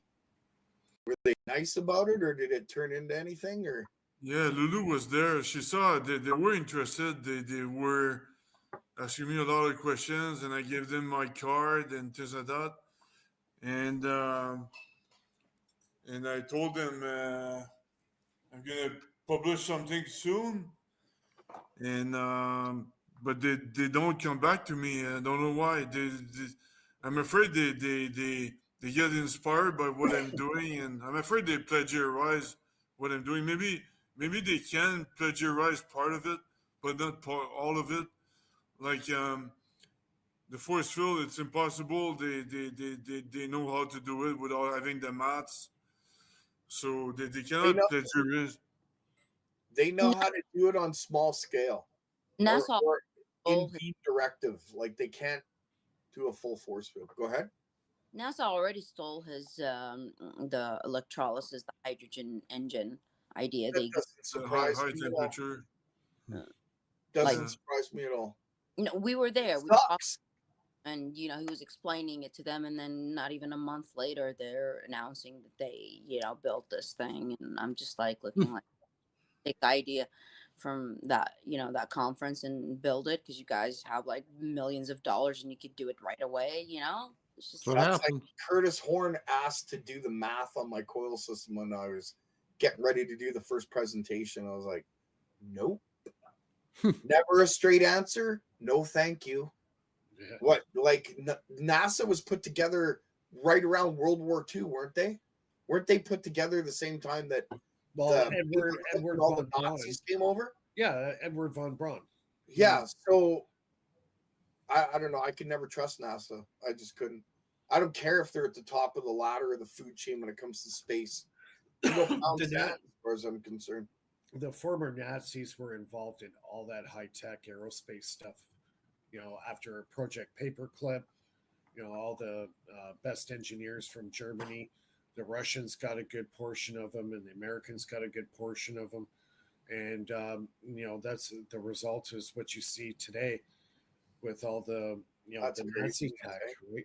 See, and if you look at the word Nazi and you look at NASA, it's really not that far off. Yeah. I'm just saying, right? That's crazy stuff. But it is what it is, right? Yeah. Yeah, it's about what it is. That's But, bad. Yeah, that sucks for you, Phil. Can't Yeah, trust. but I also submitted to Missile Defense Agency all the mathematics for the force field, but under a confidentiality agreement. So But that doesn't mean anything to them. They don't give a shit. yeah, probably. Right. And even if they even if they wanted to, what the hell a little broke Canadian and is gonna do against U.S. government department? Right. And they know that. That's why they love people coming down. Show us what you got. Why don't you Yeah. work with us for a while? Yeah, Oh, sorry, we don't need you anymore. Yeah, let's Then they steal. have all these patents. Just like Sal Paez, right? Same shit, different pile. Just a bunch of liars. It sucks because you want them to be the best of the best, like we were told. You want them to be the most moral and integral people, but instead they do the absolute opposite every time, and you want them to prove you wrong, right? But nope, I can't do it. NASA, never a straight answer, man. Yeah. Yeah. And unfortunately, the United States Navy has not proven much better in its recent years. So, Phil, I mean, we could bug them every day, give them a call, say, okay, what's going on? Did you guys already have the meeting? Like, we could, irritate them to the point where they say, okay, fine, yeah, just come on in. I mean, it's not that hard. Yeah, I can't bug them. Yeah, I can ask the. You remember Sarah of Sarah, the HR girl that we said hi quickly at the office. She knows me very well, and I can talk to another one that can talk, because I tried to connect to. His name is Jim something. I'm not gonna say his name publicly, but I found him. The short guy that went to talk to me when I had my poster. I found him on LinkedIn, but I sent him a connection request, but he didn't respond yet, so I cannot talk to him through LinkedIn. But I can ask Sarah or Denise from the organization to go talk to them indirectly, So I can put pressure this way, because That's the only thing I can do. But I'll put pressure for you, Phil. I'll fly by and give him the bird. yeah, like the famous finger from Nathan. Hey, you know, it's a Canadian thing. No, Or but I'll give him the old left-handed, you know. Show Gerald your picture, Nathan. Oh, I don't have it up right now, or else I would. I don't know. That would be funny. Oh, it's hilarious. Yeah, it's Phil flipping people off looking at the internet. It's hilarious. Hey, Gerald, did you see my coil start plasmaing out when they just had nothing attached to them? Yeah, that was your secondary and your second Tesla coil with a primary, right? Yeah, but no primary. Yeah, had the little on the top. Yeah, that's cool how that works, right? I got it to blast and swirl. That part I didn't see. That's cool. So you had breakout and it was pulling itself in, or was it pushing out? Both sides. It was like a bipolar with a null zone in the middle, and they were counter rotating. I'll have to check that out. Interesting indeed. But you know, the only thing that I can gain suppose they all plagiarize what I did, but I can still apply for a green card easily because I've been to this conference 3 times, so it's gonna.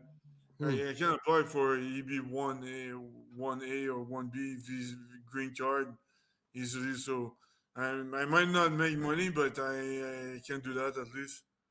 He knows a guy who knows a guy. You gonna get a job with them maybe or something like that? Is that the idea, or just a project? No, but a job, you need to be U.S. citizen to work for the defense industry. So if I wanted to be a U.S. citizen, I need to be on a green card for 10 years or so, 5 years or 10 years, I don't know. Just wait a couple years. Canada will be the 51st state. We won't have to worry about it. Yeah. But Justine Trudeau. Right? Justina Trudeau. What do you mean? Christina Freeland or whatever. Oh, man. Don't get me started with those scumbags. Especially Justin Trudeau, that murdering piece of work. Oh, I can tell you guys a story right now. It's on the tip of my tongue. It's driving me nuts, I'm telling you. His father made us dependent. He spent so much that we owe the big banks. We can't even pay interest on the deficit. My dad hated his father. Like, our families knew each other. My dad hated that guy. Like, man, like no tomorrow. Did you guys watch that sex trafficked worker that came out? She wrote a book and she talked about Trudeau's dad, and it's legit, or they would have took her to court. Like, she talked about how Trudeau raped her, and when she was a little girl, and he wasn't happy because he didn't get to kill her. It's like she talks about it on Patrick Beta David, PBD, and he's got like 1 million followers or something. It's a big deal. So if Justina's dad was a pedo and his mom was a whore, why do we listen to this guy? I'm just saying, you know, like. Wow. Sorry, Mike. Yes, I said it, Gerald. Just me, right here. But that's the problem, you know. The problem with the most corrupted people, they have the biggest mouth, you know. They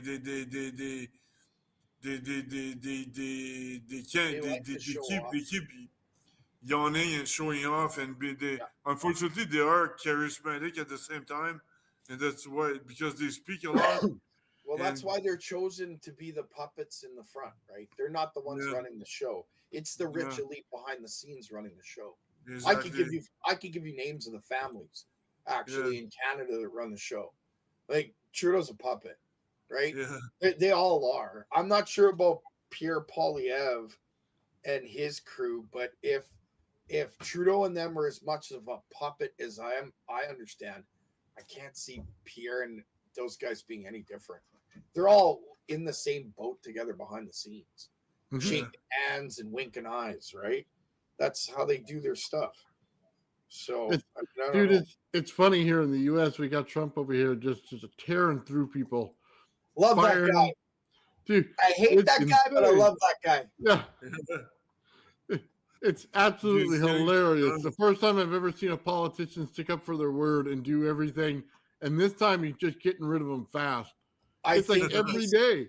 Hey, I think he's a dick, and I got mad respect for him. You know what I mean?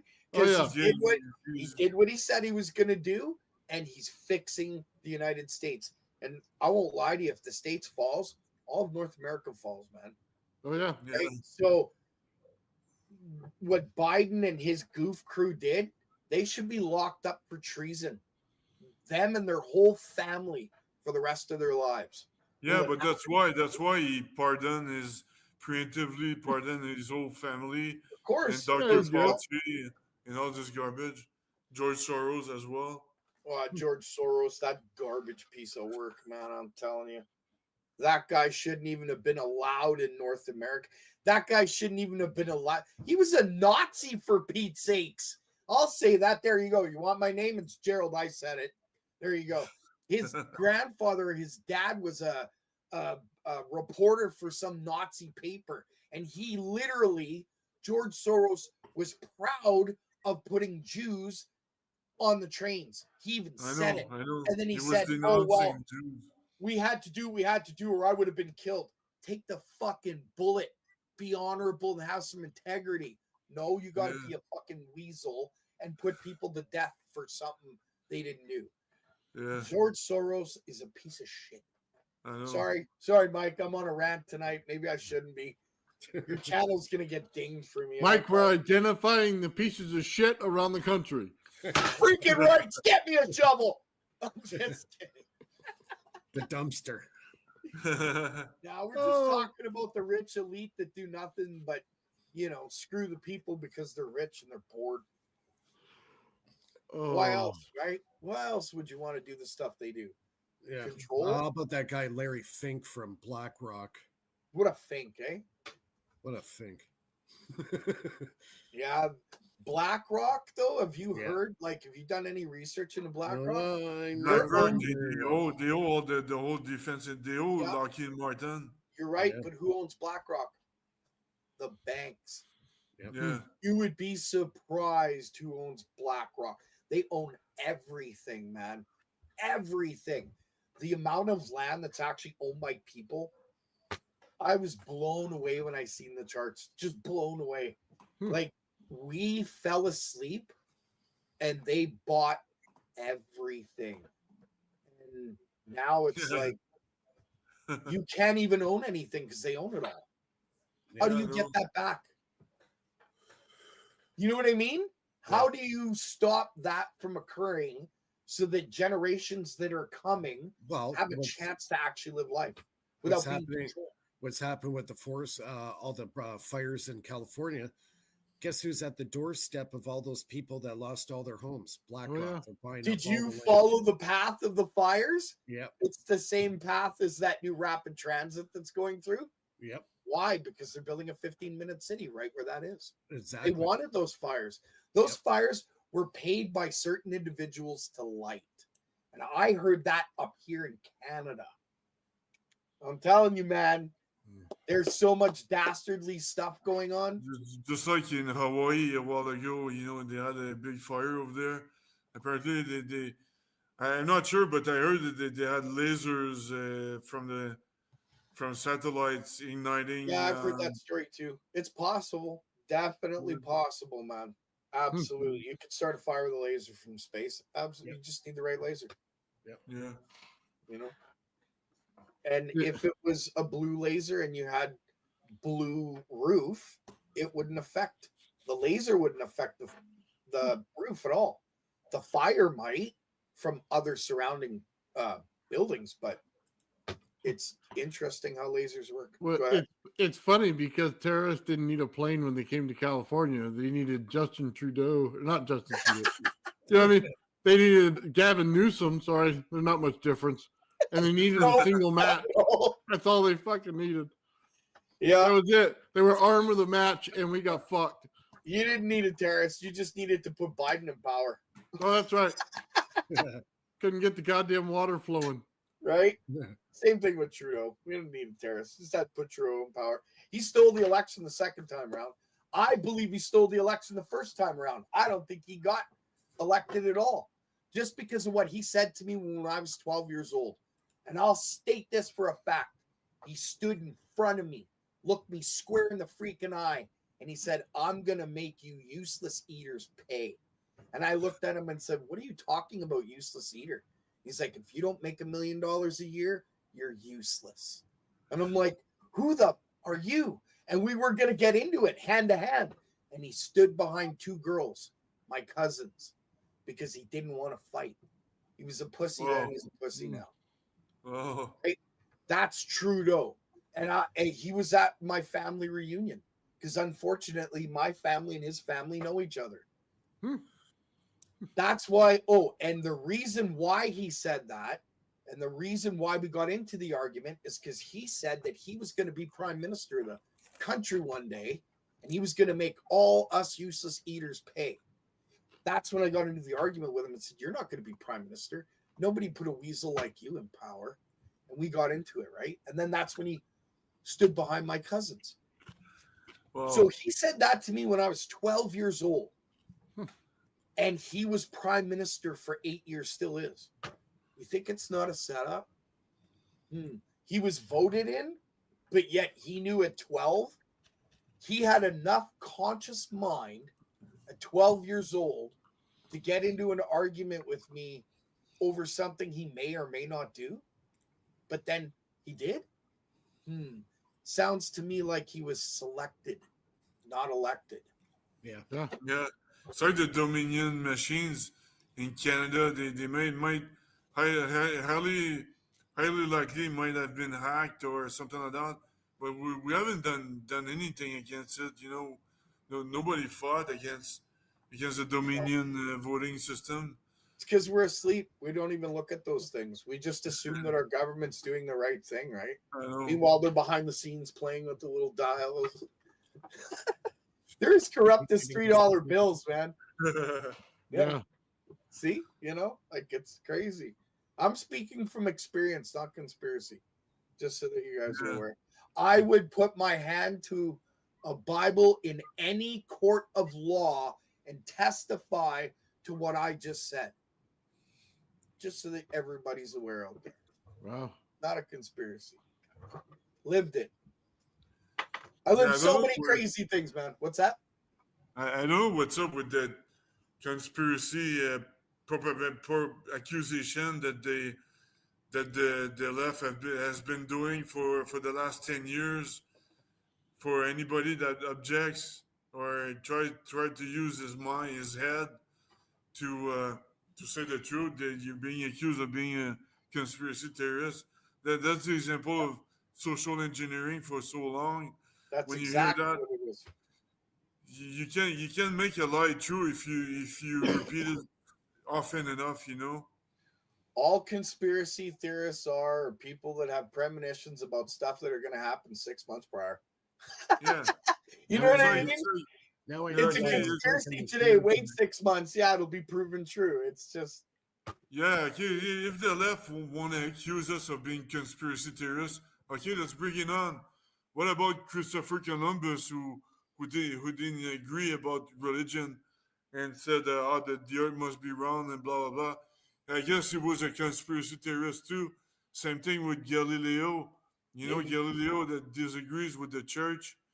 That's and things like that. And he was a conspiracy theorist too, yeah. Yeah, he was house arrested and things like that. You could even go further than that. If you wanted to get really crazy, you could say Jesus Christ was a conspiracy theorist. Exactly. Right? Exactly. So this conspiracy theorist crap could burn right out the freaking door because I don't believe it. Okay, that's Nathan's like, oh my God. No, we're in some deep shit now. Good thing I got my wading boots on, man. Now I know why I'm drinking right now. Yeah. Yeah. Sorry, guys. It's just me. I'm one of those crass individuals that's got a jump in with both feet and slam those feet down. That's just me. Oh man. Yeah, it's just been, I've noticed you guys just have not had a lot of fun. And I've had to come back and, light the fire. That's right. Stir the shit bowl. That's right. Piss in that freaking beehive and watch it fly. What, Gerald? I tried to show him my 0 point, but YouTube wouldn't let me. They kept censoring it. I spread them and everything for him. I don't want to know. I saw them titties of time the other Nobody day. knows where it's been. That's hilarious. Yeah, YouTube's just a cup of jello. Oh. Wow. Yeah. Yeah, I got lots to say, hey? So, sorry for the rant, Mike. Didn't mean to go off on your show. Oh, you know what? We have a tendency to go off the rails on this show. Oh, you should have heard him. We're going to transfer the space station into a 7-Eleven gas station. That's right. That's right. And we're all the employees. We're going to put Gerald in a rubber room. Anybody who acts out has to spend 24 hours in that room with you. That was fun. That's so funny. And we're going to give Gerald. You should see me on a Tuesday. And we're going to give Gerald an energy drink. No. That's a bad idea. We'll get you all jacked up on the Red Bull or something. Give him Red Bull and burritos. Got some fire parts going on. Burritos, yeah. Right? Yeah, that's a bad idea. In 0G. Yeah. Oh, so that's how he's going to get around. Oh, he's going to fart in your space helmet. That's right. Oh. See, I move faster than light because of all the darn food I eat. That's what it is. Oh, man. I'm gas propelled. Yeah. Oh, man. Yeah, and anybody who wants to dock at the space station with us, it's a 25% tariff. That's right. If you come from the States, it's 50. Yeah. Oh. Sorry, New Lulu and Nathan and Ben. well, there's exemptions, okay? There's exemptions. We're just as corrupt as the government, okay? We'll make exemptions. Yeah, we're evened out tonight. We got 3 Americans and 3 Canadians. So there you go. It's a 50-50 show. Yeah, but Can we or a like a country for that space station? I mean, it's a country. Honestly. Can I switch my category to Canadian? Call it Can America. Can America. Can America. American. No, American. Not Can America. Yeah. There you go. Can America. Yeah, we're gonna take over the space station. That's our. I'm in. I'm in. What's cracking what's up with the Canada arm? The Canadian arm? I don't know. Does it even? Well, actually, it's funny you mentioned that. They're actually they made the Canada arm 2 in my hometown. Really? Oh yeah. Yeah. I knew the designer Canada arm 1. What is that? That guy was part of back then it was called Spar Aerospace. Yeah. And I used to years ago, I was a young kid at the time. It was probably like 18 or something. I had a summer job and I was doing like cleaning and stuff like that. And it was a division of Spar Aerospace. So I actually was around that room where they actually built the Canada arm. So nice. Yeah. Nice. Yeah, you probably knew the guy who was designing. I can't remember his darn name. He was my uncle-in-law, if that's what you want to call him. Oh God, we're going back through marriage, sort of thing, right? Going back 30 years ago now. Man, your family connected to everybody, Gerald. Unfortunately, yeah, I was one of those. I've had a weird life, man. I've known so many people behind the scenes, like Melanie Jolie. Okay. She's like finance minister or something. in grade 5, I got into a fight because of her with a guy named Jason. I'll never forget it because he thought he was some kung fu artist. And I hit him so hard, so fast, he hit the ground.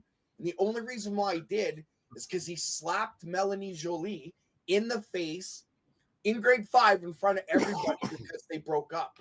Well, I don't believe in men hitting women at all. I don't care if you're 6'5" and built like freaking Arnold Schwarzenegger. You're getting a shot in the face. I don't care if I take a beating. You're getting a shot in the face. So I dealt with it. I was just a kid. I was dumb, right? But I knew Melanie Jolie before, like, she was even a thought of being a politician. Just like, well, just like Trudeau's wife. I was getting together with Sophie before Trudeau even met her. And Sophie's grandmother, or her aunt, because she was living with her grandmother, and then her grandmother moved in with her aunt, blah, blah, blah. Her aunt warned me and literally told me, stay away from my stepdaughter, niece, or whatever it was she told me at the time, because otherwise I'll have you kicked out of school. And I didn't believe she could till I found out later that the Gregoires are on the board. So I've been involved with so many people behind the scenes and not realized who these people were until I was older. It's just insane. Is your family connected? Is your family connected with Wayne Gretzky? No, never met Gretzky. Don't know him. Knew the Trudeaus. Knew the what was the other one there? My dad went to dinner with my grandfather. Gerald, the way you make it sound, it's like some inbred little fucking place that you came from. Like everybody's related to everybody.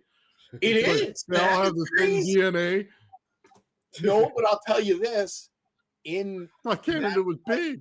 Where I live, all these people that are politicians, half of them come from where I live. Look it up.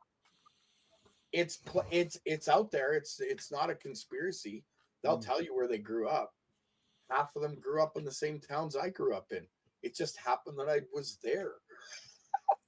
You know what I mean? What do they teach in the schools over there? How to become a politician? Yeah, they teach you how to fall in line. That's why I never got along in schools. I never like school was easy for me. I got straight A's, but I was always the bad behavior kid. You know what I mean? I was always getting suspended for fighting, or because I stood up for people. I hated bullies. I used to pick on them. They would be picking on kids, and I'd go and beat up the bully, and then I'd get thrown out of school for fighting. That happened to me all the time, and I moved schools so often. I went to 17 different schools before I got to grade 11. Wow. Yeah, that's how come I knew so many people. That's just the way it was. Yeah, my cousins went to high school with the Ford brothers. Oh yeah, Rob and Doug. Yeah, they were the biggest drug addicts in the school. Yeah, I don't doubt it at all. Rob Ford. I have a friend of mine. Sorry. Yeah, Rob Ford was a big drug trafficker back in the high school days. There was a brain surgeon in our city that I know used to buy cocaine on a regular basis. So drug addicts abound, man. It doesn't matter what you do. They're everywhere. Right? Oh my God. So yeah, man, crazy. This world's crazy. People think it's all, butterflies and rainbows. I got invited one of those they were judges that were running for positions, and I went, they had a party at my neighbor's, and these guys hit it really, and these are the guys that put people away for this. I was just my mind couldn't grasp it. Aren't you guys supposed to be the good people? But no. My dad, when he was alive, he had a cousin who was a police officer, right? I won't tell you what type. Well, of course, I don't give a shit. RCMP. And he went to one of the parties where they were, and he said he never seen so much drugs and corruption before in his life, till he went to a party with RCMP officers. So go figure, man. Like, hey, they were off duty, right? So do what you want. But just saying, the world's not as, pretty as everybody thinks. We all make mistakes, A friend of mine used to work for at General Dynamics. He's from Manitoba. And he said it was pretty violent. He's a kung fu master now, but he trained all his life. He's training every day, but he said that. And he said, well, where I'm from, I mean, Gatineau, Ottawa was actually even worse back in the 90s. It was a crime capital of Canada back in the 90s because it's right on the edge of Quebec and Ontario. And so lots of cross-border. Yeah, and the bars would close at 1 in Ottawa, and then they were closing at 3 in Quebec. And that's always a problem. You mix alcohol with that, and it's a recipe for catastrophe, Yeah, and where I grew up, same thing, Manitoba. There was nothing to do, man. It's prairies. You could watch your dog run away for 3 days, right? So all you do is get drunk and fight. That's all everybody would do, right? So that's why it was a violent city. Yeah. What do you do? So, you learn how to fight. That's what you do. That sounds fun. And I was fighting with my brother, but when I started martial art, my brother was stop nagging me, Yeah, because you started martial arts. I had to start martial arts just to live, just to survive, man. I'm telling you, the town was crazy.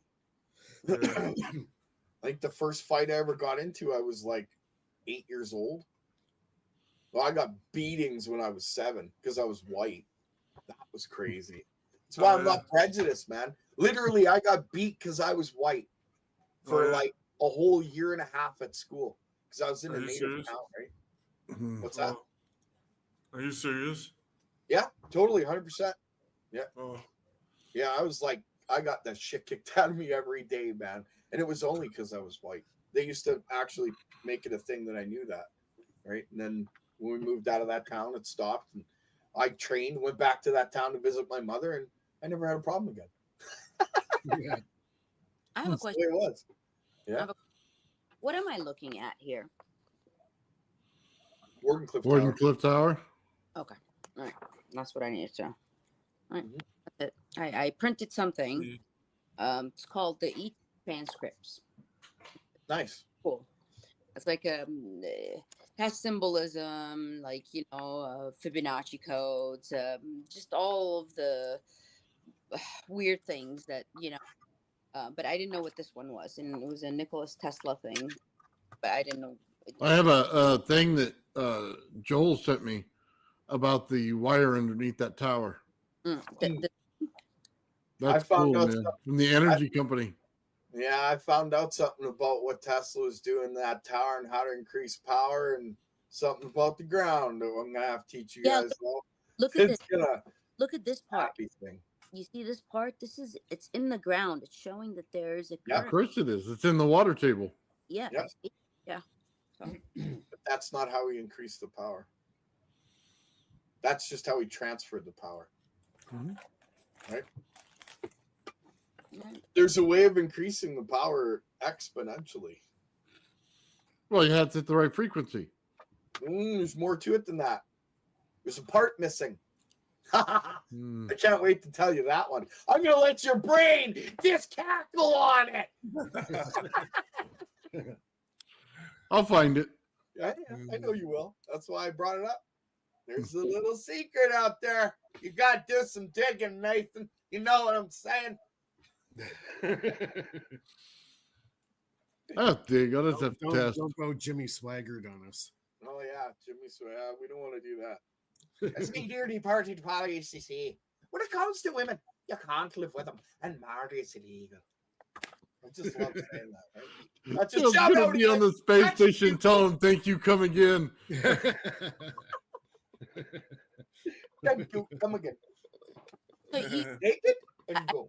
You guys heard what they said that, oh, these drones were dispatched by government, but I think cover up for us not to, like, I think there were real orbs or real things in the sky, and the government just deployed their own as a cover up, so the population doesn't ask questions.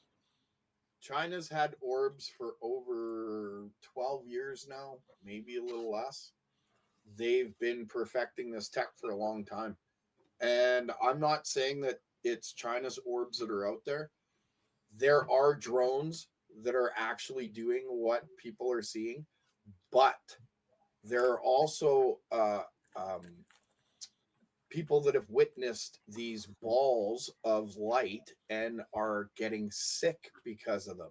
Now, if you're feeling sick in some way, shape, or form around what they are seeing as a ball of light, that is ball lightning, because the frequency that comes off of it will resonate with the human body because it's plasma. So whatever frequency it's giving off, if those people are around it and getting sick, that's definitely ball lightning. Who's controlling it? No idea. So hold on. Can't you make it with microwaves? You can make it with two lasers that are inverted and hitting one specific spot, and then you literally direct those two lasers. That's the weak form. But it still works as a chaff for, like, as if there was a heat-seeking missile coming after you, they can use that as chaff, right? So the heat seeker would go after that ball of laser light. But does it do anything to hurt anyone? I can't say. They can communicate with atoll lasers. So can two lasers that are cross beaming affect the frequency of a human being? I don't know. I'm not there yet. Not that I want to be, but I don't know.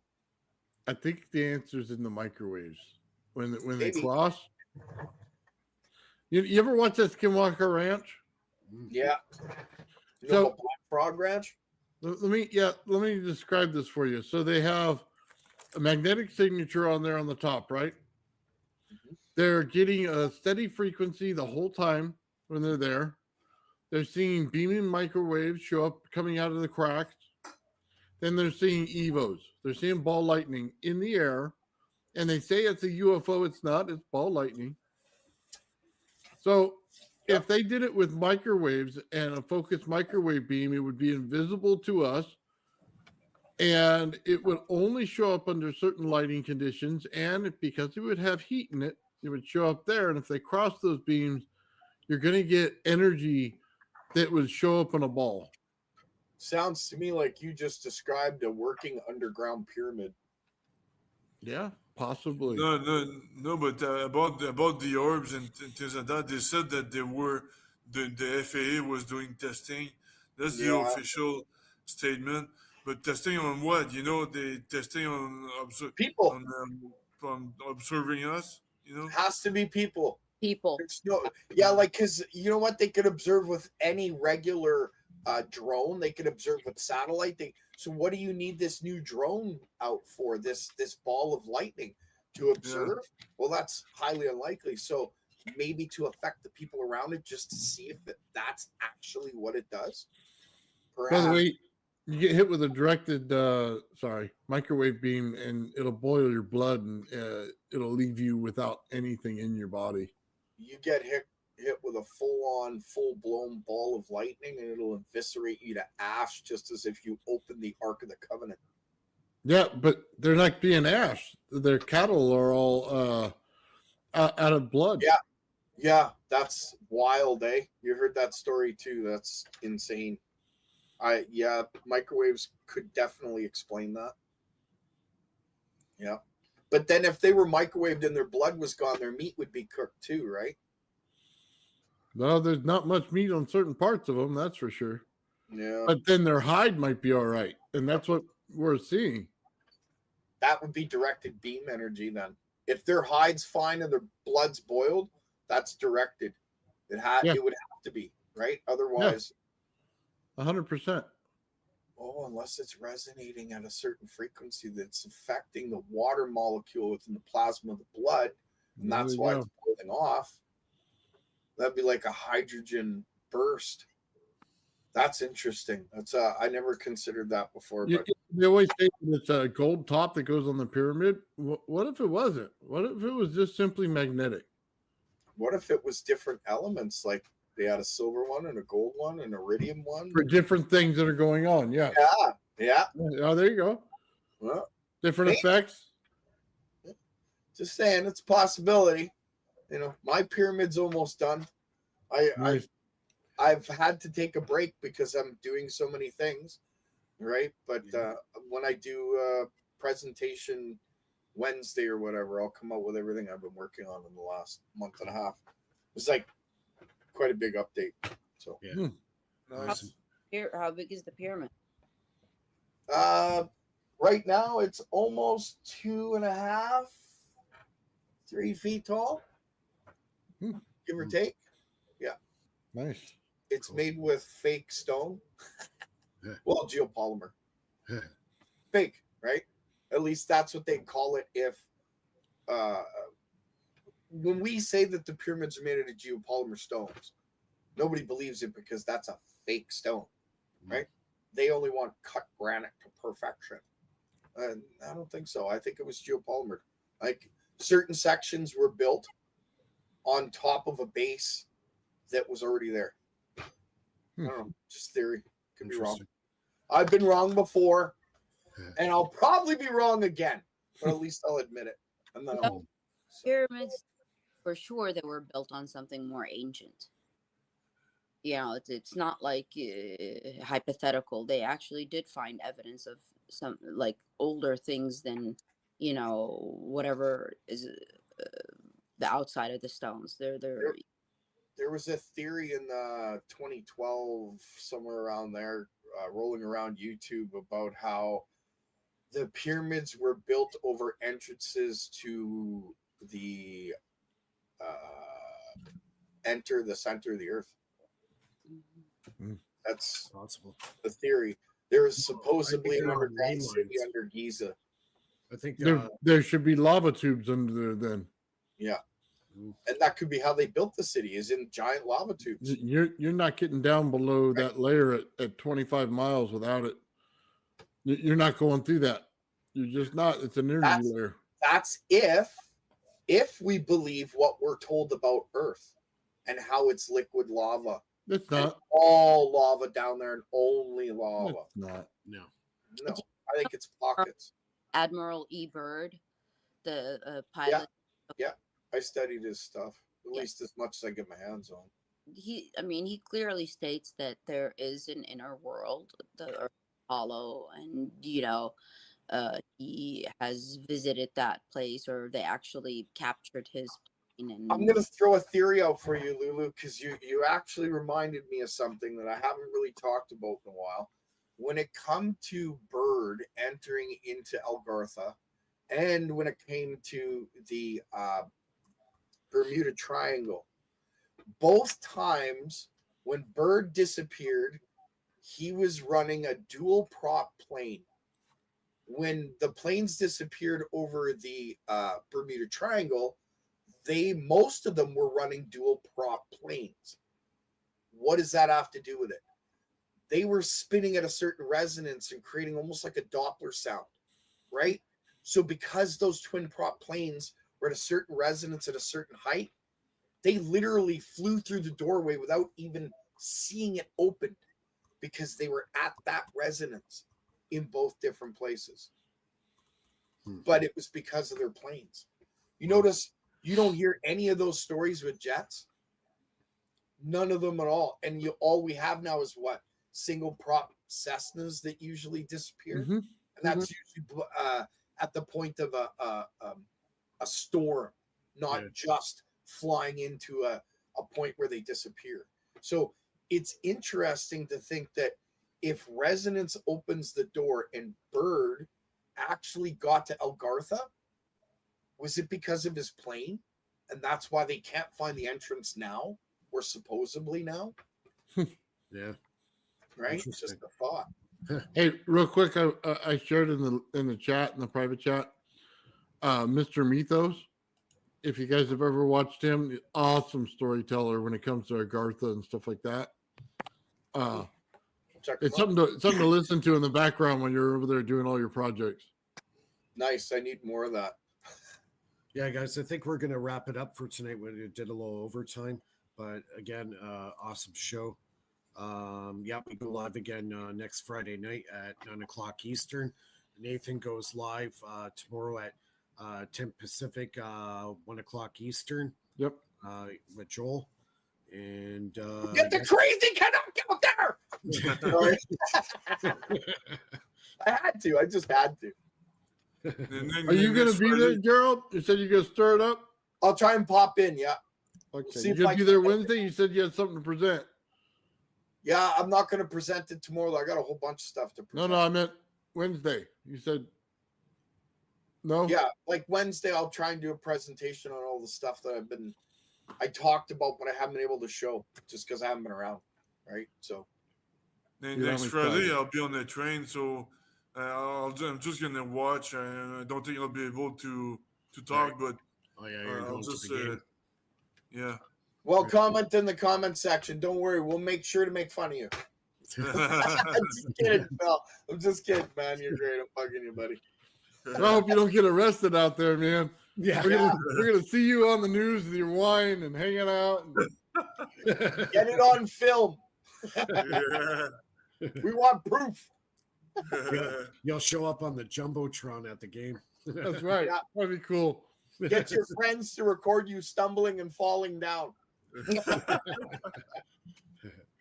All right, everybody. Thanks a lot for tuning in.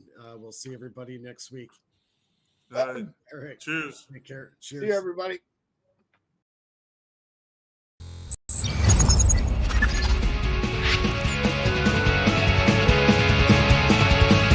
It makes me laugh alone with my mind. Scribble.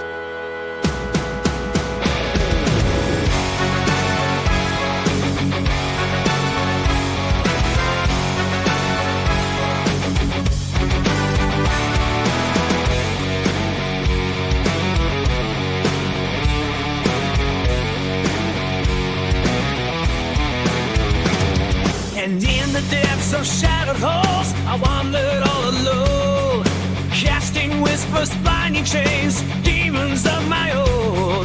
Toxic deafening, now spread on my frail soul. I once spin my mirror, haunted by my role. But in the echoes of my cries, just still I emerge, guiding me to where my true results are. Now I rise from the shadows with wings of fire I ascend, free from the chains of sorrow, while this path of forever defend. Shattered glass beneath my feet, scars I wear but dry. Stormy nights just turn to dawn, where truth that's my guide. Anxiety's dissolved, and the sun's coming in ray. You see my destiny through time and space. The fears that once consumed me now they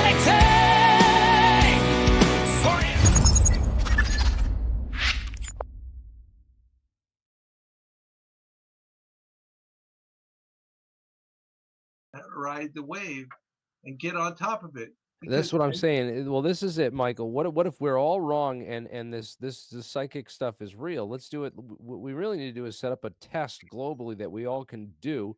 I would like to put I've always wanted to take a balloon and fill it up with just ever let out just enough helium so that it's perfectly buoyant. You ever done that with a balloon? And what if we do that? We get a balloon, we get a constant temperature in a monitored room, and then we have everyone tune in and focus on the balloon with their psychic powers and try to make it move up. Well, I think a more realistic thing is to look at like what they do in remote viewing. If you want to and remote viewing. We'll do a remote viewing test. We'll do telekinesis. We'll do all the where you basically have actual targets where you get remote viewing, and it's this kind of thing where you do it over and over again, and you see if it gets better, because it's like I said, you got to learn. It's a learning thing. We gotta fail a whole lot of times to get it right. That's how humans think. because I want to be proven wrong on this, and this is our chat. This is like our scientific challenge to the Ross Coulthart, the Jake Barbers, and the psychic egg people of the world, and all the Now, gay left-handed men out there. yeah, I don't that part I don't understand, but maybe I missed. It's a recent Are- development in the second. I think it was on the Joe Rogan podcast that part came out, or what was? So, when did so that part come? it kind of brings me back to that unintended consequence thing. The problem is the test and the way you do the test. The bias is always going to be a problem when you're doing that kind of test. No, there's it's Jeremy mentioned it. There's some development in this story that I missed. Some you were talking about like some kind of pedophilia thing that's coming out now. Well, the children are no, it's not. It's child No, abuse. no, he was saying it was child abuse to be like taking these kids and locking them up and I making them didn't use work. the for the P word. I government. just they say they're locking kids up and then telling them that they have psychic powers and then doing Right. brain experiments with them and Yeah, putting and them then they through go these. home to you. And they also and your say kid that, you comes know, home, they've I- been in this government program all day. Well, here's the thing: Okay. is that the gay left-handed thing's a joke because if you statistically look at psychics, they're mostly women who have had early childhood trauma, and so what a part of this thing was to take these children in and give them early childhood trauma, and then do the experiments to see, you know, if that Right. helped increase their psychic abilities somehow. Just So you know, so so this so that's like the real thing. that's full circle though back to okay, so there was Al Bielek in the Philadelphia experiment story, right? And then Al Bielek was joined, and that was his story was he had some elements of reality to his story, but his story was fake. And then Al Bielek was joined by this guy who said that he was Grant Cameron. I can't remember what the guy's name was, but I mean, sure, it's out there. And he basically took that and turned it into the big Montauk story, right? Carl Allen. No, this was a guy. This was a different guy. He was famous for a couple of years in the '90s, and then he got arrested for pedophilia. But part of the story he was telling was training children as psychics. Not So Sterling Allen. no, this No. was a different guy. Let me find his name. Duncan Cameron. Maybe Preston Nichols. No, I don't Preston know. Nichols. Preston Nichols. Yeah. Yeah. Yep.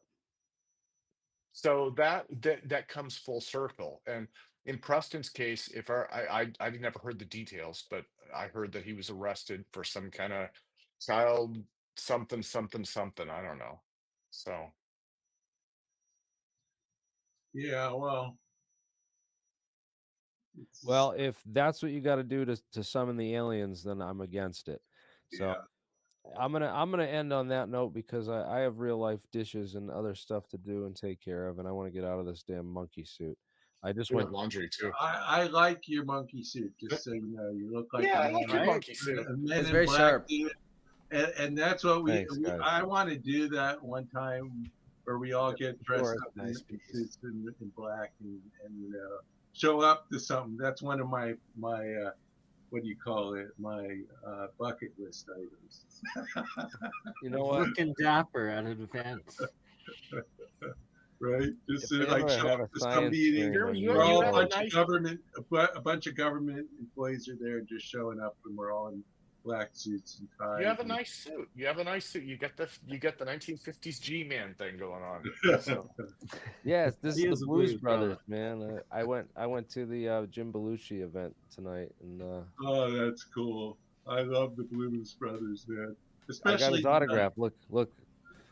Oh, that's awesome, dude. To I alien like the nun. scientists. Remember the nun in the Blues Brothers? The Catholic nun? Yeah. She was oh, great. I did. I don't know if you want to see the photos. I could put them up if you want. Go ahead. Here, okay. Later, guys. Let me. I'm gonna jump out. Take care. Okay. Yeah. Okay. We'll, just see this and then we'll shut her down. Okay. Yeah, Bernie, put it on up, and I'll Yeah. scroll through them for you. There we go. He mentioned the Blues Brothers. So this is, let me see. Yeah, I'll just do that. That's easier. I was able to go to San Francisco. So this, and I went to Cafe Trieste and City Lights Bookstore and Jack Kerouac Alley. So this is City Lights. So, you know, Jack Sarfati, right? He's always talking about these guys. Oh So I yeah. made, okay. So City Lights Bookstore right here was started by Lawrence Ferlinghetti, who's like a Nobel poet laureate, I guess. And then this is Jack Kerouac Alley. I was there with Jared. We took selfies because what else do you do? Amazing. That's awesome. And then, so this is in the bookstore. I'm just scrolling through real quick. This is the Cafe Trieste that Jack was always talking about. And yeah, and so that's, I just wanted to show you, but the downside to this, I'll stop sharing real quick. The thing that got me was I thought that this would be like really high-end touristy, you know, and I was really bummed out. So that North Beach area is like really kind of going downhill. Like, I mean, there's a lot of history to it, right? It's a cool little coffee shop, it's a cool little bookstore, but like that area is not like high end. You know what I mean? Not Like it's safe really, anymore. Yeah, well, yeah, it's the cities had was hurt The very much epidemics. economically by COVID. It really took a hit, and part of the problem was that when people started working from home, all of a sudden the people, why spend like a 1-bedroom apartment in San Francisco? The median price is $3,100. yeah, San Jose, for example, which is is in the heart of Silicon Valley, is like $2,600. It's like $500 just to be in San Jose than it is to be. But in $3,100 rent range, there's no way in hell you'll buy property there. Even if you're a millionaire, you can't afford to buy a house. Okay. I noticed a couple of things while we were there. It's and we used the map tool, right? Like the driving map, you know, the navigation. We use that to get there. So one thing was North Beach is kind of older, right? And it's beautiful. It's a beautiful area. Like, and it reminds me of like a lot of Seattle and even Bellingham, right? In the area where I live. So these are all like, in a weird way, I felt right at home being there because it was like, oh my God, this is totally like Bellingham where I grew up. But like the two things that jumped out at me were um you have to go through downtown to get there, I guess, or at least that's the way that it sent us. And that downtown, their traffic is hosed. I mean, it's bad. And so I had this feeling that like the growth in the urban center made it really difficult to get there. And that might be one reason it's run down. And then the other part that got me was the difference between like Bellingham and it's like, I mean, pardon my French, but it's asses and elbows. I mean, like there were no parking spots anywhere, just on the road. I mean, none. Like we drove around for like half an hour. We're just driving around, driving around, driving around. Finally, somebody pulls out. And we're like, oh, you grab that one. I mean, and this is not the nice part of town, right? This is kind Yeah. of run down, and Well, it was just like, next time you come, let me know, and I'll tell you where the really where the public housing is, but the parking is free. Okay, and I know because see, I go to the government, like I told you, I see the California Public Utility Commission. They're right in the middle. They're like across from City Hall. Okay, and so, but I have to park there for the whole day. I don't park near the downtown. I go all the way out to where the public housing is, and I park there. Okay. are you in The key is you got to make sure you don't park on a street that has street sweeping going on that day, or your car will get towed. Michael, are you in the Bay Area? I thought you Well, were down south. I live in Santa Cruz, which is the north end of the Monterey Bay, not the San Francisco Bay. Okay. Yeah. Well, that's not as crowded though. That's out So near Silomar, right? it's about 70. I think it's like 70 miles to San Yeah. Francisco from where I am. So I can drive there, but like I said, parking is a racket. Literally, it's a racket. One time my car got towed, and my friend used to be a cab driver, and he said, just wait a month and go to the auction. I go, auction? What auction? He goes, oh, well, they sell your car. After 30 days, they sell your car, okay? And you can go buy it at the auction. So I did. And I bought my car back for like $200 at the auction. I mean, they broke in the window to get in, and I'm just Yeah. I saying mean, it's a racket. well, we went out to Asilomar, so we were out near Monterey, but that area out there, Oh, right? Silmar, yeah. Uh-huh. Yeah, I mean that's like it's not as dense. The San Francisco, what got me about that was it Oh, felt overgrown. It's just like, you know what I mean? Like I well, the don't know what thing you if about you. San Francisco is so what's going on is it's lost its economic heart. What happened in the other thing that I didn't really talk about when COVID hit, all these people that were working in these high-rise buildings in San Francisco, they decided they didn't want to work there anymore, and they Okay. left. Okay, and then the whole neighborhoods just started going down. More drugs, more houseless people living on the streets, and like big companies like Twitter packed up their bags and left. Some of the big shopping, a bunch of the stores, like big chain stores, they started shutting down because of all the theft in the stores, and they had to have so much security. They were losing money, but and so now there's like over 50% vacancy rate in the commercial real estate. So they got all these empty Interesting. office Okay. buildings, okay, and they're not lowering the rents. Obviously, if it's $3,100 a month, it hasn't passed on. So the tax base is going. So when those companies go and the more affluent part of the population goes away, the tax base is gone. And so Yeah. now they don't have the money to do the basic stuff, right? So it's a Well, and vicious circle. Now they just got a new mayor though, who's like business person. So they may turn it around. I hope so. it'll be interesting. It'll be interesting to see. I mean, and I don't mean to sound critical. It was for me, it was kind of a trip because again, I grew up in the Bellingham area, and these were like I really felt this comparison. It's like Bellingham for anybody who's been through Bellingham. It was like Bellingham, Seattle, San Francisco. I was like, there's a commonality there. Bellingham doesn't have the high rises, of course, but Right. they were all built in the same time period. They're all built around the coast. They're all kind of these cowboy cities from and I'm like, So in '74, my older brother Francis was living on Ashbury Street, and I could walk. It was like 2 blocks up from Haight, where Haight Street, okay, Haight yeah. and Ashbury, right?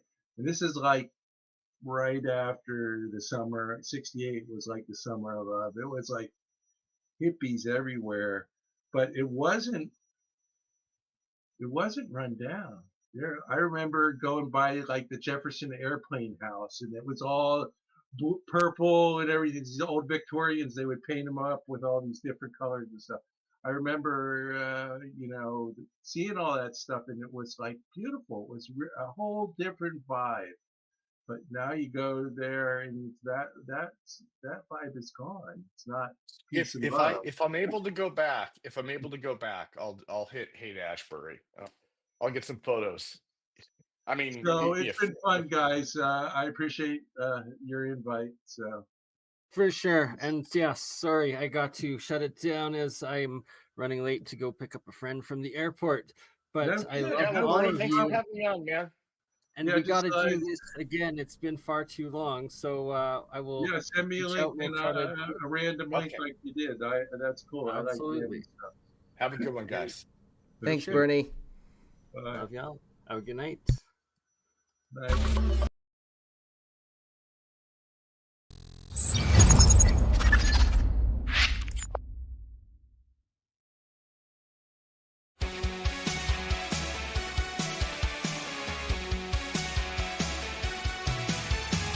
In the depths of hidden files, trapped inside the secret circuits, unraveling through the miles. Oh, truth was masked by coded curtains.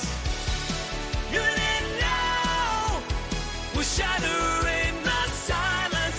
Feel the power, revelations on the rise.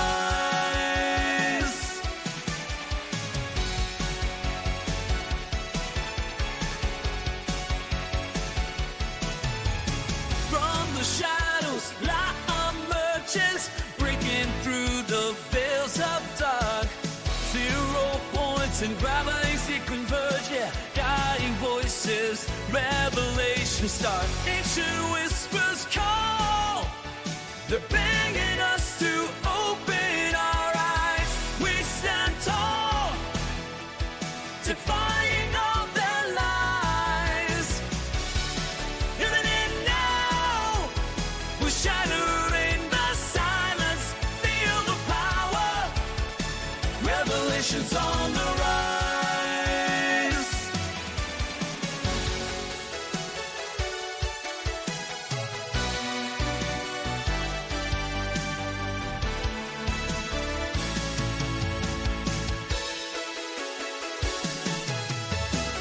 Forbidden knowledge we dare to see, unveiling secrets, setting us free. In this epic, we play our part with fierce hearts. In and now, we're shattering the silence. Feel the power, revelations on the